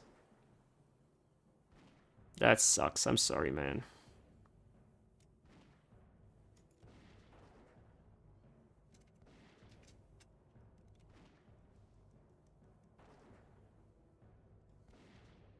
Wow, 1970s cabinet. That's awesome. Was that something that you bought on your own, or was that given to you from your parents? Because I'm curious. Like, if that's something you bought at like a thrift store or something, I'm always so curious when you buy something old like that. Like, what's the history behind it? Like, what's embedded in the wood? You know what I mean? Like, what's the history of that? But that's everybody's greeting, because I'll take that shit. I'll take the shit out of that just for the pure armor. Fuck it. Let's build a set, boys.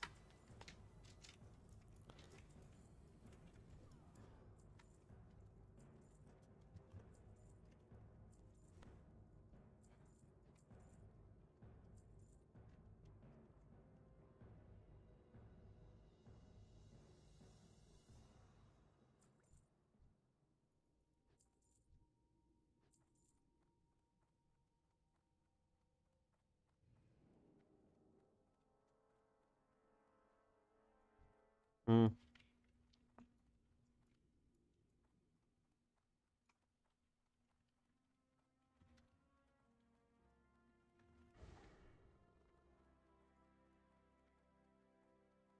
Yeah, that's fun. Oh, he responded. It survived. 90% of it did, like most of the bourbons, but the sticky alcohol stuck on the floor. Well, I would imagine that's because, I mean, not to rain on your parade, but strength only helps your melee on hunter. You're correct.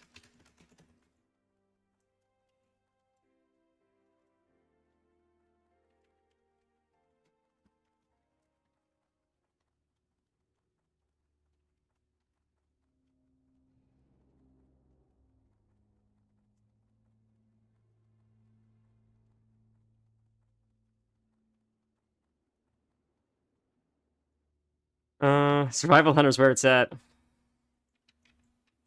True. I hope this guy's not bitching because it sells for like a fucking gold or something, dude. It sells for 68 silver. Get over yourself. Like, I just want the look, dude. Come on.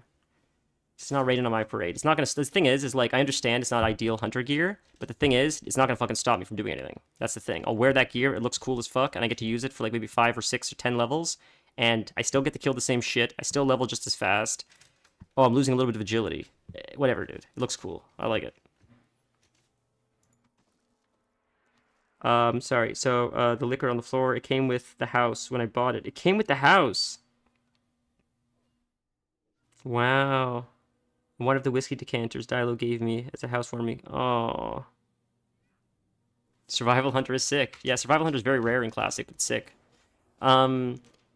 I'm sorry that decanter didn't make it. I'm happy to hear most of the stuff made it, though. Like, clearly, it's high-quality glass, then, if it was able to survive a fall like that. That's awesome. Yeah. That's wonderful news. I wouldn't have guessed anything would have made it. It sucks, though, about the stickiness.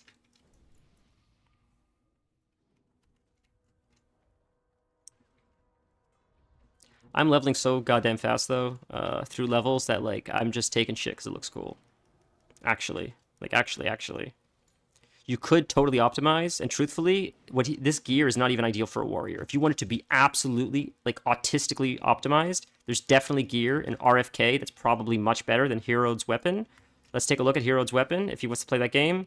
You'll see, I don't believe it has any stat sticks. I believe it's just an ability. Yes, it is. It's just the spin. There's no stat sticks. You could get something with stats, which would fare a warrior much better than Herod's spin to win. Not to mention, he's very vulnerable as a tank when he's spinning to winning. So if he's spinning, he cannot defend himself. He cannot pop defensives. He's relying entirely on the healer to keep him alive while he's spinning.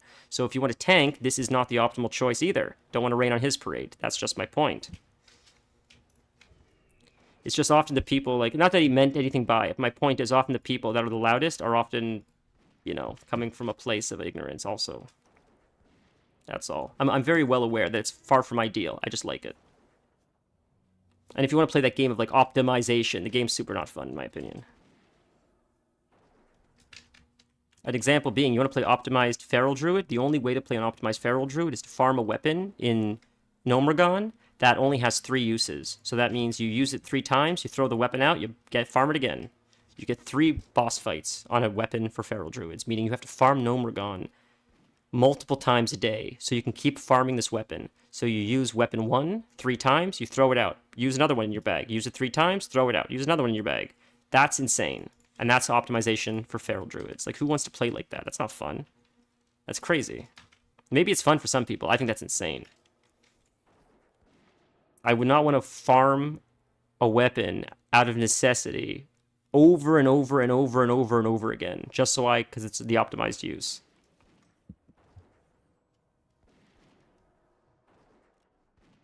And I believe it wasn't until maybe BC when they started introducing, like, their staves that say, like, plus 20 attack power to Feral, plus 20 defense to Bear. That didn't happen until, like, an X-Pack or 2 X-Pack or something like that. It was weird, where they didn't even give you attack. Their answer to helping Feral, my understanding is, attack power doesn't work for Kitty if it's on the weapon. It only works on the attack, the swing of the weapon. If a Feral doesn't swing a weapon, they don't benefit from attack power in Classic. When BC came out, or one of the other expansions, they had an ability that said increases attack power in Feral form, which is insane because that was your choice instead of just saying, let's just have attack power scale with Kitty form. Like, they're creating a separate stat. I thought that was so strange, but that's just classic shit. It is what it is. So you recognize, like, it's weird to do that, like, so why'd you just keep doing it for, like, another X-Pack or 2? That's what I mean. It's just weird. And you don't see a lot of boomkins. I saw a post today on Reddit. Someone was making a joke saying, I found an elusive boomkin, and people call them oomkins, out of mannequins, right?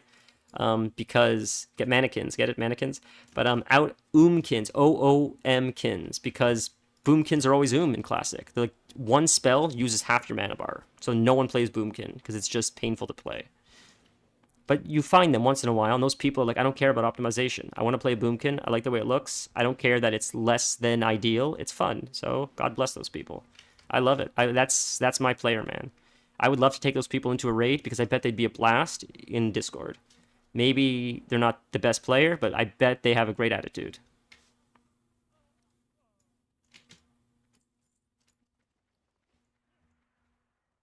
I gotta get more apples soon to feed this guy. He's a very hungry, he's a very hungry turtle. Better get to bed. I work tomorrow. You are the best. You're my hero. Thank you, Dennis, for all your help. Seriously, you have a wonderful, wonderful night. Always great speaking to you. Hopefully we can play Hopefully we can play Diablo before that website goes live. Hopefully I'll see you on WoW soon.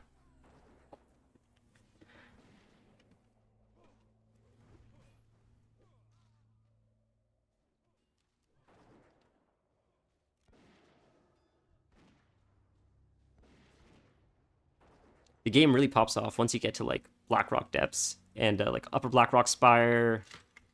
Oh my god, it's so much fun. Like Strathalome. I love those dungeons so freaking much. Yes, they take like 3 hours to run. They're insane, and the drop rates are like atrocious on a lot of the stuff.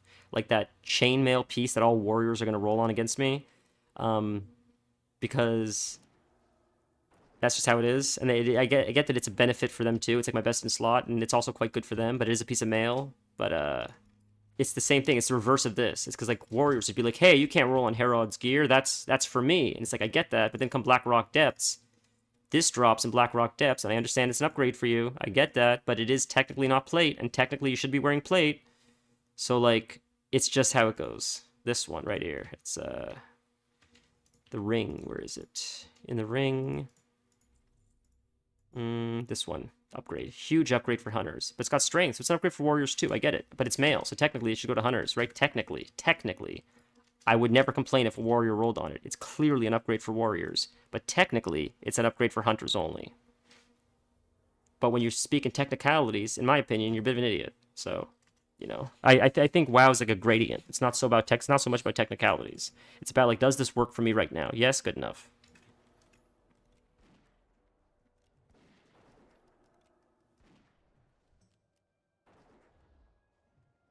And I think that's more on the blame of Blizzard than it is on the players, because that is a male piece that should technically go to hunters, I agree, but it has a lot of strength, and that's very beneficial for a warrior. So why would a warrior not want to roll on that? If I was a warrior, I would want to roll on that.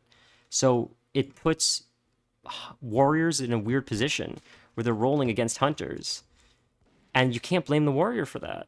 Like, you have to blame Blizzard for putting stuff on male, like, right? Like, it's... Now they're smarter. And I have to give them credit for that, because now male gear only has intellect or agility, because the only people that can use male only use intellect or agility. You'll never find male gear that will be good for a warrior. It just doesn't exist. It's only plate. And I think that has helped with the toxicity and looting as far as like crossing over and taking other people's gear. But I genuinely love the idea of personal loot, because Master Looter, it just, as someone that raided a lot, loot was the biggest divider of groups, which sucks. Because I've always been fairly patient, saying if I don't get it this time, as long as we keep raiding, I'll eventually get it. But not everybody's like that, and they want it now, and they get salty if someone else wins it, and they don't. And unfortunately, people have left or caused so many rifts and drama, and it's always because of gear and loot. So I love personal loot because it eliminates that whole... You know, I love Master Looter because there is something exciting to running a dungeon and knowing that we're all working towards getting our tank the shield they need. And when that shield drops, we're so excited to give it to them because it's going to help us as a whole, and it's really exciting and it feels good. But for every one of those moments, I feel like there's a lot more drama because of Master Looter. So I'd rather throw out the baby with the bathwater, lose those nice moments of helping my one tank, and have a lot less shitty experiences because someone's salty that they didn't get a piece of gear. And if it's personal loot like it is in retail, it eliminates a lot of that bullshit, in my opinion. So while it may be an unpopular opinion, I've found it for the overall betterment of interactions in the game. Personal loot seems to have a better benefit than Master Looter. With pugs specifically, but even not with pugs. Even not with pugs. Because tell me if I'm wrong, but if you're in a guild, are you going to tell me you don't have a Discord with your closest friends where you talk shit after the raid is over about how even the people in your raid group are not performing as well? Because I feel like everybody has that. I feel like every group of people have a smaller group of people that they then congregate with after the larger group of people and be like, man, that was a shit show, wasn't it? Which is fine. I got no problem with that. I'm just saying like that. I'd rather it happen in smaller groups that nobody knows about than happen in the raid, at the time of the loot. And I think personal loot has eliminated that issue for the most part. If you don't get it, it's just bad RNG, right? Someone can trade it to you, that's different, but ultimately they can decide if they want to trade it to you or not. If they got it, they got it. I feel like that degree of separation is what makes it easier. Because I think it's harder for someone to personally loot something and then you to say to them, hey, I know you personally looted this, but give it to me. I think it's harder and more awkward to say that versus this dropped for everybody. Let's fight for it. That's some hunter tech right there. Feign death so you can get out of combat and drink. That's what we call a pro hunter move, ladies and gentlemen. A pro hunter move. Yes, I would like to do Nomergon.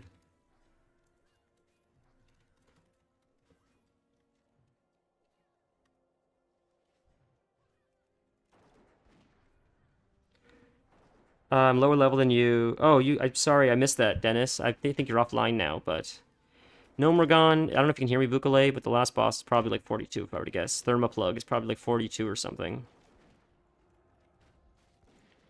But I'm 34. I'm going to be 35 probably by the end of this run or close to it. But by the time we're clearing Nomergon, doing all the quests, we can do it. I can already get quests for Nomergon, so. And I don't have to worry as much about my spells resisting because I'm melee or ranged, so.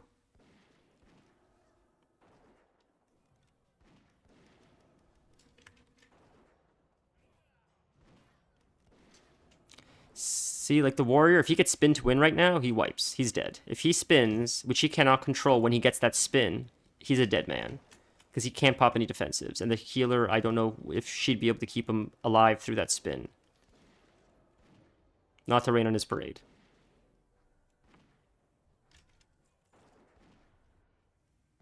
There's no world where the whirlwind axe is not better than the Ravager. Not to rain on his parade. There's no world where that happens. He could have that axe already. He's high enough to do that quest for the axe. He could have done it at 30. But he didn't.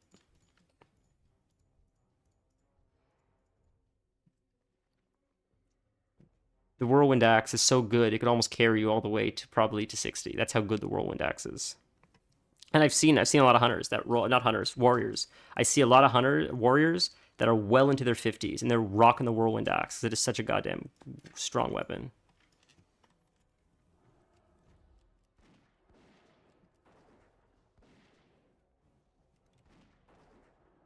The Whirlwind Axe is sort of like the Maraudon bow. The bow from Mara is so good. I feel like you use that until you replace it often with like the bow from the second boss of MC, the ancient bone bow or whatever it's called, or like the Rock Dalar. I feel like you carry that Maraudon bow with you all the way to MC. In most cases, unless you get lucky and get a drop from like a higher level dungeon, which there's a few crossbows I think that are best in slot. I don't think Dire Maul is out yet though, so I don't think you can get stuff from Dire Maul yet. So I think like it limits your pre-raid BIS, because I think a lot of BIS, at least for hunters, comes from Dire Maul. So if that doesn't exist yet, you're sort of just skipping a lot of stuff.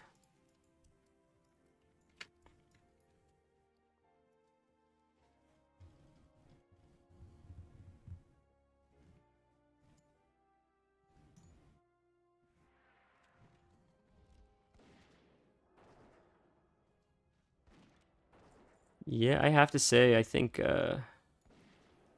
we have two mages. The mages are carrying us right now. The mages are carrying the shit out of us because the way they're controlling these mobs with that AoE, with the slows, with the fire, like they're doing the Lord's work right now. Mages are just so unbelievably powerful. It's crazy. See that spin to win. He's gonna die. Ooh, he got lucky. Buddy got frickin' lucky there. That would have been it, man.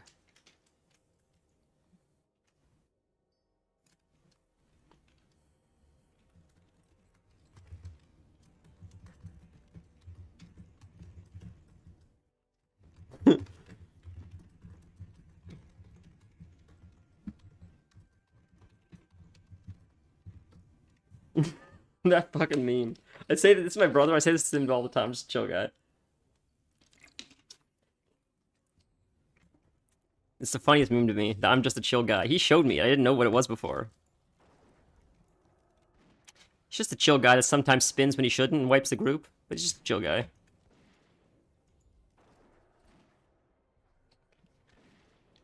Like this, that would be such a risky weapon to have in hardcore. I cannot imagine anybody using Ravager in hardcore. And like here, who cares if he wipes? He just res. But like, oh my god, the stress of spinning at the wrong time in hardcore WoW and then potentially dying as a result of that.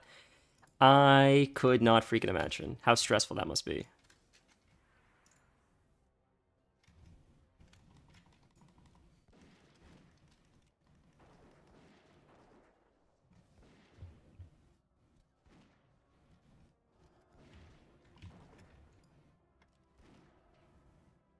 Let's see what's going to drop this time. So, Herod only drops like a really small handful of things, to my knowledge. Drops the axe, drops, yeah, like that's it, just the pants. That's it, that's all he drops.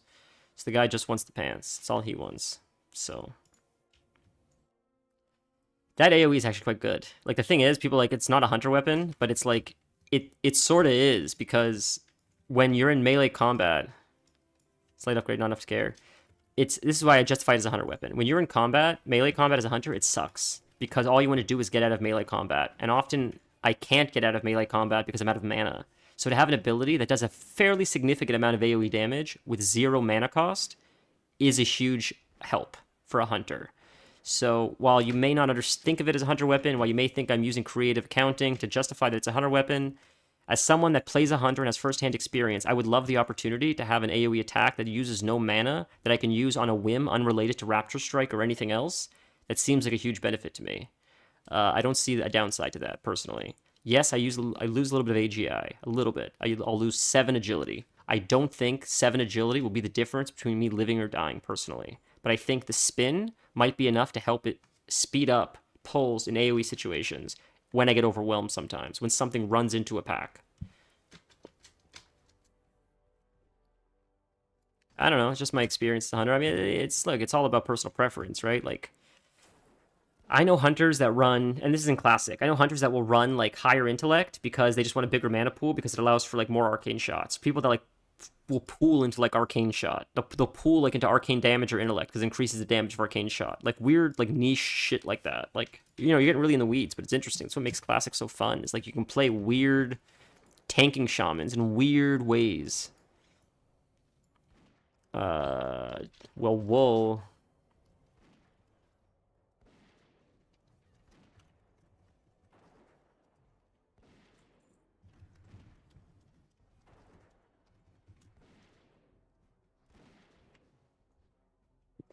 SFK would be good.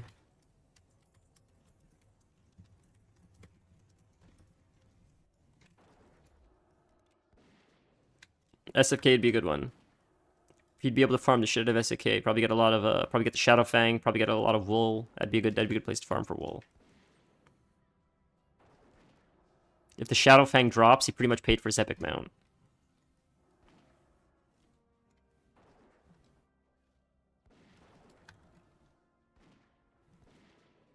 It's so strange when you see like a few arcane mages. They're so rare, arcane mages in Classic, but you'll see one or two of them, and it's like you're playing such an off-meta class. But like, you know, God bless you for doing it, because it's so cool to see in the wild. You see these weird specs, survival hunters. Good luck finding a survival hunter in Classic WoW. They don't exist because it's not very strong. It's so off-meta.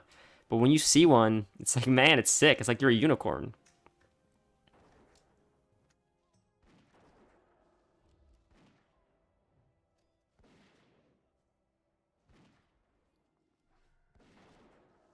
I actually got a helm that's way better than this, and I sold it. Or I'm trying to sell it. Yeah, because I'd rather get money for my mount. I'll be like, there's no point of getting myself gear when I'm this close to 40, and I'll be past 42 in no time, and I'll like just replace it with mail and shit. I'll run Zul'Farrak, get that helm there. So like any drops that I get, I'd rather just sell because I'm gonna move through it so fast. I'd rather have the gold for the mount.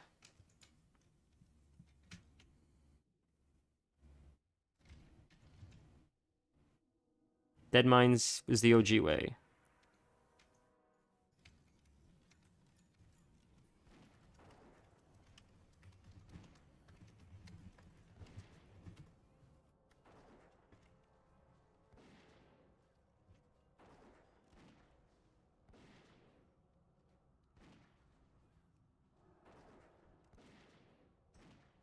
This is something that I believe is true. Don't quote me on it, but it's my understanding that only humanoids drop cloth, I believe, in WoW. I could be incorrect, but I don't believe animals drop cloth. I think they have to be a humanoid to drop cloth. And the logic behind that is, like, only humans would use, like, clothing and cloth.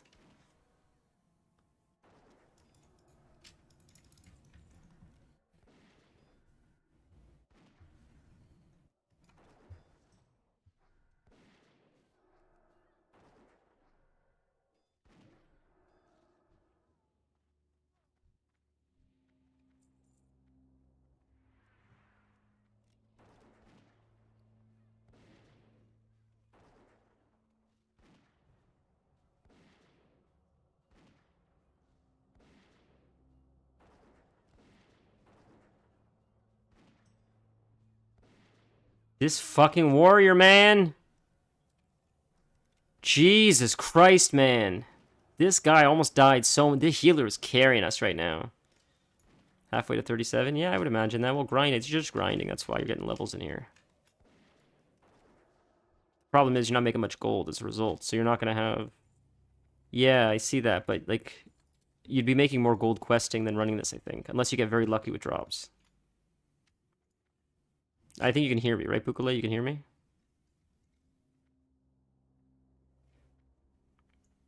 Our first mage weave.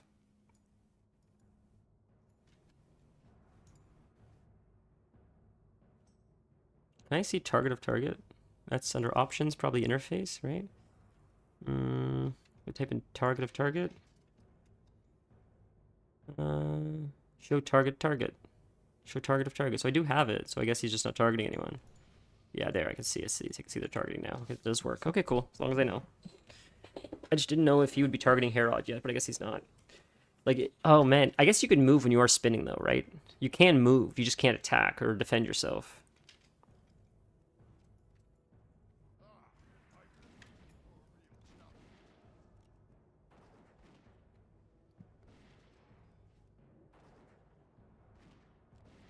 My pet's gonna die in a second once he spins.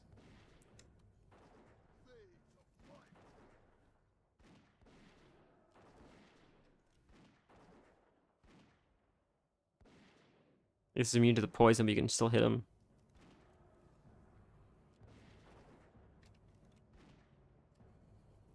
What a crazy fight. It's actually a really simple boss fight, although a lot of mechanics in Classic are very, very simple by comparison to Retail. Retail is like insane, some of the mechanics.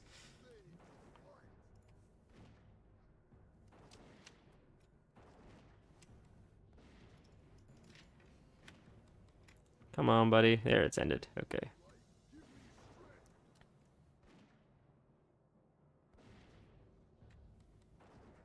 Blades of Light again? Soon? Blades of Light? Not yet. There. Get out, get out, get out, get out, get out. Ah, you survived. What I'm doing here, what the real minigame is here for me, is can my pet survive this? We'll send him back. Let's see if he survives. I want to see if he can survive the fight. You might do one more Blades of Light. I could heal him. I don't have mana. I'd have mana pass, but I'll save it for, like, actually questing. Oh, no. Get back, get back, get back, get back, get back. Whew, he made it. I think we did it. I think our challenge is complete. My pet was playing hardcore mode for this fight, and I think he survived. My god. We did it. And the helm dropped. Beautiful. Nice, bro. Well, it's better than I got. Yup. May as well roll on it. Yeah, now it's this chaos. Nice, eagle.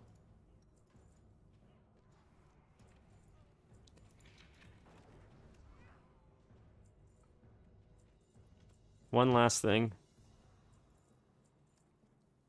Oh, I gotta loot all this. No one got Scarlet Tabard?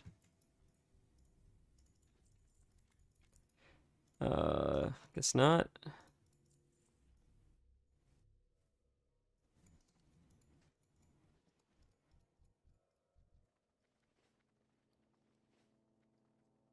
There you go. That was fun. Quite a few runs. This guy's why like running this that many times for the pants, in my opinion, is insane. Like you would just pass it. Like if you're, I wouldn't run anything that long for gear. That's crazy, especially gear this low. Just because, I mean, if you want it for the nostalgic purpose, that's different. If you're taking your time, that's fine. But if you're like doing it because you think, if you're doing it just to like keep pushing, like that seems like you're spinning your wheels a bit. You'd be faster just questing, you'd outpace it by the time it dropped, honestly, at this rate. I generally, other than like running this for like content, running it with my brother because it's fun to run with him, I wouldn't run a dungeon more than once. Like you run it, you get what you get, I move on, I outpace it. And that was the case with like Wailing Caverns. Because the bow is so good, and I probably would still be using that bow if it dropped for me. But I just don't have to run it again. I did the quests one time, I finished it, I'm like, screw it, this is good enough. I've done plenty of quests as a result, and I've probably made a lot more gold than if I kept running Wailing Caverns. I've spent a fairly significant amount of gold at this point. I probably would have had closer at this point, honestly. Probably closer to 50 gold had I not spent any gold at this point. Need everyone not to reset. But I spent it on a few items. I spent it on training. I've spent it on abilities. I've spent it on leatherworking, stuff like that. Bought in bags. And the gold keeps flowing, and I think it's because I haven't been running a lot of dungeons, mostly questing, and you get a lot of stuff from chests in the world. The skins that you sell, just the raw materials, a lot of the grays in the world. It seems like, unless you're like an enchanter or farming something specifically in a dungeon, it seems like pound for pound, both in XP and gold, questing is better.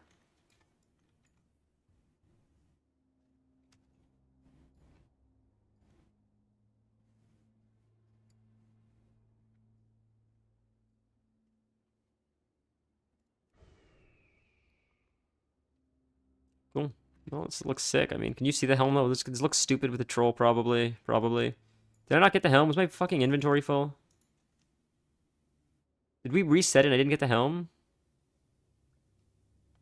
Jesus fucking Christ. We're throwing shit out if that's the case. I'm not doing that again. Jesus Christ. Fuck the mage weave. Fuck these feathers. This shit's gotta go. This shit's got to go. If I actually didn't get that helm because of this goddamn thing. Yeah, it's not in my bag. I guess I didn't get the helm because I looted it. I won it. I guess it was on the body though and we reset it so I didn't get it. So I'll have to roll again, I guess. Oh well. Unless it's in my mailbox, but I don't think it is. Yeah, it doesn't do that, so I just lost it.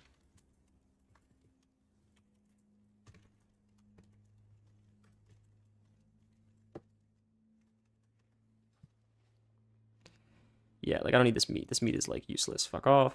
Fuck off. Can't have you here if you're gonna be taking away loot. Like there's no purpose for you to exist.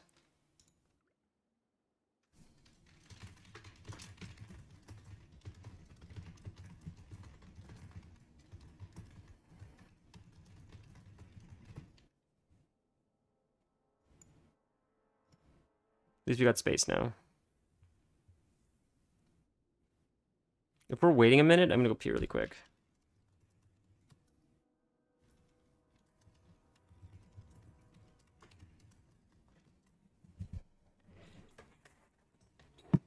Ugh, so they don't think you ninja. Jesus fucking Christ. These people will think I'm ninjaing a helm. I don't want to group with them. Jesus Christ. Go make your own fucking groups then. I don't have patience for this.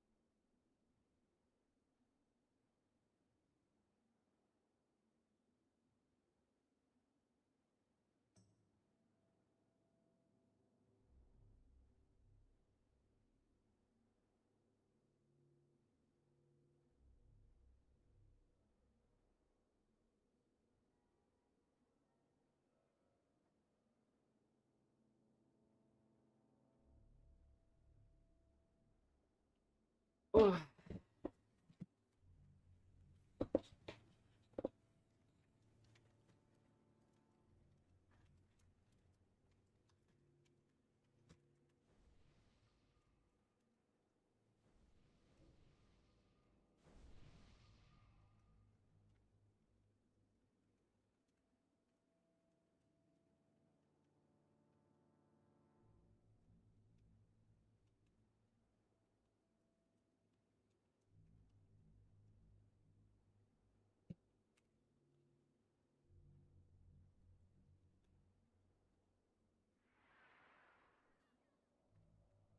I don't want to have to explain myself.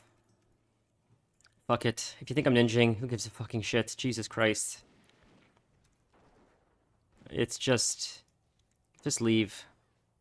Like, we've already made you more gold than the helm is worth. Just being here.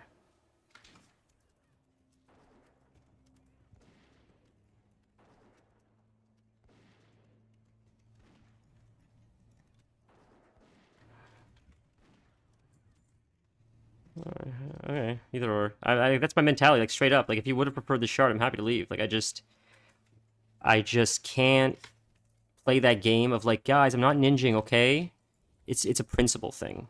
It's a principle thing that I've already made you a lot more gold just being here and not kicking you out of the group by running it multiple times. You've already made far more than the 40 or 60 gold it cost in just cloth alone, in just grays alone. Like, don't get hung up on such nonsense.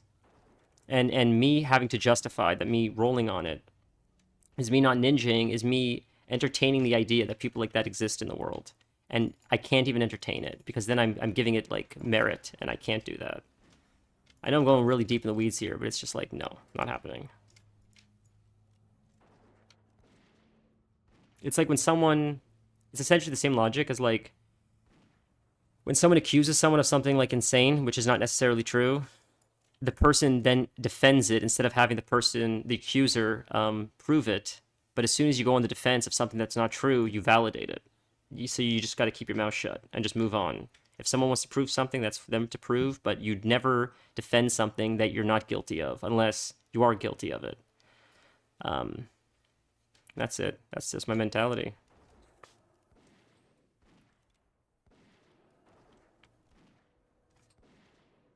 There's been many times I've been accused of stuff I've never done, and I've never said anything. Whether it was like little things. I mean, little things, or even like cheating on tests and stuff. And I don't say anything to the individual. This happened in college. I was accused of having someone else do my paper, and I didn't fight the professor. I didn't say anything. I allowed him to fail me. I went to the higher-ups. I went to the dean of the school. I contacted the school board and all that stuff, and without notifying my professor or anything, I scheduled a meeting with the dean. We met with the dean. The professor was there at the same time. I guess he didn't know this was going to happen until last minute.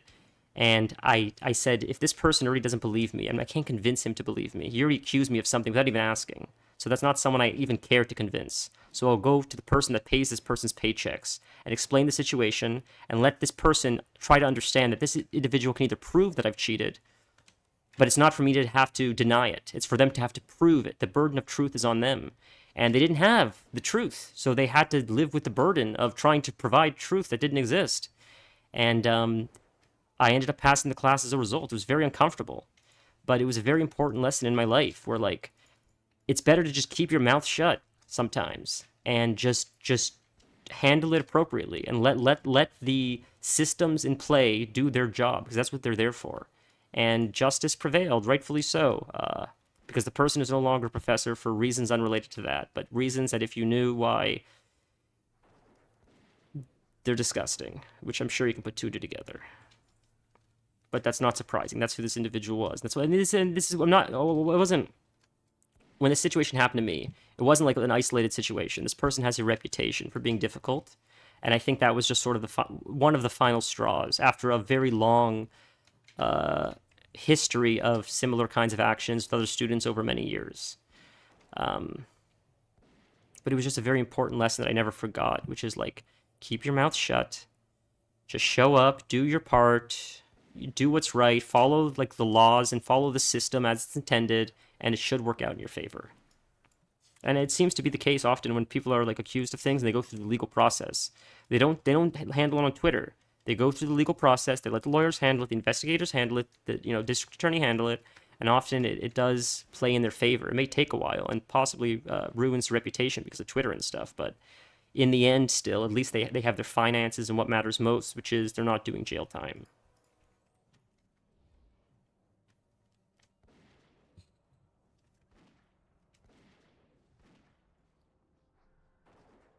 But just a long-winded way of saying, like, the reason why I don't like want to justify it to these people is just because, like, I don't feel like I have to explain myself. If you want to accuse me of being a ninja, you have to prove it. I don't have to disprove that I'm not a ninja. That's insane. That's stupid. And I can't ever entertain that stupid idea. That's like beyond it's stupid.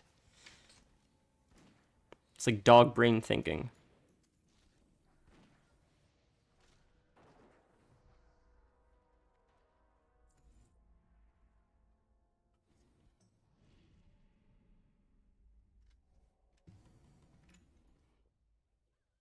My toxic logic, maybe it is toxic, maybe it's not, is like option 1 is just like, let's just keep running this. Option 2 is like, you could just not be here at all, right?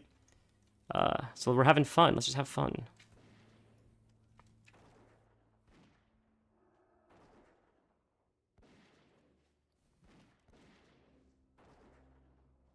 But that's a big thing that I loved about that's probably my favorite thing about retail is there's no more ninjas. You can't ninja in retail because it's all personal loot. And I love personal loot so much because it just eliminated this shit.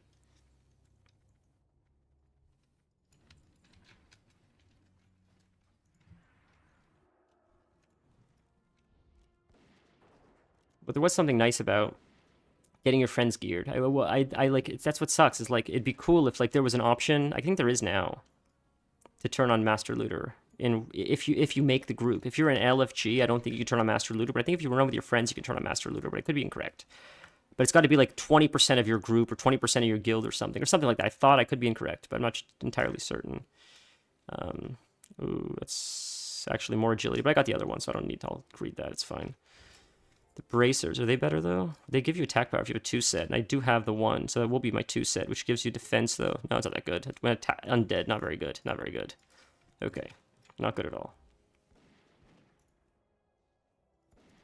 You mana after this. Nice, an unlocked chest. When I ran last time MC with my friends, we were mostly guild. We mostly did all these dungeons as guild. The first time when WoW Classic first came out, like I think it was like pre-COVID more or less. Oh boy.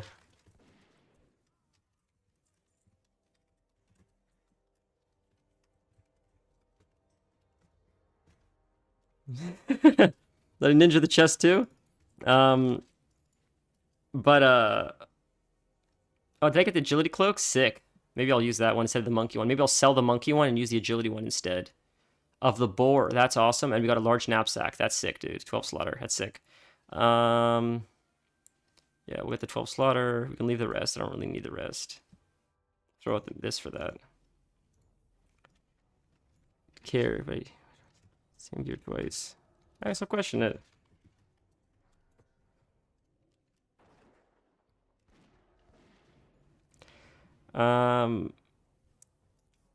When I ran with my guild the first time, we mostly did the stuff as guilds, as a guild, and it was so rewarding to run stuff and get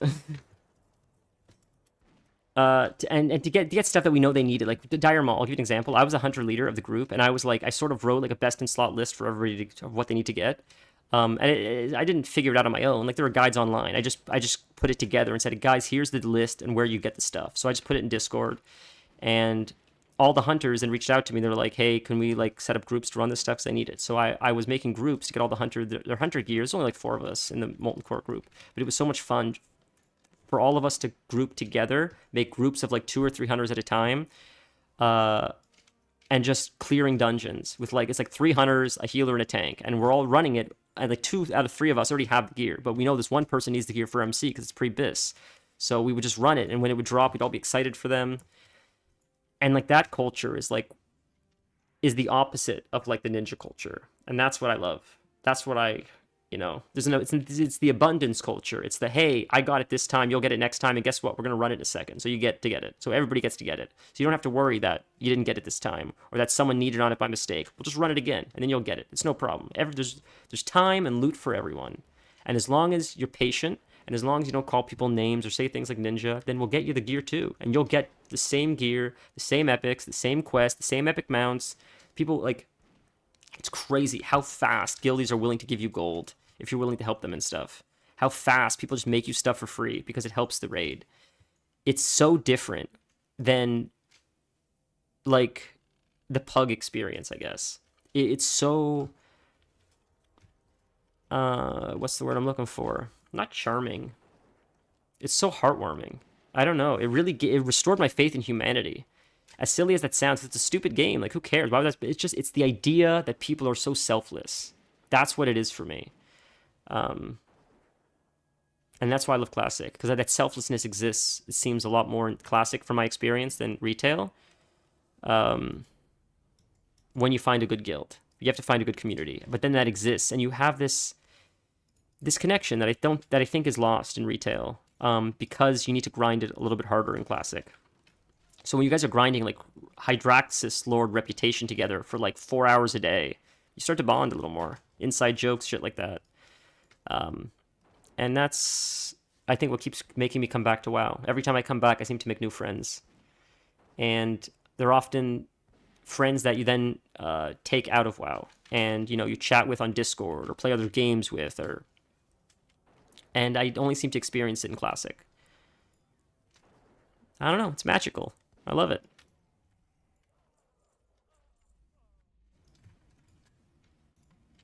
There's something truly magical in the air about Classic, and I don't know what it is, but everybody's just kinder and more patient, and for the most part. You get bad apples everywhere, but for the most part, people are really cool.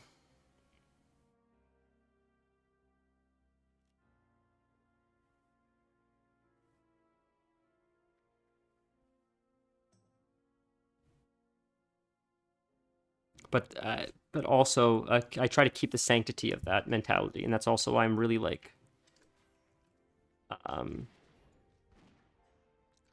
really quick to shit on. I hope that guy's fucking joking about that. I'm really quick to shut down the ninja shit because I feel like that is the antithesis, however you say it. That word I can't pronounce because I'm too stupid. Of what that community is. Like the accusation bullshit is the opposite.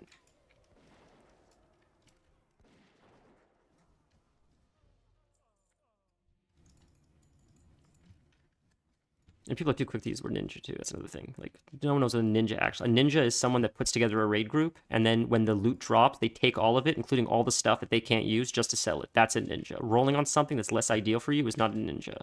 Like, the reason why it's lost all meaning is because you don't use the word right. Hitting need on one piece of gear, even to sell on the auction house, isn't as much of a ninja as like killing Ragnaros, looting everything, and leaving the group. That's a ninja.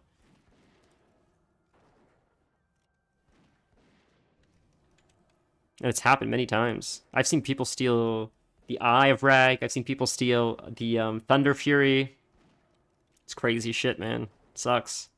Always pugs, never guildies. Always pugs. And that was before layering. I don't know if... I guess we're still on one server, though. So I feel like even with the layering, if you steal the Eye of Rag and people shit on you publicly, I feel like you can't escape that, right? Because you're still stuck on the server. Versus sharding would mean you're from other servers as well, so it's harder to have a community, I think. That's my understanding. I don't know for certain, though. Just need a second, though, after this poll. God bless you. What an entrance that is. Holy moly, you really know how to make an entrance.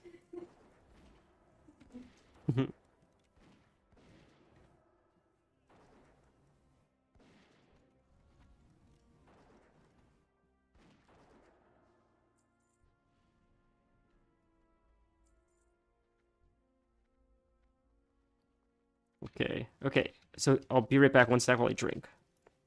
Be right back 1 second.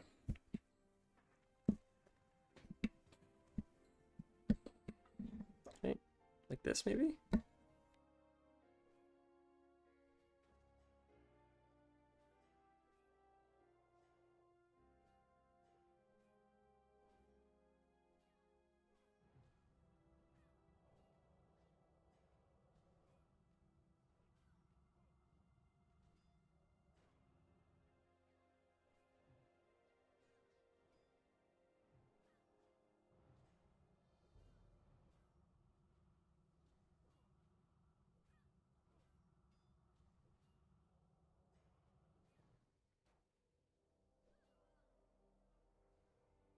Is that okay? Cool. Sorry, friends.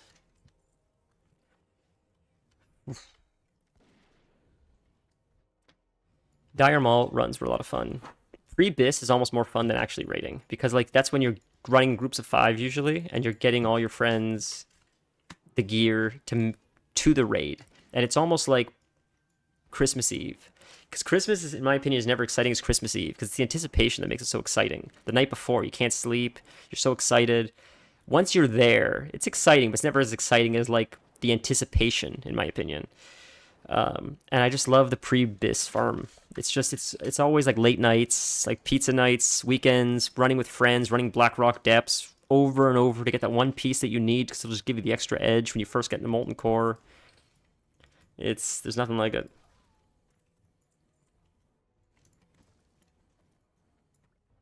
And I think knowing that there's a limit to how good your gear can be,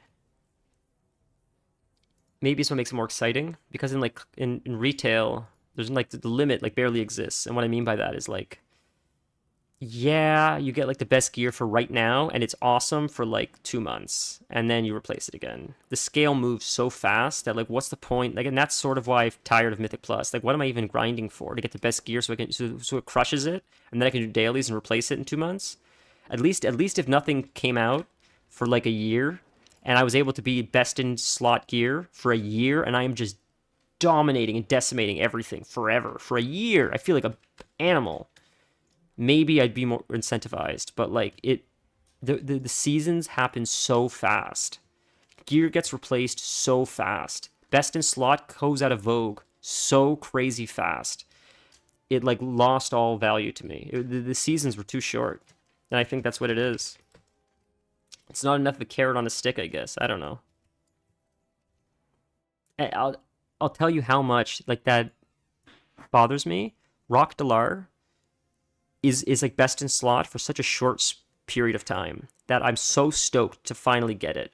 That when I finally get it, I'm going to want to use it for longer than its best in slot. Technically, the bow is best in slot, but the staff is not. Technically, the tooth, the Corehound tooth, and another dagger or sword is best in slot for hunters. So you would get Rock Dalar, you would use the bow, but you wouldn't use the staff. But like, I want the staff. The whole reason I made a hunter was for the staff. It looks sick. I want the green glowy staff. But if I were to do it right, I wouldn't even be using it. Technically, if I'm lucky, I would get weapons before I even got my leaf to get the Rock Dalar staff. So I would never even technically use it, because I would probably be dual wielding both daggers before I even did the quest, because the quest drops off Major Domo, and both daggers drop off bosses before him. So like, if I'm not even happy with that, if I'm not even happy with not being able to use my staff, you can imagine how fast retail WoW moves for me by comparison. So it's just, yeah, I don't know. Like, I love the game itself is fun. It's just, I think a big portion of the treadmill of WoW is like the gear. Yeah, that's the carrot on the end of the stick. It's like you're constantly getting new gear, constantly want new gear, constantly chasing new gear. And I think I fatigued of that. So I enjoy the delves. I enjoy the cosmetics. I love the mounts. The pets are fun. Titles are fun. Achievements are fun. There's a new mount I'd like to go for. But I think the gear, carrot on the stick, I've become exhausted from, personally. I don't know if that's everyone, though. I wonder if that's like, because I supposedly hear lots of people aren't into Mythic Plus. Supposedly, this has been the worst season as far as attendance goes, I think, in the history. I don't know if that's true. I'm only repeating what people have said. Supposedly, the attendance of people that are playing Mythic Plus this season or this expansion is lower than it's been in many years. And I think people say it's because they're fatigued from it. They're bored of it. It's the same thing as always. People are just tired of Mythic Plus. I don't know if that's true. These are just articles and things that I've read. I believe maybe Ian Hazakostas mentioned it in one interview, possibly, that they're trying to find ways to make it more fun again because people are sort of tired of it. But I agree with that sentiment, if that's true. Generally, retail WoW is brilliant. It's good. I like it. It's fun. I do like it. But I certainly would like a new carrot on a stick that's not Mythic Plus. I think I'd be more incentivized to chase gear if the carrot on the stick was a little bit different than whatever Mythic Plus is. But don't take it away. I don't want you to take it away. I'm not saying take away Mythic Plus. Like, my friend is obsessed. I honestly think he needs rehab because I think he's addicted to Mythic Plus. But so don't take it away because of kooks like him. People love it. Don't take it away from them. Just maybe give us an alternate path as well. Like, delves were that path, but delves also have a hard cap where, like, you can't get any better gear from a delve after a certain point. And I've hit that cap, so now I've sort of run out of stuff to do. So, like, my goal in retail now is, Zekvir. If you know what Zekvir is. Zekvir question mark, just to get the mount. But other than that, I don't have a lot of goals. And I find this happens often in retail where, like, I'll set a goal, like, get Purple Cat form, which requires 10 rated Battleground wins. And then I get it, and then I'm like, oh, now it's a lull. Now I don't know what to do. And I think that's a personal problem. I get that. Because, like, Mythic Plus does exist, and that's what that's there for. It's to fill the gap of, like, content droughts. So I get that it's a personal problem. But I think it would be cool if you just gave an alternative, maybe. Like, if maybe just increase the rewards for delves. Just let delves, like, go as high as Mythic Plus. That way, if I want to solo it instead of being in a group, I could just do it on my own time. And then I know people would argue, yeah, but then that takes away, then why would anybody run Mythic Plus if a delve is just as good? The answer is because people want to run Mythic Plus. That's the answer. The same reason people run Mythic Plus today. The people that aren't running Mythic Plus are not going to run Mythic Plus for anything, and the people that are running it are going to run it still anyways. It's an opportunity to play with your friends. It's an opportunity to challenge yourself. There's mounts, there's gear, there's different trinkets. It doesn't have to be the same loot table. Delves and Mythic Plus. You can have different loot tables if you want. But just give an option to get that gear somewhere else would be cool, I think.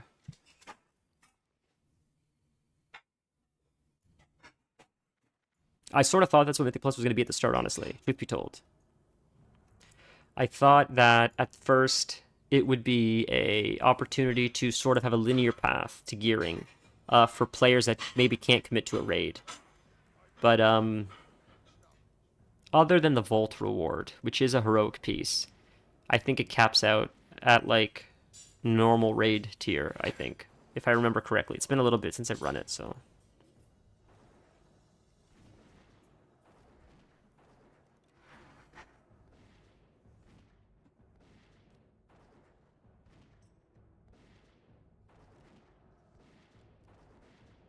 And the most fun I have in retail WoW right now, honestly, is probably leveling. And that's probably because of the old world. I really enjoy the old world. Playing with you. Yeah, that's what I mean. Like, I love leveling with you. Like, that's the most fun I have, right? When we were, like, playing together recently, it was, like, a lot of fun. Like, when I play with my friends, right, it's fun. That's when classic is... Or not classic, but retail is most fun.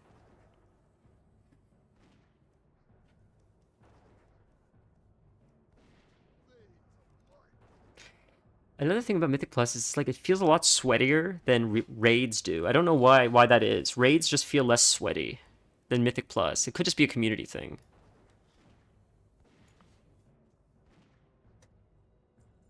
There it is. Sick. Beautiful. This time we're going to loot it so we don't miss it. Jesus fucking Christ. Jesus fucking Christ, and it's in our bags. Jesus Christ. This time we actually have it. That time works. Jesus. Holy Christ, at least we have it this time. Jesus Christ.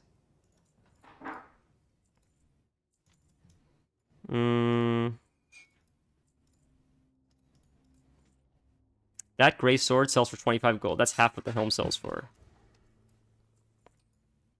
I think when I, like... Jesus. How much? So that bag alone sells for a gold? That bag is 3 riot. That bag is almost 3 helms. That's crazy. 2 helms maybe. I'm gonna need bullets soon if we keep this up. The XP in here is not that great. I would have leveled a lot faster than this, but gold, so it's fine. It's good for gold. It's not great for XP. It's good for cloth, that's for sure. Getting some decent cloth in here. Ravager would be cool. I don't know how boring this is for stream, though. There's just back-to-back running of Armory. Honestly. I never do this. It's just because my brother asked that I'm like, screw it. It's an opportunity to play with him. Let's do it. It's fun to be able to have, you know, him and I used to run, like, Scarlet Monastery a lot. He wouldn't level, like, super high often. I don't know if he ever actually got a character to 60 back when he would play, like, back in the OG WoW days. But he just liked making alts. So I would play with him and we would level a lot of characters and we would do Scarlet Monastery. He liked Scarlet Monastery a lot. We ran a lot of Scarlet Monastery back in the day. I said this last stream, and then I'll shut up with the verbal diarrhea. Classic WoW always had a nostalgic place for me because there's nothing like classic WoW around Christmas, and I don't know what that is.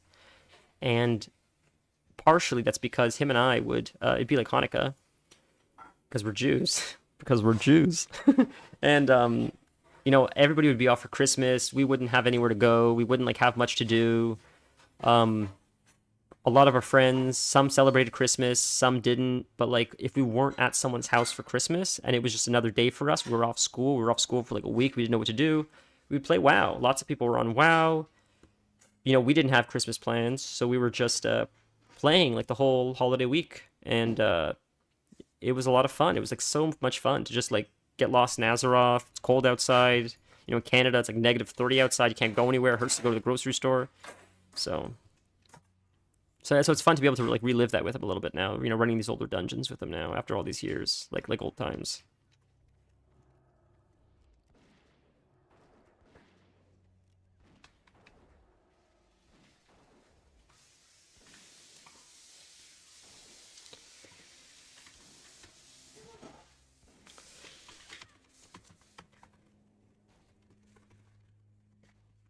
I was just thinking about this. Imagine if that ninja idea was true.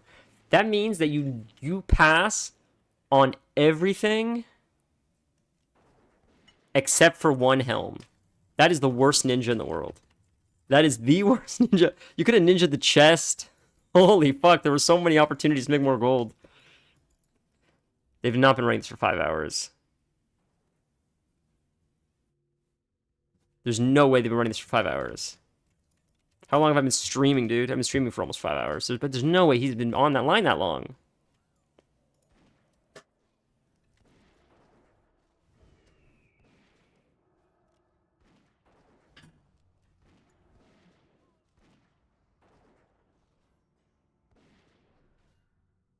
Dudes watching darts?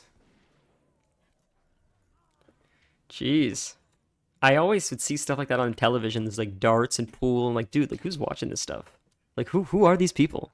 Where are these people existing that they're like that they're watching darts or like bowling and like enough that you can sustain it and you have sponsors? It's crazy. Who are these people?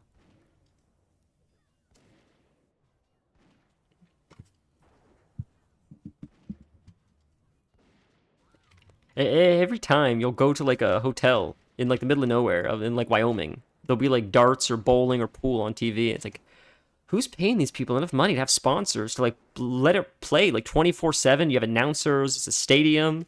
Like where are these people all year round? They only show up for like dart tournaments. What do they do? How come like no one in my life has ever spoken to me about bowling or darts or anything of the sorts? So like, are they just embarrassed? Are they just like closeted darts players? Or am I just not hanging out with the right people?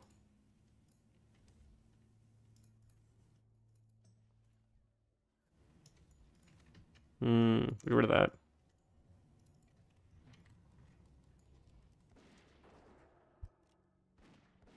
And then you get into really weird sports. So like, okay, you like bowling, you like darts, you like pool, you like that's the normals. But then when you start getting into like dog racing or like curling or what's that other one where you throw like a bag of sand into like a box?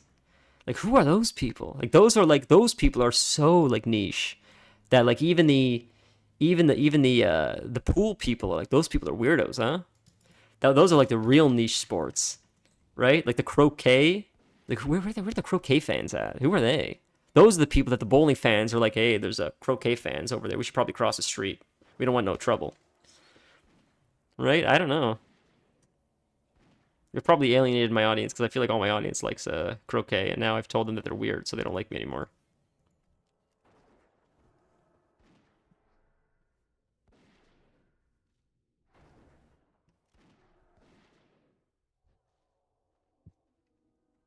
Every time you go on like a cruise, or like you stay at like a Holiday Inn in like some small town outside Denver for like a dental convention, there'll be like darts on the TV.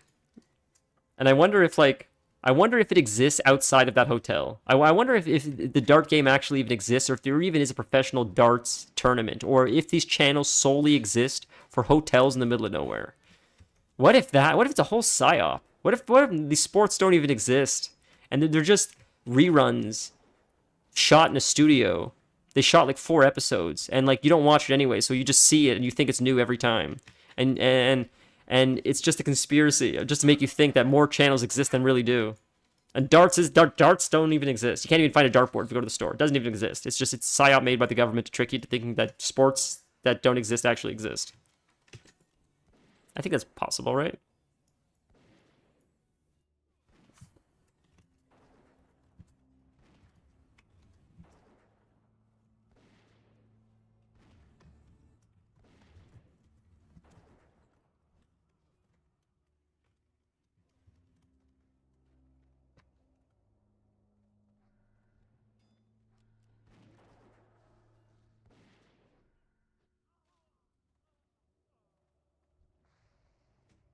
That sells for almost as this Claymore sells for almost as much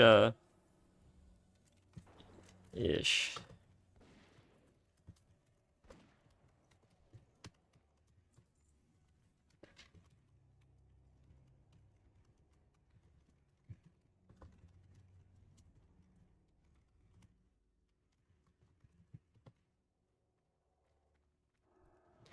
Yeah, interesting. Yeah, I guess he thinks the XP is better. Maybe he doesn't quest as fast as I do though.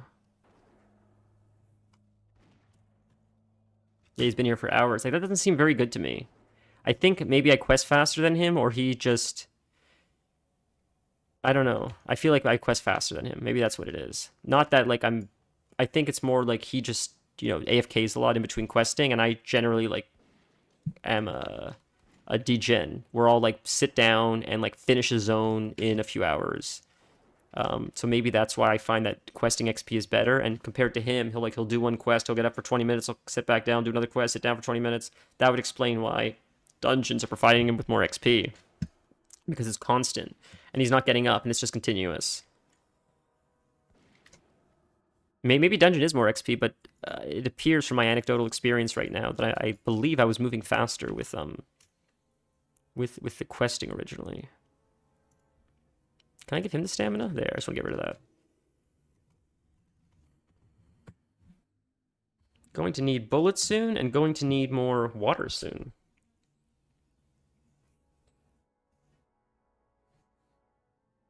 God, man, that Baldur's Gate fight took the piss out of me. That was so frustrating. I'm sorry. I'm sorry about getting salty, guys. It's just yuck. That was not fun. Now that it's over, I want to say with confidence that it was not fun. I know I kept saying that, but like that sucked. That really sucked. It was a good cinematic. It was a hell of a cinematic. You guys were not wrong. You did say that. But fuck, that fight was tough as hell. I was not having fun. I just wanted to get through it. And that doesn't invalidate the game. It's a beautiful game. I love everything about it, and I'll play the shit out of it again. But I'll never look forward to that fight. I'll always say this fight stinks. The same way that I love WoW, but, leveling the first 10 levels is always like, this sort of stinks. I just want to get through this. Because the fun happens after this. This isn't fun. This is just, you need to get through this part. And that's how I felt about that level. A few fights in Baldur's Gate. It's been a couple fights like that, honestly. Which doesn't invalidate. It's just this part sucks. It's the vegetables. It's the vegetables. I like vegetables. That's not a good analogy. But for people that don't like vegetables, it's the vegetables on your plate. It's like it's necessity. You need it there. It's important to have. It's just not my favorite part of the meal. I like vegetables, but like, people that don't, I guess what I mean. Supposedly, like I love broccoli. I could eat broccoli every day. I love broccoli. It's one of my favorite vegetables. And supposedly it's one of the most hated vegetables, which is funny because I've always just liked it. And I don't like actually very many vegetables. I like the vegetables I like, but I don't like a wide spectrum of them. But people that like a lot of other vegetables that I don't like seem to hate broccoli. And I thought broccoli is like easier to take than a lot of the other stuff people like horseradish or beets, stuff like that. I think is more like, I don't know, harder to like get accustomed to versus like broccoli seems so like simple, but maybe it's just a biology thing. Horseradish, I don't know how people eat horseradish, or spices for that matter, right? Like lots of people love spices. I can't do spices.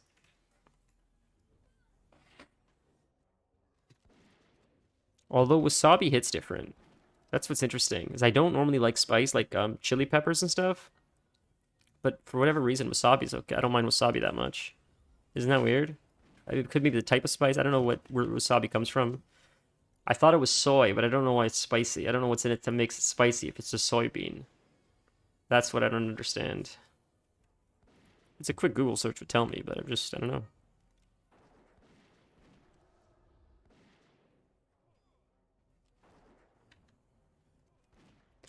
I watched a very short documentary. I think it was on YouTube. There was a channel like Big Think, I think it was called. It was owned by like the New York Times or something.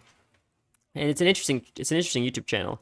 I don't know if they're still around. I thought they closed down a little while ago, but essentially they go into people's lives, show people that are like experts at what they do. One of them, it's a texture and flavor thing. Broccoli is not cooked well by the average person, just blanched. That's fair. Can I just say, I have been rambling about absolute nonsense and nothing for like 4 hours. Absolute nonsense. And the second I start talking about culinary arts, the one chef in the group chimes in. And I love it. I'm thrilled to hear because he is like, that's his area of expertise. But it's just funny that I got his attention. No, I agree with you totally. I've tasted like broccoli cooked properly. And wow, what a difference that makes. I certainly don't cook it like that. That's for sure. Not like I've had broccoli that's I would argue was like cooked to perfection before, and I never can get it like that. But wow, what a different! It's a very different experience. It is much better when it's cooked properly. I feel like that's the case probably for a lot of vegetables. Any food, obviously, but especially vegetables. I think vegetables, a lot of people could change their mind upon if it was prepared right. I think a lot of people don't prepare vegetables properly.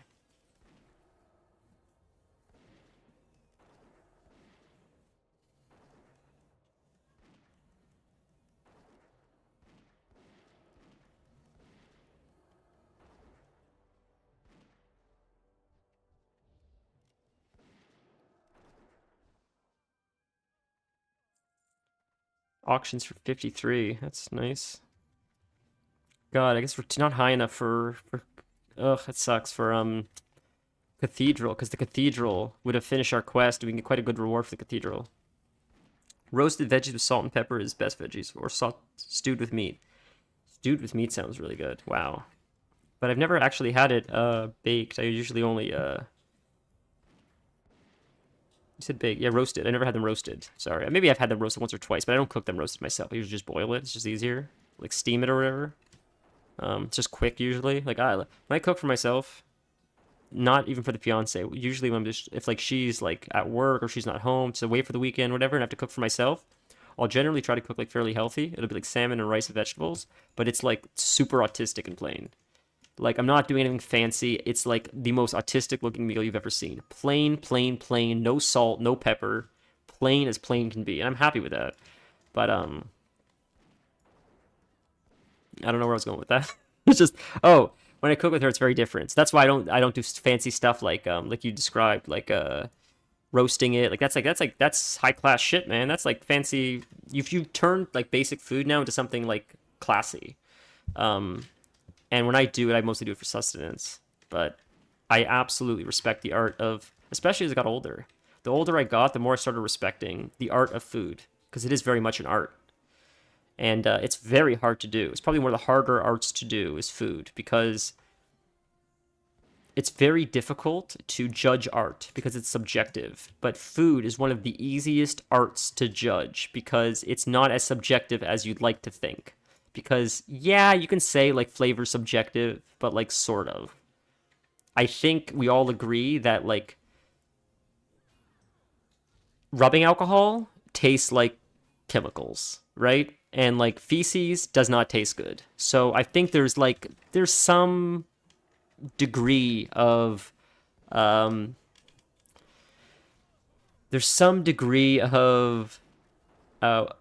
the word I'm looking for?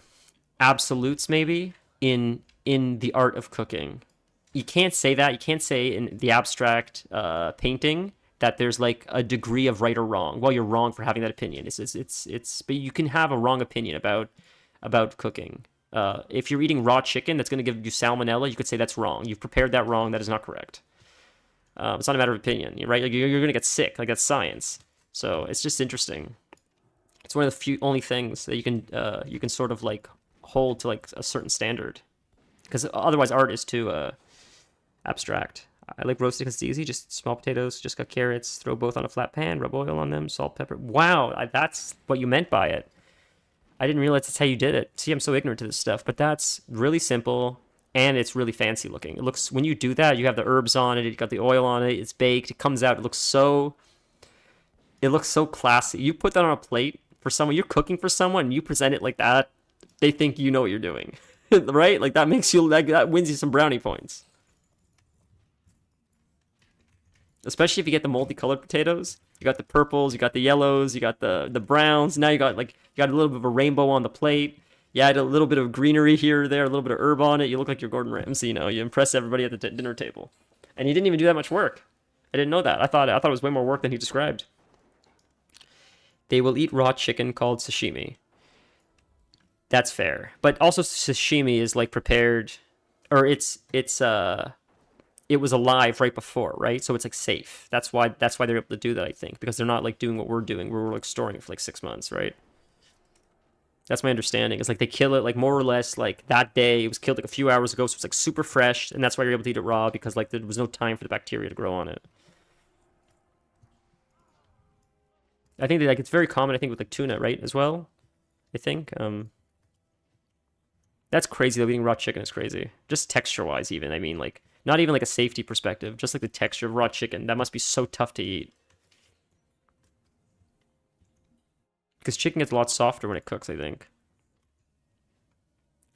Sashimi is just raw meat cut. It's crazy. Yeah, I've heard sashimi before. I know often with what do we call it? Tartar. I think we call it French, right? Tartar is like raw meat as well.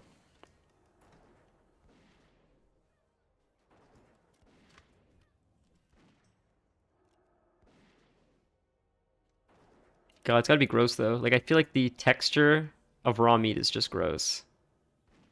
But I'm big on texture, like, you know. They usually try to have it caught and eaten under 24 hours, usually 8. Yeah, that seems safest. That makes sense. I get that. That seems to me like is one of the only ways you'd be able to do it, honestly. Safely, at least, in my opinion. Unless like somehow you're salting it to prevent like bacterial growth or something.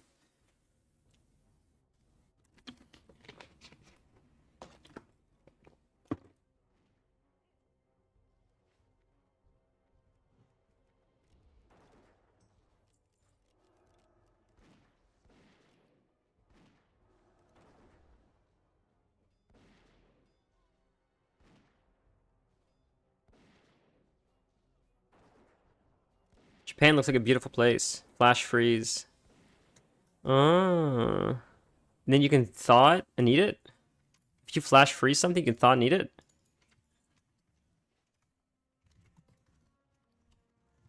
That's crazy, dude. I didn't know that. I had no idea that was a thing. That's crazy. That's awesome. Well, good. I'm glad that's a thing. How is everybody eating raw chicken in Japan, or is that like a cultural thing where like maybe like the older people are doing it because like they still do it, it's what they've always done, but like the younger generations, like I like McDonald's. You know, it seems like that's a lot of places where like there's anywhere where there's like culture embedded. As soon as like TikTok and McDonald's hit and Starbucks, the younger generation's like, we sort of like America. We like these American things. And the older generation's like, we've had like culture for like 500 years. Why is TikTok all of a sudden destroying the culture? And it's like, well, it's cool.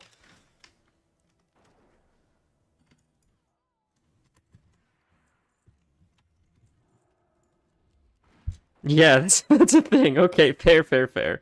That makes sense. I figured that's the case because Japan seems very, well, honestly, they seem to be like one of the most, well, yes and no. They seem very progressive to some degree. But then in other ways, they seem very not progressive. I guess you could say that about anywhere, but it seems like Japan's a little bit more progressive than a lot of other places. And what I say is, my understanding is, in Japan, it seems normal for women to allow their husbands to potentially visit like prostitutes and stuff because they're like, it's not love. They love me. He just needs to get like, release, and that's just like it's like a business transaction. I've heard that. I don't know if that's I'm not speaking for the whole freaking country, but it's a documentary I saw where the sex workers were saying like it's different here, where it's just like a business. The males are not lying to their wives. The wives know they come here. It's like going for a massage. You come, you pay, you do your thing, you leave. It's business as usual, and then you just go home and go to your family.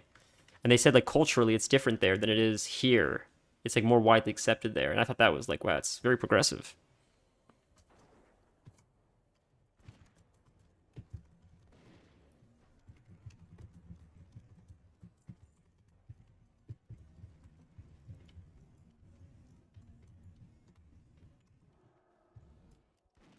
And Japan just has a lot of cool shit, like stores and just like the anime stuff. Their culture is really cool. Their tech is cool. They have like Pokemon stores I've seen. Like I've watched like people do like tours of Japan. Not to mention, okay, that's not even talking about like the history, like feudal Japan, like the Edo era, all that beautiful architecture that still stands.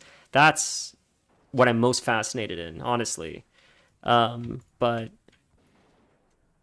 all of it's really cool. Japan just as a whole, it's a really neat, weird place, and I say that respectfully because it's like there's such a it seems such a steep slope of like when things took off and changed and like how drastic it became and how fast it happened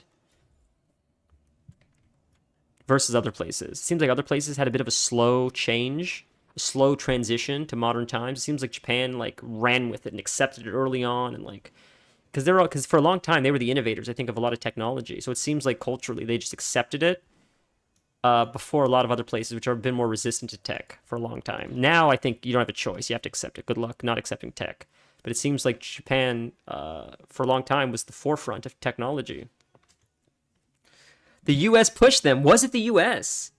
Wow, that's amazing. So was it like U.S. innovation that pushed them? Is that what it was? Because what's fascinating about U.S. is it seems like the innovators were pushing tech forever, but there was a lot of people that hated tech for a long time, no matter what the tech was. When computers first came out, people were hesitant. When video games first came out, they caused violence. When even rap music came out, like everything that happened in America was followed by pushback. There were always innovators, but there were always people that were afraid to change the status quo in America.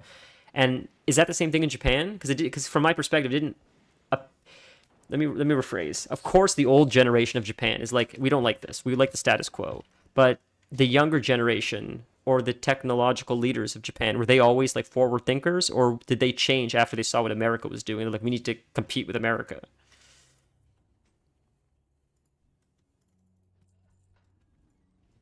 You're like my expert in all, on all things Japan. After the Second World War, the U.S. took control of Japan's restructure. Oh, fascinating. Do you know about that torture that they did in Japan during World War II? That was insane. I don't remember what that's called. It was a room 3 something 7 or whatever. Holy shit. That was crazy, some of the torture shit they did in Japan. Supposedly worse than the Nazis. It was nuts. I want to get a book on it just to learn about it because it was insane. Some of the experiments. Yeah, their experiments are crazy, crazy stuff. That's nuts. Nuts. Yeah, it's wild when you hear stuff like that. Like, you know, and to be fair, it's not just the Japanese. You know, the CIA gave LSD to innocent people as well. I feel like all governments, especially during war times, did all kinds of crazy stuff because I think you were scared and you needed to experiment with whatever could win you the war. So you were playing around with all kinds of crazy technologies, trying to figure out mind control and who knows what they were playing around with at that time. I think everybody was scared, so they just needed to get the best tech to hopefully beat everyone else because God forbid if someone else figured it out before you didn't know the last thing you need is someone using alien technology against you and you don't even know how to defend yourself against it. So I get it. I get why they did some of the stuff they did. I'm not justifying it, but I understand. Like, it comes from a place of fear generally. Come on, give me the axe! Nope, it's the helm. Poop. That sucks. That stinks. No axe.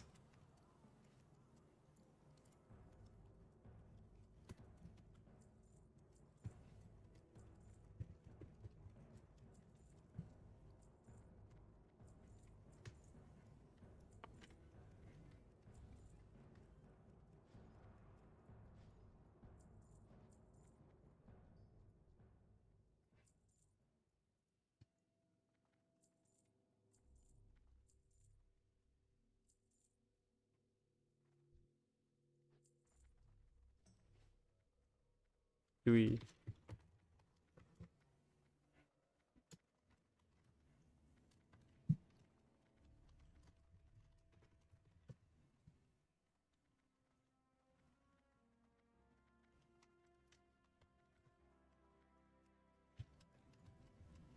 Okay, roll. Nice, congrats. That's free gold. Good for you.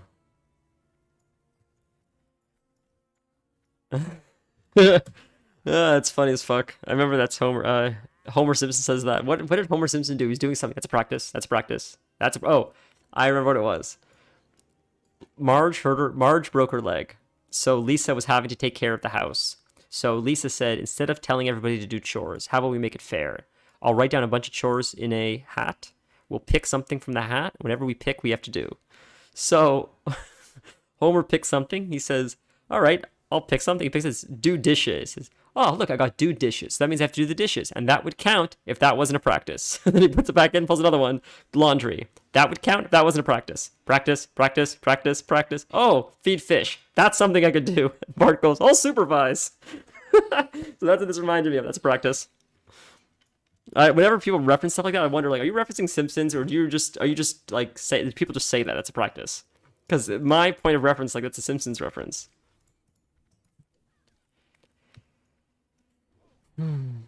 Sick.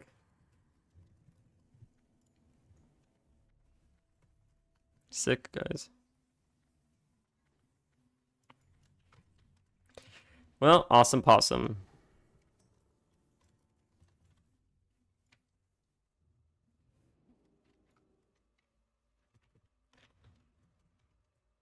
This is my obsessive compulsive disorder. Me still rambling about that stupid warrior. Saying hate to rain on your parade. I didn't ask your opinion. That's OCD. I'm crazy. It's the funniest thing because my fiance's used to it now. She'll say something, and like 6 months later, I'll bring it up. Be like, remember when you said this? She'll be like, what are you talking about? But now she understands. She doesn't ask, what are you talking about anymore? Now she knows, oh, that's just how he is. He obsesses over things. It's a fucking curse, man. I hate it so much. It's such a fucking curse. I hate it so much.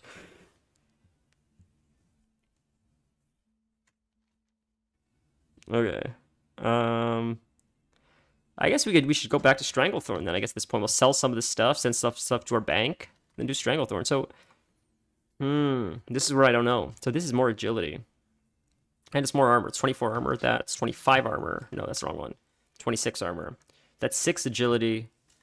That's 8 agility. Do I want to lose the 6 stamina for 2 more agility and 1 less armor? I think I do. Because what I was saying before is, this is where it's funny now. The weapon has no stats. So why would I be willing to sacrifice 6 agility here? Because there's 5 here, and there's 2 here. That's 7. Why would I be willing to sacrifice 7 agility here for a weapon that has no agility? My logic is, this agility only helps me when I'm shooting. When I'm doing melee, yes, the agility scales. It does scale. But by the time I'm in melee range, chances are I'm very low on mana, or I don't want to use my mana because I need to use wing clip or something, or I'm out of mana, honestly. So if I could sacrifice 7 agility for a non-mana ability that does a significant amount of melee damage, I'm willing to do that. Now maybe Wowhead says it's not best in slot, so people will say, why is a hunter rolling on this? I'm talking about personal experience. That's how I play WoW. I can't go by the best in slot list. I'm telling you that anecdotally, having that ability would greatly benefit me in the world when questing than not. So that's my logic, and that's it. So that's all. So then following that logic, why would you say here then that, well, why would you be willing to take 2 agility over 6 stamina? It's only 2 more agility, and you're losing 6 stamina and armor. The reason for that is because the stamina is just going to give me health. And the stamina is going to benefit me when they're smacking me. I am going to have more health, so I'll stay alive longer. But I'd rather put my money into the glass cannon and do a little bit more damage, if I can hopefully kill them before they get to me, because I'm critting a little bit more, my shots are doing a little bit more because I have 2 more agility from this, then I'd rather have the agility from this than the stamina from this. Because we're talking about ZF. Wow, sick.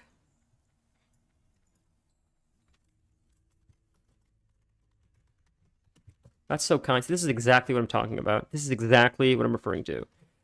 This, my brother just messaged me that a guildie just sent him this item. I don't know if you can see it on screen. Sent him that. That sells for 6 gold, by the way. That's a significant amount of gold. And that sells for 1 gold. He just sent it to him for nothing, just because they were talking in guild. And the gentleman said, I'm farming Zul'Farrak, and the gear is good. And I got some stuff that may benefit you. It's close to your item level. Enjoy it. Why didn't the guy just make like 8 gold? He could have made 8 gold. That could have gone to his mount, his epic mount. Maybe he has his mount. But 8 gold is a lot of gold. Why not make it? Why give it away for free? Because we're guildies. And he'll make it back. The 8 gold is not that much gold. Like, it is, but it isn't. He'll make it back. But he made someone's day. And it's just that community feel. Like, that's so nice. Like, it didn't even happen to me, and it, like, made my day just seeing that happen. It's just a nice interaction. So that's all.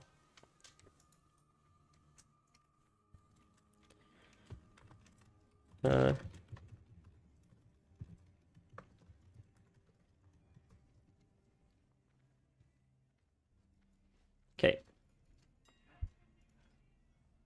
Now we're going to sell some stuff. Then maybe we'll go to Stranglethorn Vale, do a little bit of questing. Then maybe we'll call the stream in a bit. 5 hours is not bad, right, guys? I do need to do some heroics, though, in regular WoW, too, because it's actually Mythic Week. And I know I said I don't normally do Mythics or any of that stuff, and I don't, because I don't really care about the gear, but Mythic Week is, Mythic Week allows you to do heroics or mythics. If you do 5 of them, you get a heroic level, I think heroic level item, which is nice, and it's easy. So I enjoy dungeons, not so much Mythic Plus, but I do enjoy dungeons. I enjoy mythics. They're a little bit more fun because there's no timer. So I think it would be fun to play some characters and get them some decent gear by doing heroic dungeons or doing regular Mythic Zeros.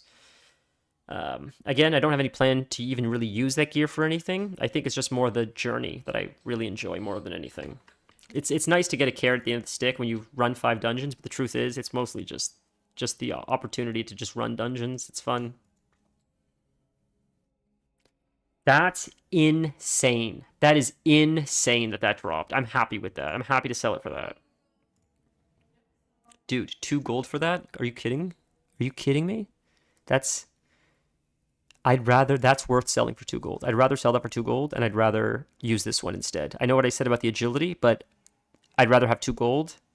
I'd rather have 2 gold. I'd rather have 2 gold. That's insane, dude.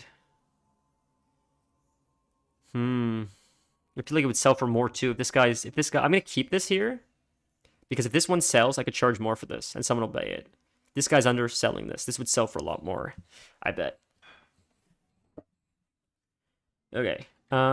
This bag, yeah, we got a large knapsack. Sells for gold though. Maybe we'll hold on to it for now and sell it in a bit. Let's see what this sells for. 149. Like crazy, dude. It's crazy. We're making crazy money now. Like we're gonna be loaded. We'll be able to get our mount at this rate. We keep this stuff up. 45. It's not bad. It's half a gold. It's vendors for 35 though. Is that worth it? Is it better to disenchant? I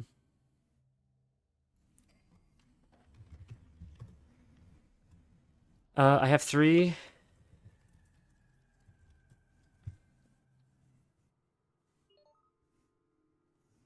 Ah, all right. Look at that. Sells. Worth it. Sell it. Let's make some gold here, ladies and gentlemen. What else can we sell? This jade doesn't sell for very much. Like, I don't understand these people. Like, why would you sell in the auction house for 10 silver if it sells for 7? It vendors for 7. It auctions for 10. But it costs you almost 2 silver to post. You're almost breaking even selling it on the auction house. And if it doesn't sell, you lose money. Like, I just don't understand that. Just sell it to a vendor if you're going to sell it that low. Do people even buy these? Like, it's not even worth putting up. Just sell to a vendor. Who cares? Now we're getting into money. Now it's starting to sell for some decent money. That's not bad. It's 3 stacks or so for about a gold. It's not horrible. It adds up quick. Okay. Turtle meat? I can make turtle stuff with it instead. That doesn't sell great. It's not awful. All right, let's take a chance. Let's see if that sells. That's got to sell for more than that. Like, dude, come on. I'm back for my folks and getting my dogs. Back to cleaning now. Oh boy. I mean, you still gotta clean the glass on the floor, you mean? Is that what you mean?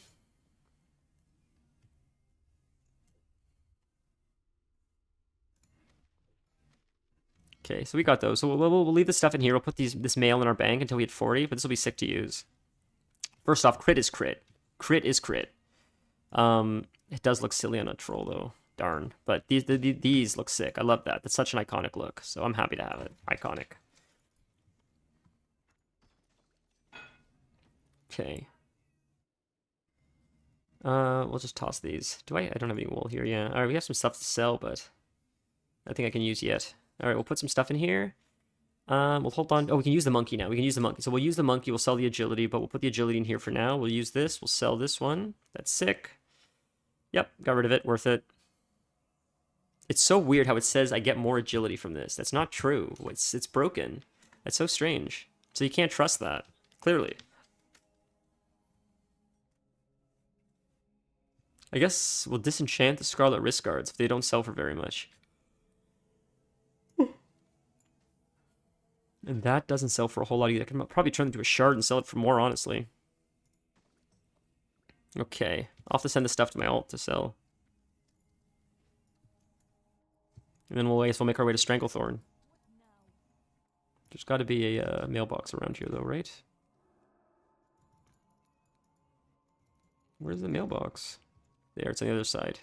Okay. Well, friends, we'll probably call it soon-ish.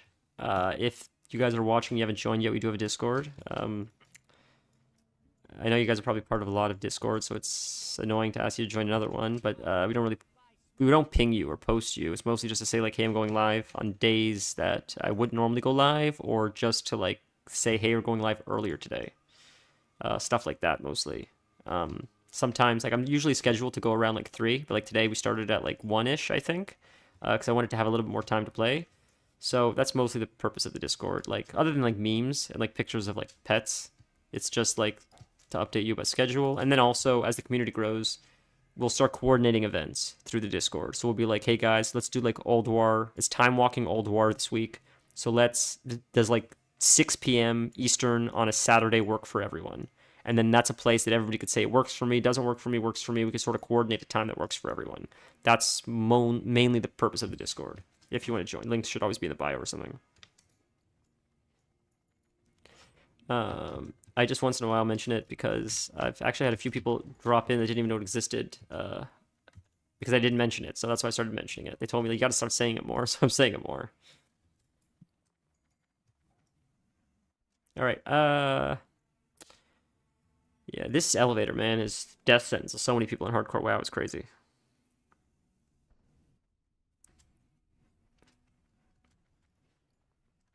All right. We'll make our way to Stranglethorn, I guess. I should have sent this stuff, honestly, to my alt, but when I go to Gromgrol, there'll be a mailbox there so I can send it. Ooh, I need bullets, too, but there's no way Gromgrol does not have bullets. That's impossible. Could you imagine if there's no bullets in Stranglethorn? Like, what? Like, there's no way. I know Classic WoW is weird like that, where, like, a lot of places sell arrows but don't sell bullets, or sell bullets but don't sell arrows, but there's no way that Stranglethorn doesn't sell both. It's too far in the middle of nowhere in Alliance territory to just screw the Horde like that. They would have to put a vendor somewhere, or the Horde would be screwed. So kind, sir. Thank you.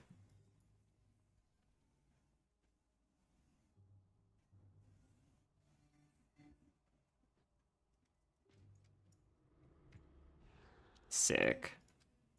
Love this beard. Cliche gnome look, in my opinion.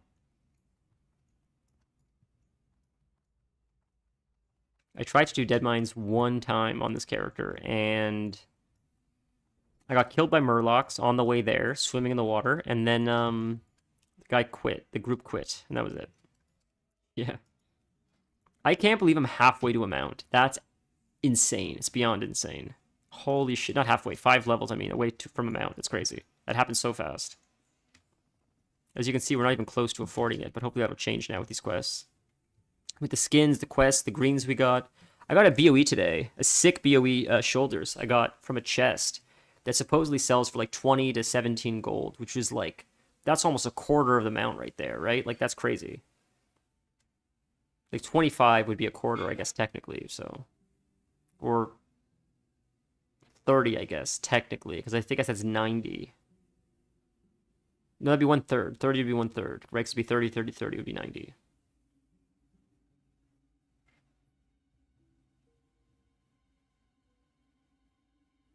Happened so fast. Yeah. True, true. You're not wrong.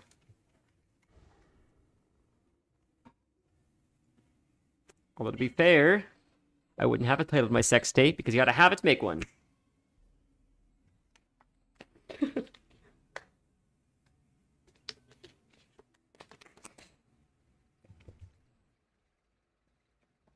Alt Z.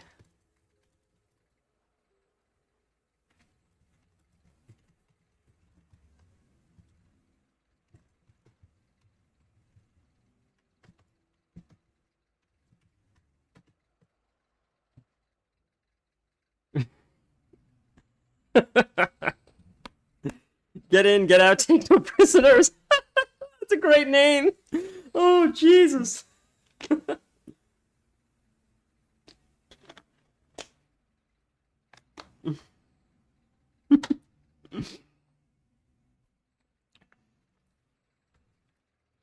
I love how this guy didn't get the joke. He's like, the letter is still the same.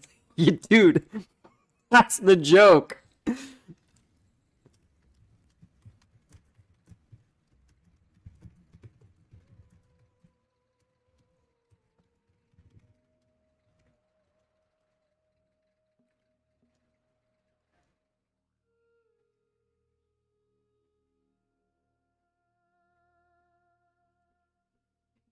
I was basically a Canadian. I take offense. What? I don't take offense. I am Canadian, buddy.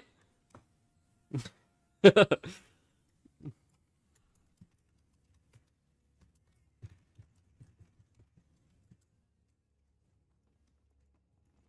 else is a Canadian? Right. There's also who else is a Canadian? Gotta think of famous Canadian people. Jesus. You want but Justin Trudeau? People don't like Justin Trudeau, I guess. I don't know. God, Neil.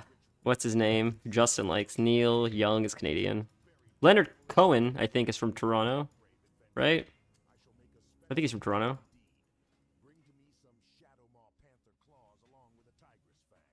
So you can get bullets here, so that's nice. Pretty sure Leonard Cohen is Canadian. Or from Toronto, even. I could be incorrect, though. Jim Carrey, he's from here. Who's Mike from Canmore? I don't know who that is. Canmore. I don't know what that is, Canmore. Toronto Maple Leafs are. Yeah, well.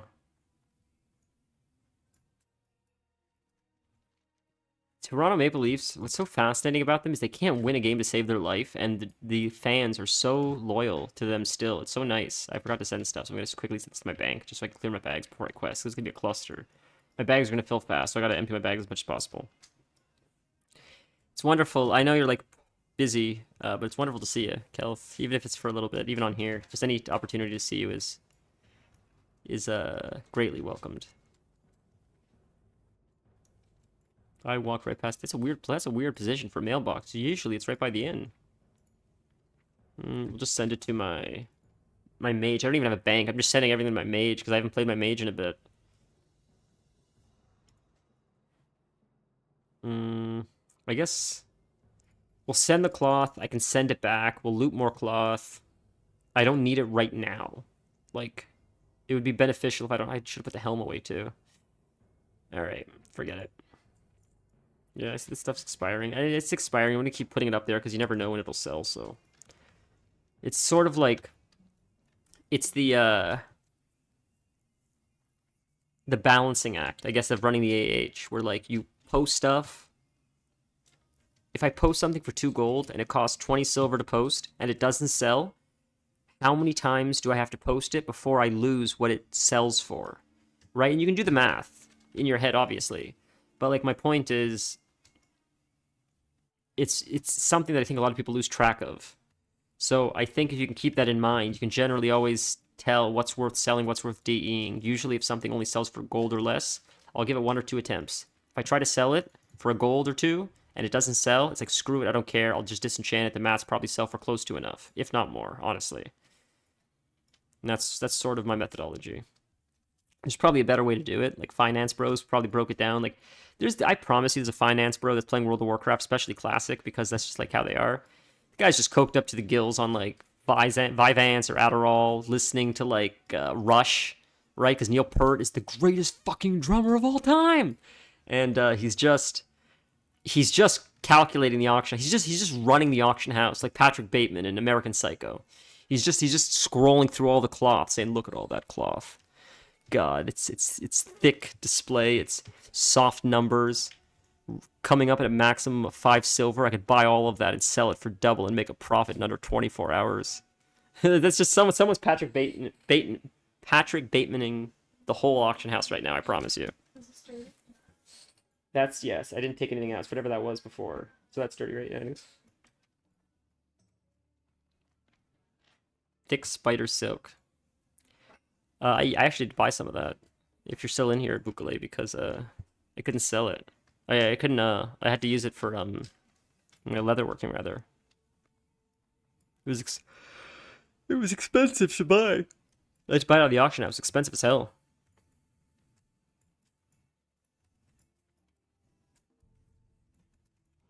But there's definitely a dude that's crunching all the numbers of the auction house that's like, he's like doing a Wall Street Bets thing, but for like WoW.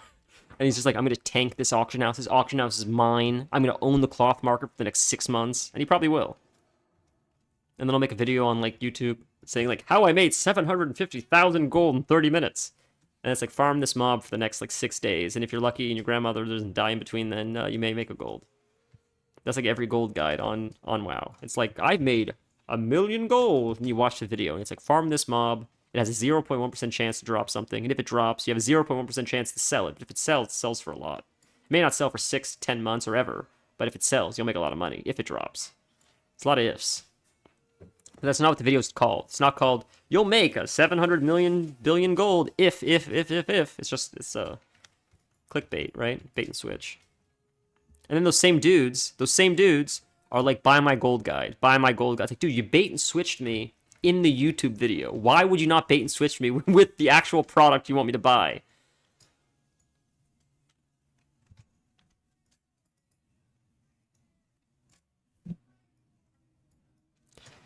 Mrs. has been listening to Cobra Starship the past few days, and she never liked them, and I got her into them. And she's like, they're so good. It's like, well, they're not around anymore, but yeah, they were awesome. And they were such like a, I don't know. I thought like everybody knew about them, but apparently not a lot of people heard of Cobra Starship. They're a fun band. Like, I'm not really into pop, but they had a lot of fun hits for the short time that they were around. I'm tracking beasts, and there are no beasts anywhere. That means people are farming these things like it's going out of style. There's 2 right there. One's a snap croc, though, so I don't want the croc. That guy's fighting the croc. I want the panther. There's 2 panthers. Let's grab them both.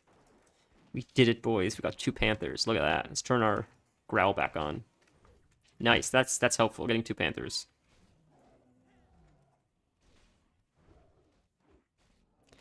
Kelf, I don't know if you're watching. Have you ever done these quests? Like, the OG versions of these quests, where you go back and forth, you hunt the panthers, and the bigger panthers, and the bigger panthers, and the biggest panther, and then the raptors, and the bigger raptors, and the bigger raptors, and the biggest raptor. It's like a lot of grinding, but it's a very iconic WoW quest, in my opinion. Did you play Classic ever? Like when Classic came out, or you had no interest ever playing? I don't even know if you're busy. I'm sure you're probably cleaning up glass or something, but.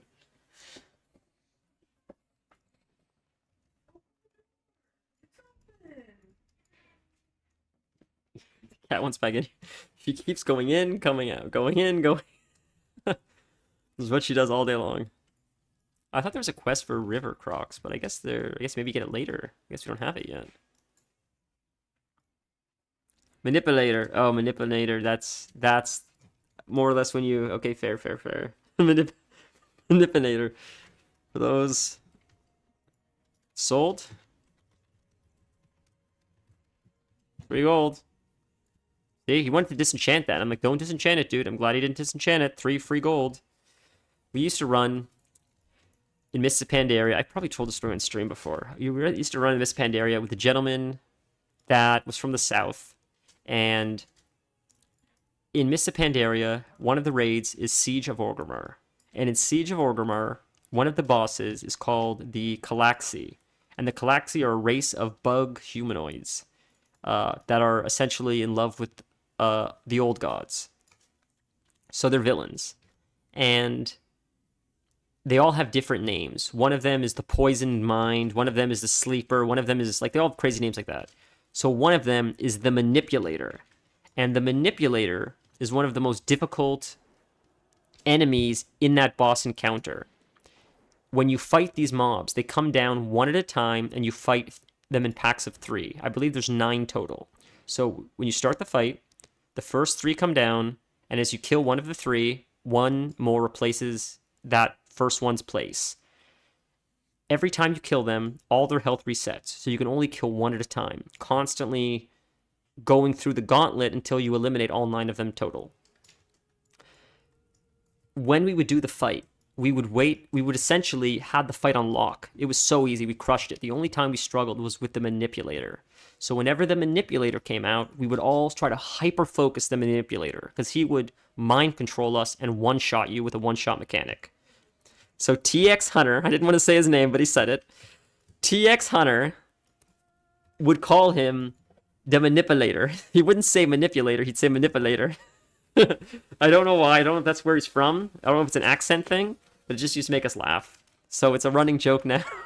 Whenever I see him, Kelth, he'll just say, Manipulator, Manipulator, Manipulator. Because that's how TX used to say it. He would freak out when the Manipulator would come down. He would say it so fast. He would say, Manipulator, Manipulator, Manipulator. That's what he's... I don't know. Maybe it's you had to be there kind of thing, but man, it makes me laugh every time he says it. So that's the origin. Like, even if it's one of those you have to be there things, I'll still tell you, because now at least you guys... at least now you're there. Hold on. Made back all I spent on shit and more. Add-on says 3 gold, 67 silver. And I told them that. Oh, are you making fun of me? I get it. I thought he was referencing something, though. I thought he was referencing, like, Oh, I don't know what he's talking about. Hard pronunciation issue, not him. Fair. Yeah, manipulator's not an easy word. I think it was also, like, I didn't know if it was just a southern accent, like the way he says it in the South, right? Like, you know, the southern accent is very domineering, I guess, for language, you could say. They sort of make their own language up a little bit. To be fair, Boston sort of does the same thing when you pack your car with your car keys. Because you got car keys and you got car keys, but car keys are different because you wear car keys, but you drive with car keys. But they're different. But they sound alike. Not him, not you. No him, not you. Oh.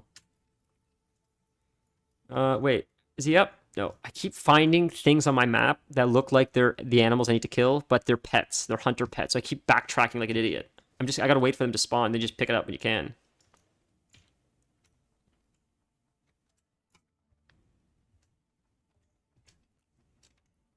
Okay. This is literally what Classic is. It's just like a lot of roaming. I feel like it's boring for people, but maybe not. Maybe you guys are doing the same thing. It's a lot of like waiting for respawns. Although, to be fair, excuse me, Stranglethorn is way worse than most zones. Stranglethorn I can see here, although they're all spawning now. This is exceptionally crazy. This is exceptionally busy right now. There are some zones that are like this, but most of the ones I've done have not been this insane. But probably because this is very heavy for both Alliance and Horde, it's probably why it's so bad. And it's an iconic zone. Everybody wants to come to Stranglethorn. It's like one of the most popular zones, rightfully so. It's fun, it's cool looking, it's exotic, lots of cool drops. The quests are like so well known. God damn it, I just dropped from there and now there's a young panther there. Oh, you suck, dude. They're all over here. Can we grab some before someone else does? Because I can track them. These idiots can't track them. Hurry. It's right here. It's right here. Got him. There's one up here, though. Can we get up? I know he's going to stun me. Can I? There. All right. Hop up. This is some pro gamer shit. If we can get it now, I lost it. Someone killed it. Fuck. Too slow. All right. Not a pro gamer move. You tried, boys. That was a big crit, though. I think I crit my pants. One more tiger. One more. At least the raptors are grouped up together. The trolls are grouped up together. So, like, I feel like their spawn rates are a little bit crazier. There's one. Didn't even see that on the map. Just sniped it. Okay. Come on. No. Good. Whew. See that pro gamer move right there? I was hoping he would pull it before. See, so right here, this is the add-on I'm talking about. For those that have hunters. When I scroll over him, do you see how it says in the corner, Thunderstomp rank 1 for tamed? That's the add-on. I don't know that otherwise. So the add-on is really helpful for that, because I don't have Thunderstomp. So it's good to know that, like, it shows you what pets can teach you what. This guy has Cower rank 3. I didn't know that. I don't have Cower rank 3.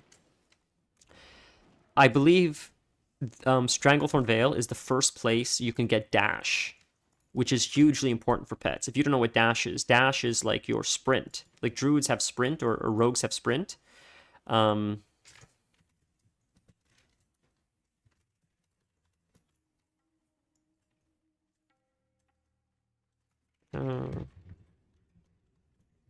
Yeah, I could have gotten the heavy one, but I didn't get it. But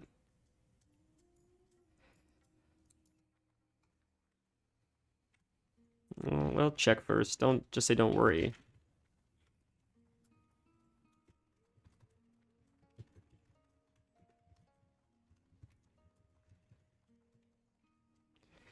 Yep, that's also, yeah, that's essentially it. What did he say?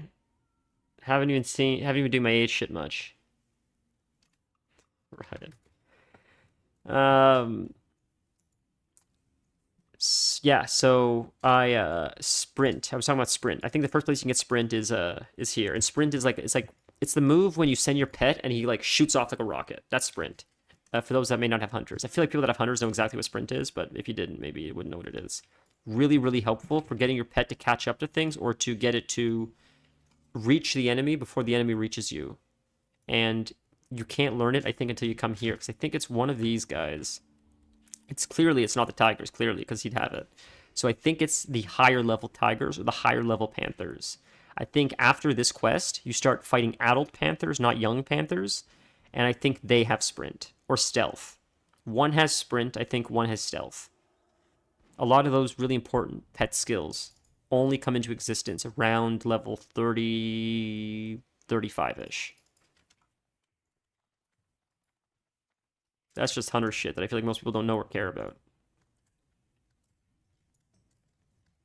Because it's like, what's so fascinating about like hunters, there's a few other classes in Classic specifically, is like, there's the base game that you have to learn, and then there's all this extra tech that like, if you learn, it makes you like much better at the class. And like, there's only a few classes that are like that, and I think hunters are one of them, where if you can like learn a little bit more of the extra tech, it makes you a little bit of a better hunter. And I think like maybe like shamans are like that. Mages are like that. As far as like AoE farming goes, there's some classes where if you learn like weird tech for like playing the class or like the way stats work with your class, because your class is like a weird hybrid class, then it's almost like puts you sprint or dash or dart. I think it's dash. I think the hunter spell is called dash, but I think the rogues is called sprint. But I think druids and hunter pets share the ability dash. I think they're called dash for both druids and hunter pets. I don't know what dart is. Is dart something else, or are you just fucking with me right now? I think you're just fucking with me.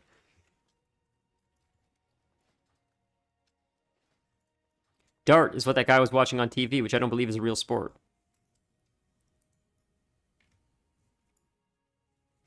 Doesn't show any for sale. I don't think...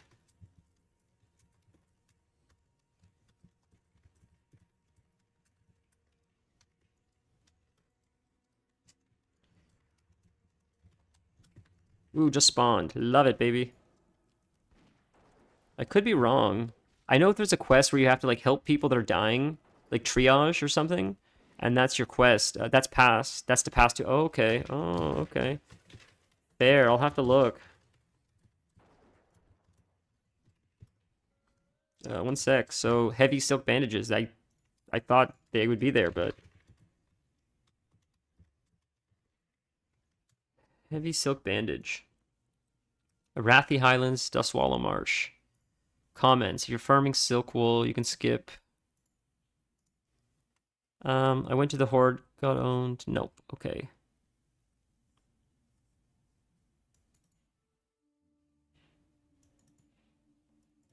Is it? Hold on a sec. He sells 3 books. First Aid, Under Wraps, 90 silver. Manual, 22 silver. Mage Weave. This is Alliance. I don't know, dude. Am I getting attacked again? No. Oh, you got it. Okay. I was asking because I think Sprint is a rogue thing, and the other 2 are Druid, Hunter, Pet. Just forget which one for sure. God, you're good. He's good, man. He's so good. You're absolutely correct. Yeah, so not Sprint. I think it's technically, like, I call it Sprint, but it is technically, I think, Dash. I think Dash is the pet ability, and I think it's the same thing for Druids, but it's the same concept. It's like it increases their speed, and when you send them, it's an automatic cast, and they just shoot right to the guy. In Classic, it's crazy helpful. I think mostly cats can learn it, I think, because, like, boars learn Charge. I don't think boars can learn Dash. Maybe they can. Yeah, I didn't think it was limited. That's what's weird.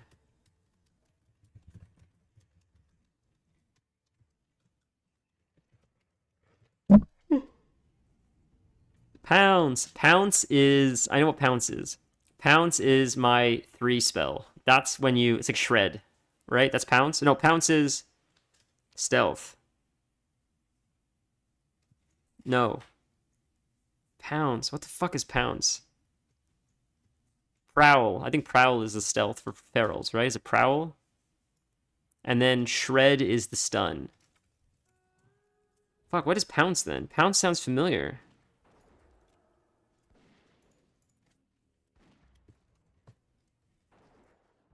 Pounce is a druid spell. Is this classic shit? Pounce is the classic druid spell. Okay. Ravage. Yeah, it's like a cheap shot. It is a cheap shot. But I thought Ravage... So did Pounce replace Ravage? I guess that's what happened. I see.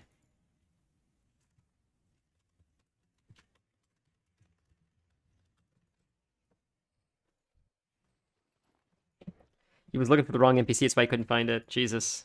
That's so funny. Do you still play? If you're here, Health, are you still playing, like, are you still doing, like, Mythic Plus, like, competitively right now? I know you've been busy with work, but, like, when you do play, are you, like, still, like, pushing for, like, the 2K rating and stuff?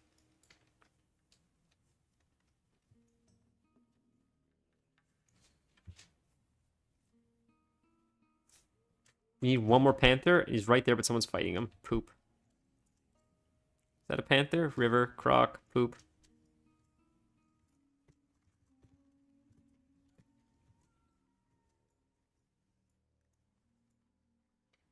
Ooh, Panther, right there, got it. Let's get it. Yes. Yes, dude, got it. Done the quest. Now it'll get easier, because I think the harder ones are a little bit... I think they're easier to find. You haven't played since October. Push past... Wow, that's awesome, dude. That's been a while. You haven't played for a long time. Holy shit. That's goes to show how insane work must have been.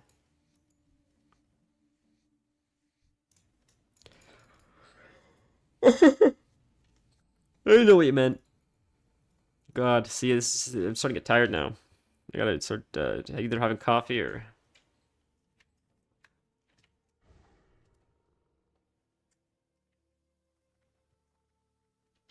$77 silver for all. Why is that cheaper? What?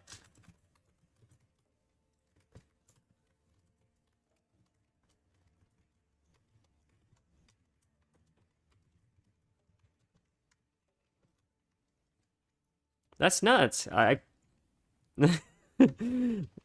Holy Christ. That's wild. I know what you mean, man. And you're playing survival, right? When you're playing Hunter too, which is crazy.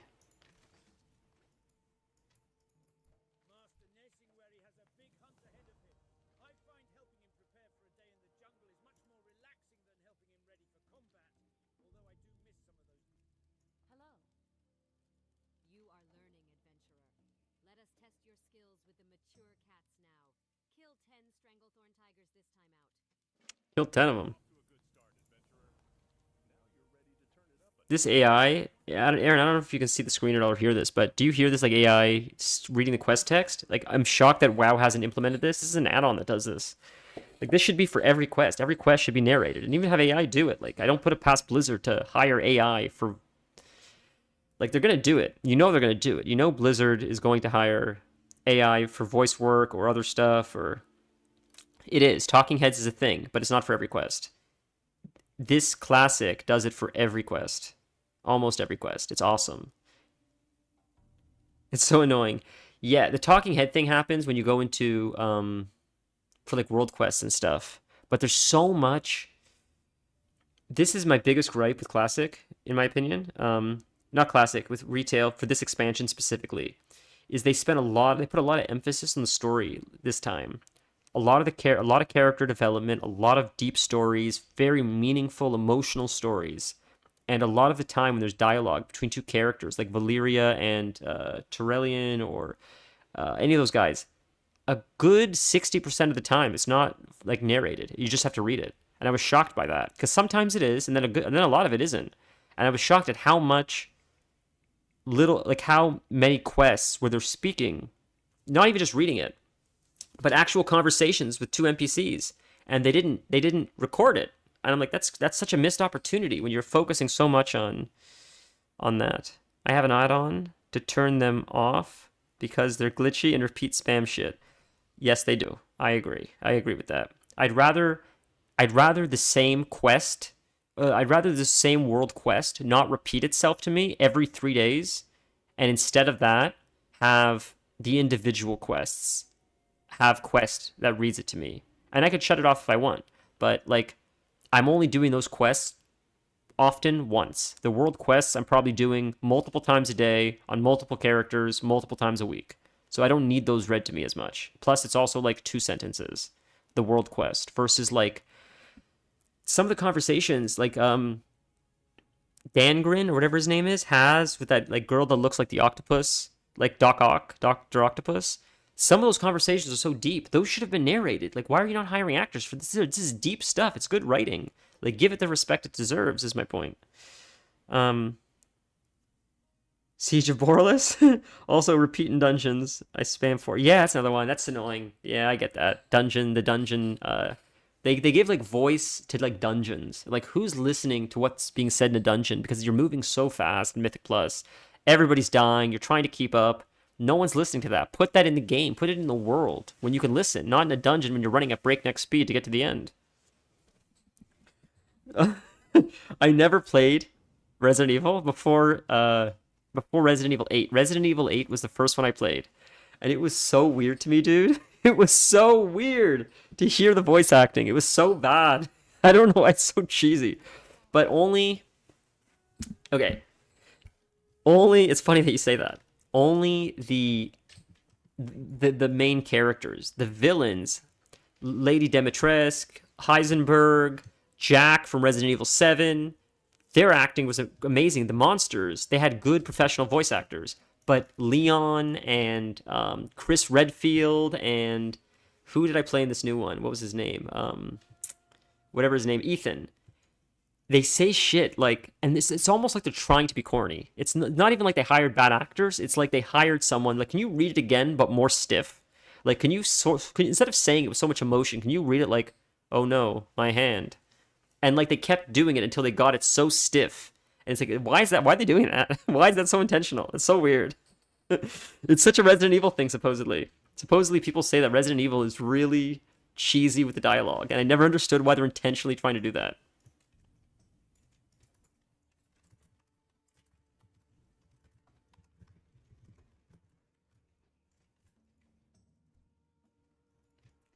Yeah, I heard amazing things about Resident Evil 4. I can't believe you played Resident Evil 4 of all people. That's crazy to me, dude.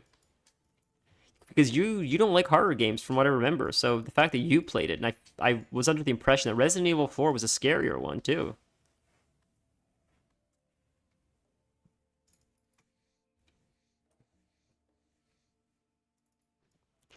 Gonna give you books instead of mail. Can also give water. Dude, I'm in STV though.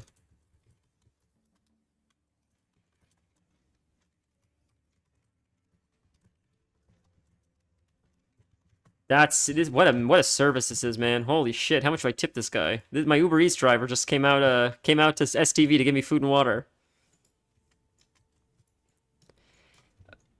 Are you in here? Can you hear me right now or no?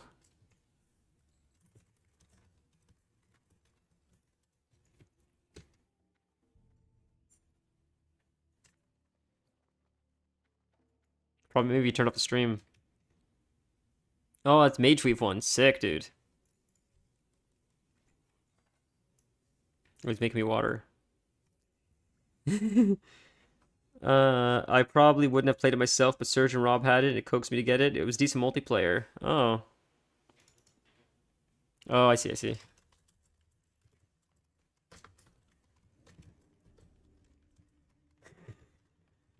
That's so funny.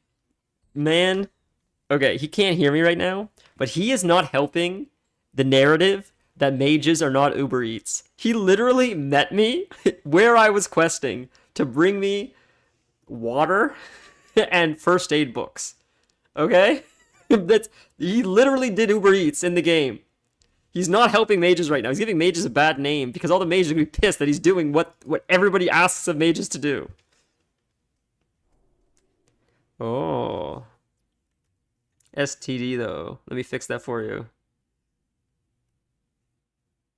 I dislike the El Gigantes? How do you say that? I don't even know what that is. Is that silent E? Legantes? Is that how you say that? I don't even know how to pronounce that. Legantes? And the game destroyed your trust in cutscenes. I don't know what happened in a cutscene that destroyed your trust, but I am curious. El Gigantes. El Gigantes. I'm not saying that right. This man right now is listening to me pronounce this, and he's face palming so hard, his palm is gonna shoot out the back of his head. Oh, it's a mob. There, it's a mob. Is it like Spanish? Sounds like Spanish or something. El Gigantes. Is it he? Is it he noise because it's Spanish? El Gigantes? I see. Okay, I understand. Oh, it's an elder tiger. Not elder. We need the younger ones. Oh, it's from Resident Evil 2. Okay, fair. Yeah, I'm so because I've never played it.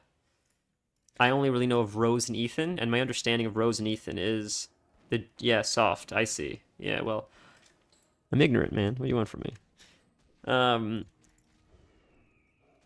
But the mob carries over. That's sick.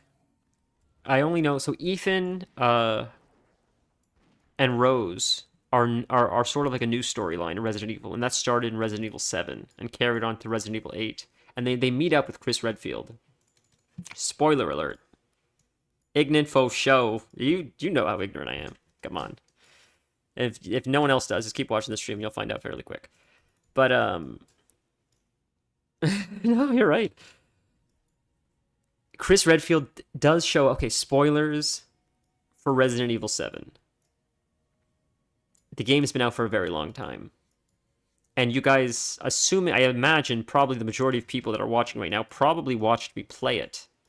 But in short, I didn't understand, because Resident Evil had a long history of the same characters, like Chris Redfield and Jill and Amy Wong, or Ada Wong. I think it is Amy Wong's from Futurama. Ada Wong.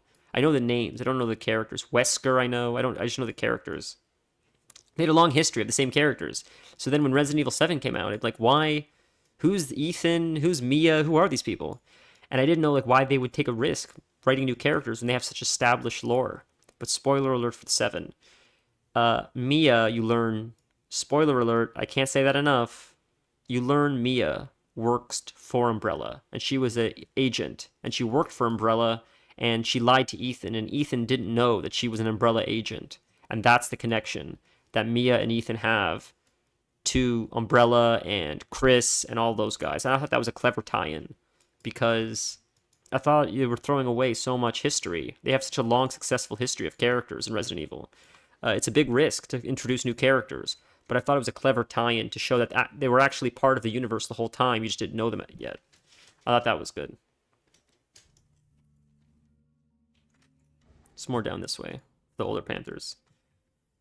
And that's someone I didn't play Resident Evil, any of the Resident Evils other than 7, so I don't really understand the lore, but just understanding Ethan's importance and how Ethan ties in to the rest of the characters, I thought that was an interesting tie-in. Because I thought Ethan would have been the tie-in. I would not have guessed that his wife was the tie-in. I would have guessed it was him. And they don't explain it at the start. They don't explain anything. You find that out closer to the end. Almost at the end of the game, actually. Oh, man, you didn't watch? Embarrassing is an understatement for what happened today. I beat it. I beat the Astarion fight. Is it ready? 5 minutes? Okay, we'll end it in 5. We'll end it with the story, guys. I think we went for a long enough time. Embarrassing is an understatement. What happened? So this is what happened. I did the fight. I knew I had to do the Cazador fight today, and I knew I did. And I was last time I got so salty last time I was doing it because I'm just not very good at the game, and I admit that. I'll be the first to admit I'm not very good at Baldur's Gate. I love the game very much. It's stunning. It's such a beautiful game, but I suck at it. So I did struggle on this fight last time, and I got frustrated, and I admit that, and that's okay. It is what it is. And I was trying it today, and I was nervous to stream today because I'm like, this is a brick wall, and I don't know how I'm going to pass this. I was getting frustrated again. So we were doing it, trying to beat it, and I couldn't figure it out. I'm just not smart enough to figure it out. So I Googled it, and there was a very cheese method that I used. And I didn't even think it was going to work, but it did end up working. So we ended up beating the Cazador fight. But it was so mentally draining that after I did it, I'm like, I'm sorry, guys. It would feel like work for me to play this right now. I don't want to feel forced to play it. I want to play when I'm excited to play it. So I'm like, I'm just going to stop playing now. We'll save it after the fight. We saved Astarion. Spoiler alert, sorry. Have you gotten that far, Aaron? Kelf? Sorry.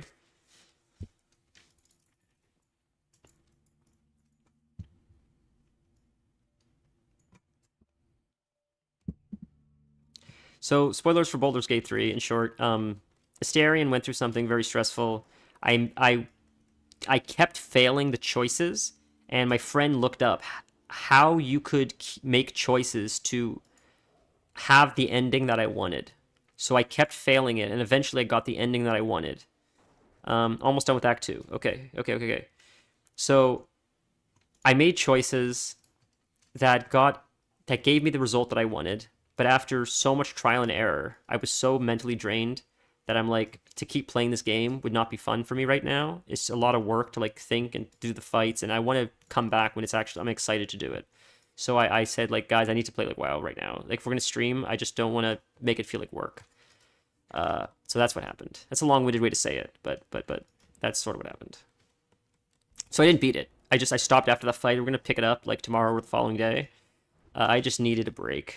Like, unrelated to that, my mental bandwidth was a little bit lower than usual. So after having to deal with that today, it just used the rest of my mental bandwidth, and I just couldn't. I could show up and be performative and lie and act like I'm having fun, but again, that's like work, and I want to like really just enjoy myself when I'm doing this and streaming. Like the whole we're not making money. We're never gonna make money from this. The whole point of the stream is like fun. So I need to keep in mind that fun should always come first. So that's why we took a break today. Fair. Okay, fair.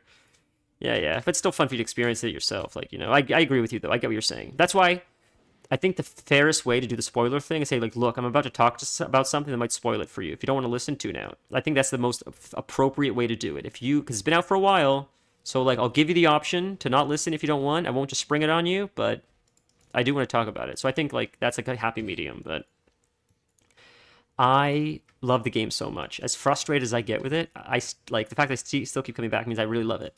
And I would love the opportunity to do a playthrough with you guys again. Now, I know we're doing one, but like maybe at some point in the future, we'll have like a sort of extended period where we could game maybe like a few days in a row or something. We could binge it together and really try to get some progress like in a short period of time together. It'd be fun. Okay. Fair. I really want to do an evil playthrough, man. I want to do an evil playthrough so bad. It's a lot of fun. It's a lot of fun, Baldur's Gate. I'm excited to see what choices you make then. If I'm ahead of you, I didn't realize that. I thought you beat the game for some reason. Do you play on your own at all, or you just mostly play with with the guys?